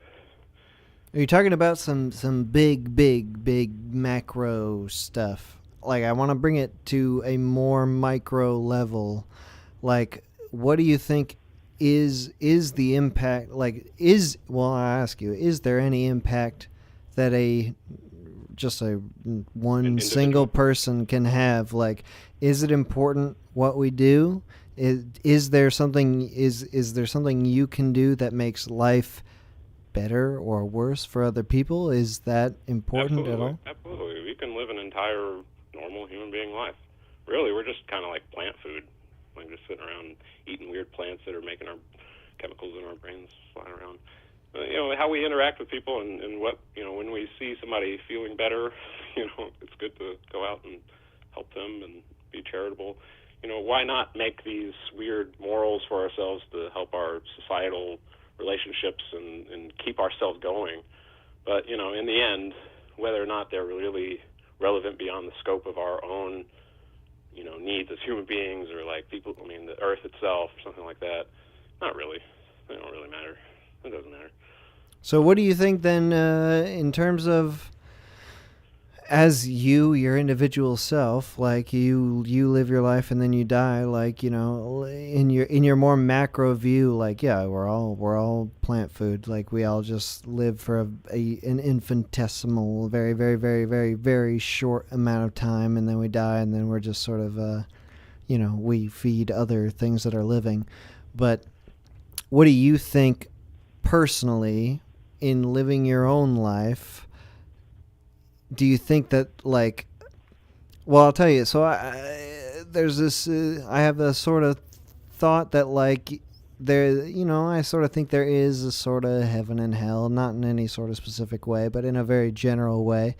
And I feel like hell is full up. Like, people are living for themselves in a way that totally permeates the natural world, where, like, there's no longer any room for people in hell. And hell is like the decisions that we make. When we make these selfish decisions, it affects the world generally, where, like, the world becomes a worse place for everybody because hell is full up, and their bad decisions just affect the future of living for everybody, for every living thing, whether they're human or not. Do you think that, like, there's any importance in that, where your personal decisions when you live, do they have a bearing on the future, or do you just think of it in a total macro sense, where it's just like everything is happening, it all occurs, like nobody's really affecting anything, like when you think of it at an individual level? I think as soon as you try to escape the way, like, of thinking in that, like, being from a positive perspective, like, okay, I love this world. I want the world to be great. I want, everything to be wonderful. I'm a total optimist, right? Mm-hmm. If I go about my life with that in mind, and I keep in relation to that the sense of heaven and hell. And I think about all the people that are in hell and cannot be saved in this sense. Somehow that they are made to be destroyed. You know, I have quarrel with that personally. You know, I genuinely have problems with that. I think mercy should be given to everybody, even the people who are so fucked up that they might go out and hurt other people, because I don't think that that's at source, at root, something that you know, should be cultivated. You know, you're only going out and hurting more other people, and you're only causing more suffering. So to me, it's like, okay, well, what the fuck is the point of that, right? You know, but it's sort of like when you live your life, you have an impact, like whether you choose to or not. No matter what you choose, you do have an impact on all the people around you. Like, and it's significant. And people maybe will downplay the significance that you individually have, but like, you know, even if you're not thinking about the wider scale, if you're just thinking about the people you know, like, people are impacted very significantly by your own personal actions. Yeah, we create that. I mean, I think the more people who pray to the sense of like responsibilities and love and kindness and all that shit, you know, the people who kind of engender that in society are the people we should treasure and continue to hope root for the human race and shit, you know. Sure, you know, I mean, I'm not gonna sit around and poo-poo people that are trying their best, you know. What do you feel like in your own personal life? What do you try to strive for? Do you strive for something? I used to really look for truth. That was my big thing, like trying to figure something out that would make everything all clear, and you know, but the world doesn't work like that. The higher you get, or the closer to get to truth, the more unclear it all becomes, or whatever. But you know, one thing I did learn, at least along the way, is that like all roads lead to the same place. All levels of like the higher levels of enlightenment, whether it be religious or music or, you know, any kind of thing that you can be passionate about, is a conduit to like a mastery. And once you get to that point in any kind of talent or any kind of type of thinking, you start to think in this like upper strata where everybody else who's reached it in their respective positions will get there. And then they'll argue with you about how we both got there, but they'll also be in agreement about all the things that they represent. You know, we all lead to the same place. We're all trying to gear for the same thing. We're all trying to really be the good guy. You know, the general's people. You know, there's some people out there that are just like totally fuck off. Right. Fuck them. You know, fuck them too. But hopefully they come and join the club one of these days. All right, Joe, great talking to you. Thank you for sharing your perspective on that. Thank you. Thank you. Have a good night. Great show. Thanks, man. All right. Nice. That was interesting. We're getting right at the end here. I'm going to take one or two more calls. I ran out of beers, so we're done soon. One or two more calls. Still got a little bit of bang left. Ooh, nice. It's been a fun stream, though. Love talking with random folks about religion. Why not? I mean, god dang. Lots of different perspectives on this. Good stuff. Get a lot of calls that are just passing right through. They're not ringing, so I can't answer them. I assume one will get through. Possibly. Should I just call one? Okay, 5, 4, 3, 2. Okay, I'm going to call one. This person.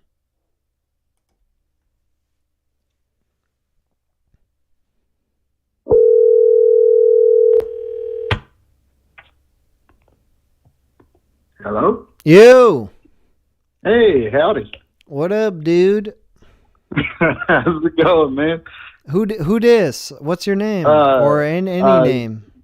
Andrew All right, Yeah, we'll just go Andrew. into I was waiting for calls, and I was getting like a bunch of them, but none of them were coming through. So I just decided to call one that called recently, and that's you, Oh, Andrew. yeah. All right. So, yeah, man. So what's up? You called into the religion stream. Did you have some religious experience you wanted to talk about? Yeah, I've been listening to, well, not all the stream, but most of it. It's all been real interesting stuff. I like hearing about people who've had sort of negative experiences with like the Christian faith, because I'm Christian myself. I'm the denomination is Lutheran, and I like to try to better understand why people move away from the church. Does that make sense? Sure. It seems like it's so, like a common thing, a common thread in a lot of the callers is being born into a religion, into a religious denomination, sort of getting away with it, and then finding their way to either the same one or a different one later in life. Yeah, and I'm 27 now, and I've always been in the church, and it's like the biggest problem that I have with the church, because I love being a part of it and everything, but they're really bad about communicating with younger people all the time.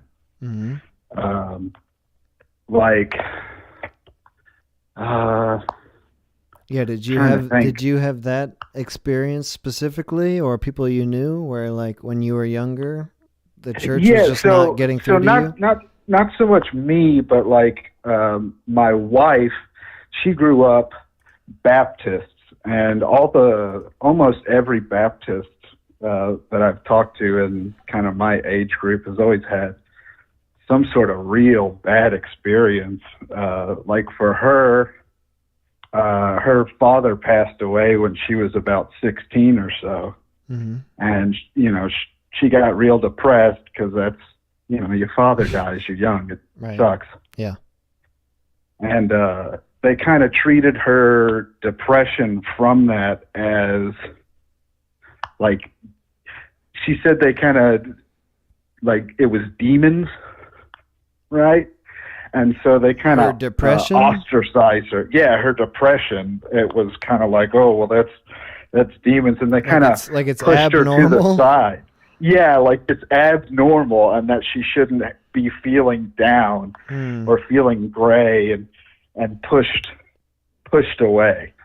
I see. And the same thing happened with her cousin was diagnosed with MS. I barely even know what MS is. I know it's a medical condition. It kind of deteriorates your body and your mind, from my understanding. But it was the same thing. It was demons. You know, oh, he's got weird demons or something about him. And they also pushed him away and kind of shoved him to the side and out of the limelight of, like, events with the church. Right? And so I think that it's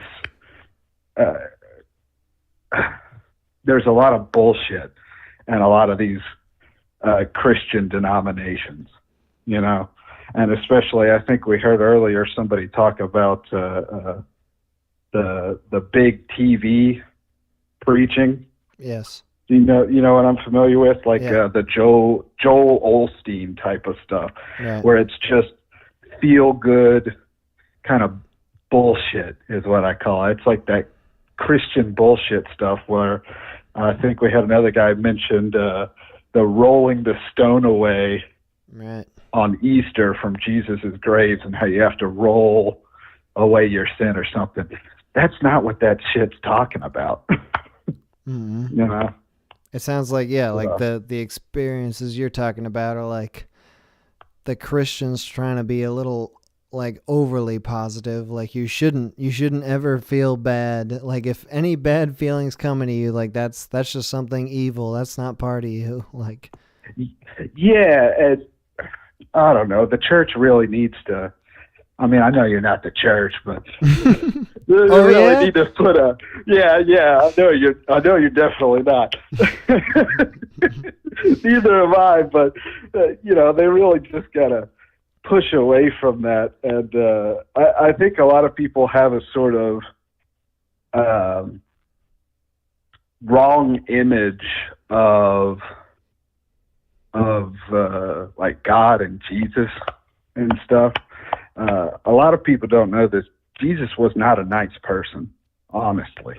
He was a pretty mean dude when it came down to it. How do you mean? I mean, it depends on certain situations. Like, he was a good person, but as far as a necessarily nice, person, not so much. For example, when he found out that people were changing money and practicing usury in one of the temples, you may have heard of this story. Ape. He went fucking ape shit. He flipped up all the tables and kicked them out of the church. He also was, a totally radical new sort of religious push that went completely against all of the established religious thinking at the time. Another one of the stories is when he was coming into Jerusalem. There's a story of a leper that came to him asking for him to heal him. In the original, or I can't exactly say original text, but the older text, because we don't have the original, the older text says that he was actually angry at the leper for coming to see him because he wanted to go in without being seen. And so he healed the leper and turned away and was angry and said, don't tell anybody. Don't fucking tell anybody, dude, that I'm here, okay? And then the leper went and told them all, and so he was pissed at the leper. There's just a lot of, I know I'm rambling. I get nervous calling into places. No, Andrew. So you told me a little bit about like some other people who've had bad experiences with this, but what's your personal experience with religion, or just maybe you haven't had like these very negative experiences? What's been your experience? So my experience has really only ever been like, it's been good. I went to youth events. They were always, productive. I was never sort of pushed away or looked down upon. And I was always encouraged to ask questions about my faith and the world around me. It was never, if I brought up a question, well, if one part of the Bible says this here and another there, these are clearly contradictory statements. Why is that? You were never just like shut down. Yeah, I was never shut down. So, and it's always been good for meeting people. Like I've met my best friends in the church, and then I went to a Christian college and learned computer science at that college, a Lutheran college. And my family history is all wrapped up in the Christian faith, and so it's weird to me to hear so many other people's experiences with how negative it is. I don't know. I guess I just kind of wanted to give that sort of perspective to it.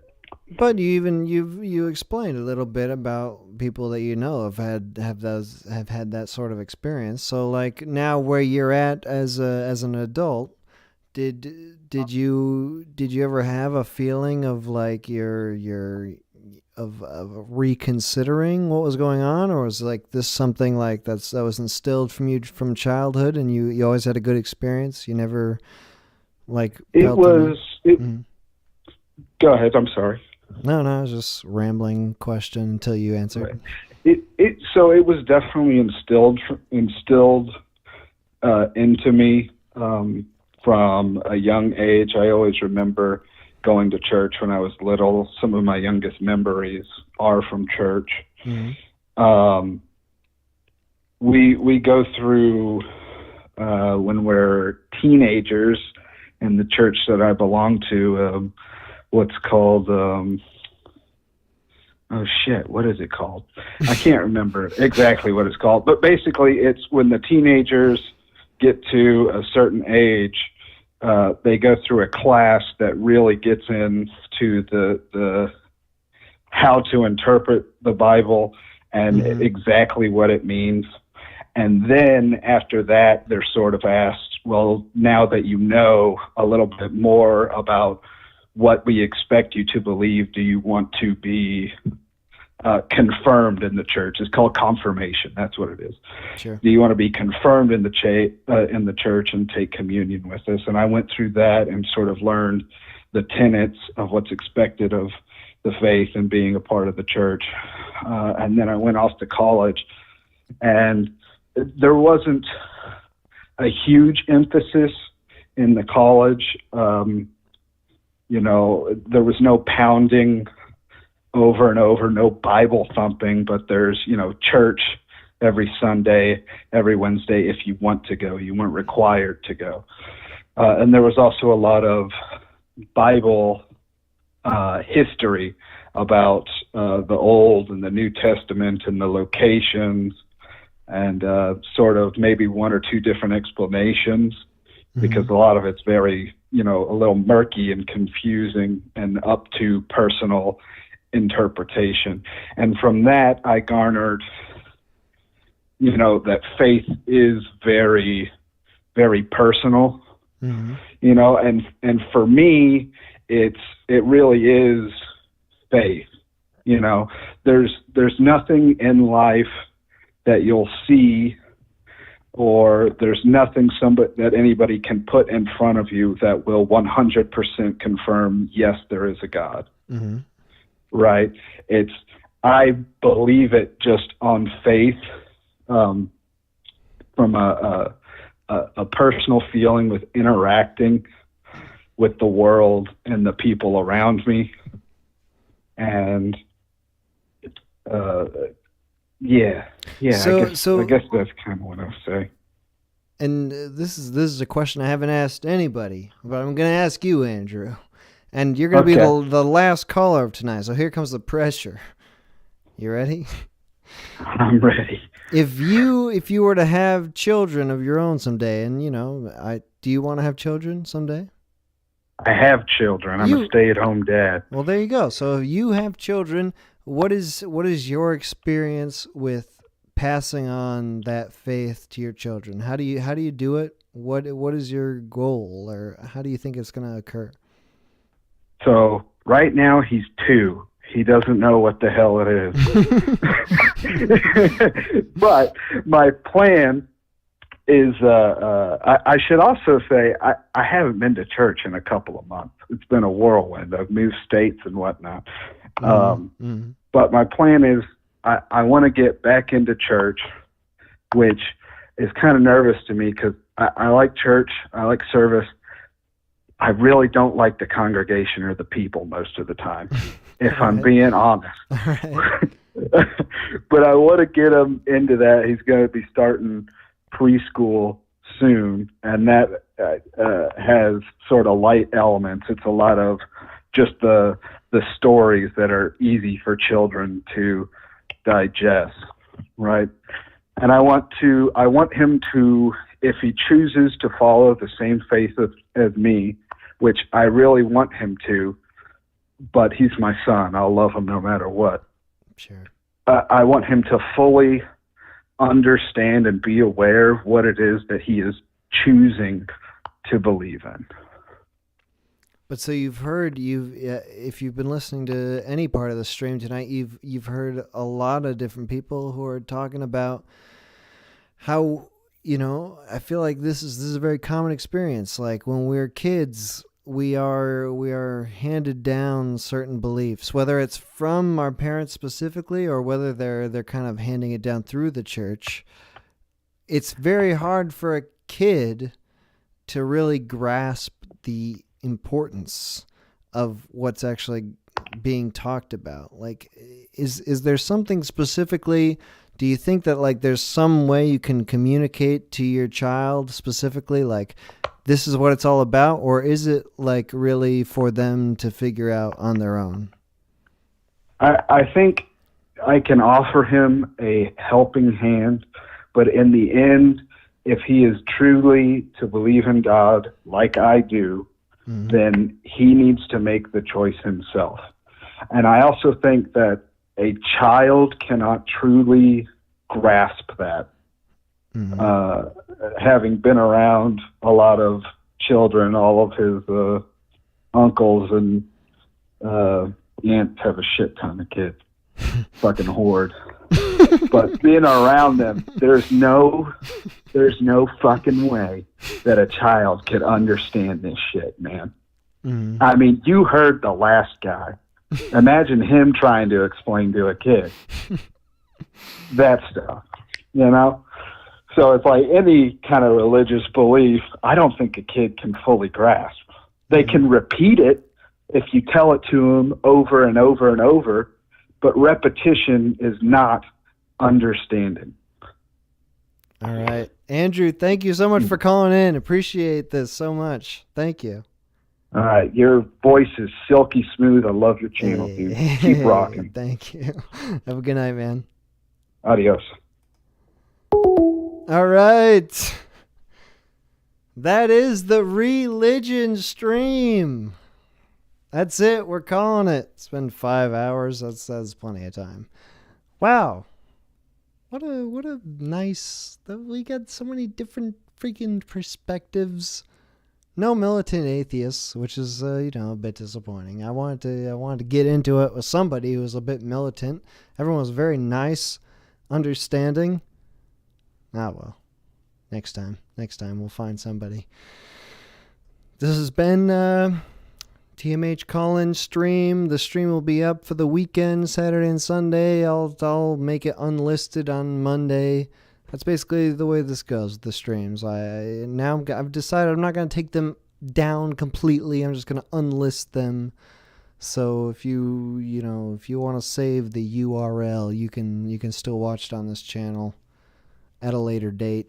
But also, it's going to be archived by somebody. Space Sanctum seems to be doing the archiving.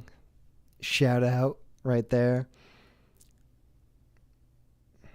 Yeah, I had a really great time this time. This is 3 weeks running, so I haven't had a bad time yet. So I'm going to keep doing it as a weekly thing. Friday at 5 EST. The music from this streams all came from Fina, Fina. Links are in the description for his SoundCloud and Bandcamp. I'm going to play a couple more songs at the end here to just finish it off. The HUD comes from Slouch. Slouch, wonderful animator / storyteller. He's got a new video on his channel today that's so good, so freaking good. You should check it out right now because the stream is ending. There's no more time to lose. Get over there. Check it out. Check it. It's great. Great stuff. And thank you to everyone who watched and everyone who called in. This is, I had a really good time doing this stream. All right. This is just a couple more songs now and we'll be wrapping it up now. No more calls. See you next week.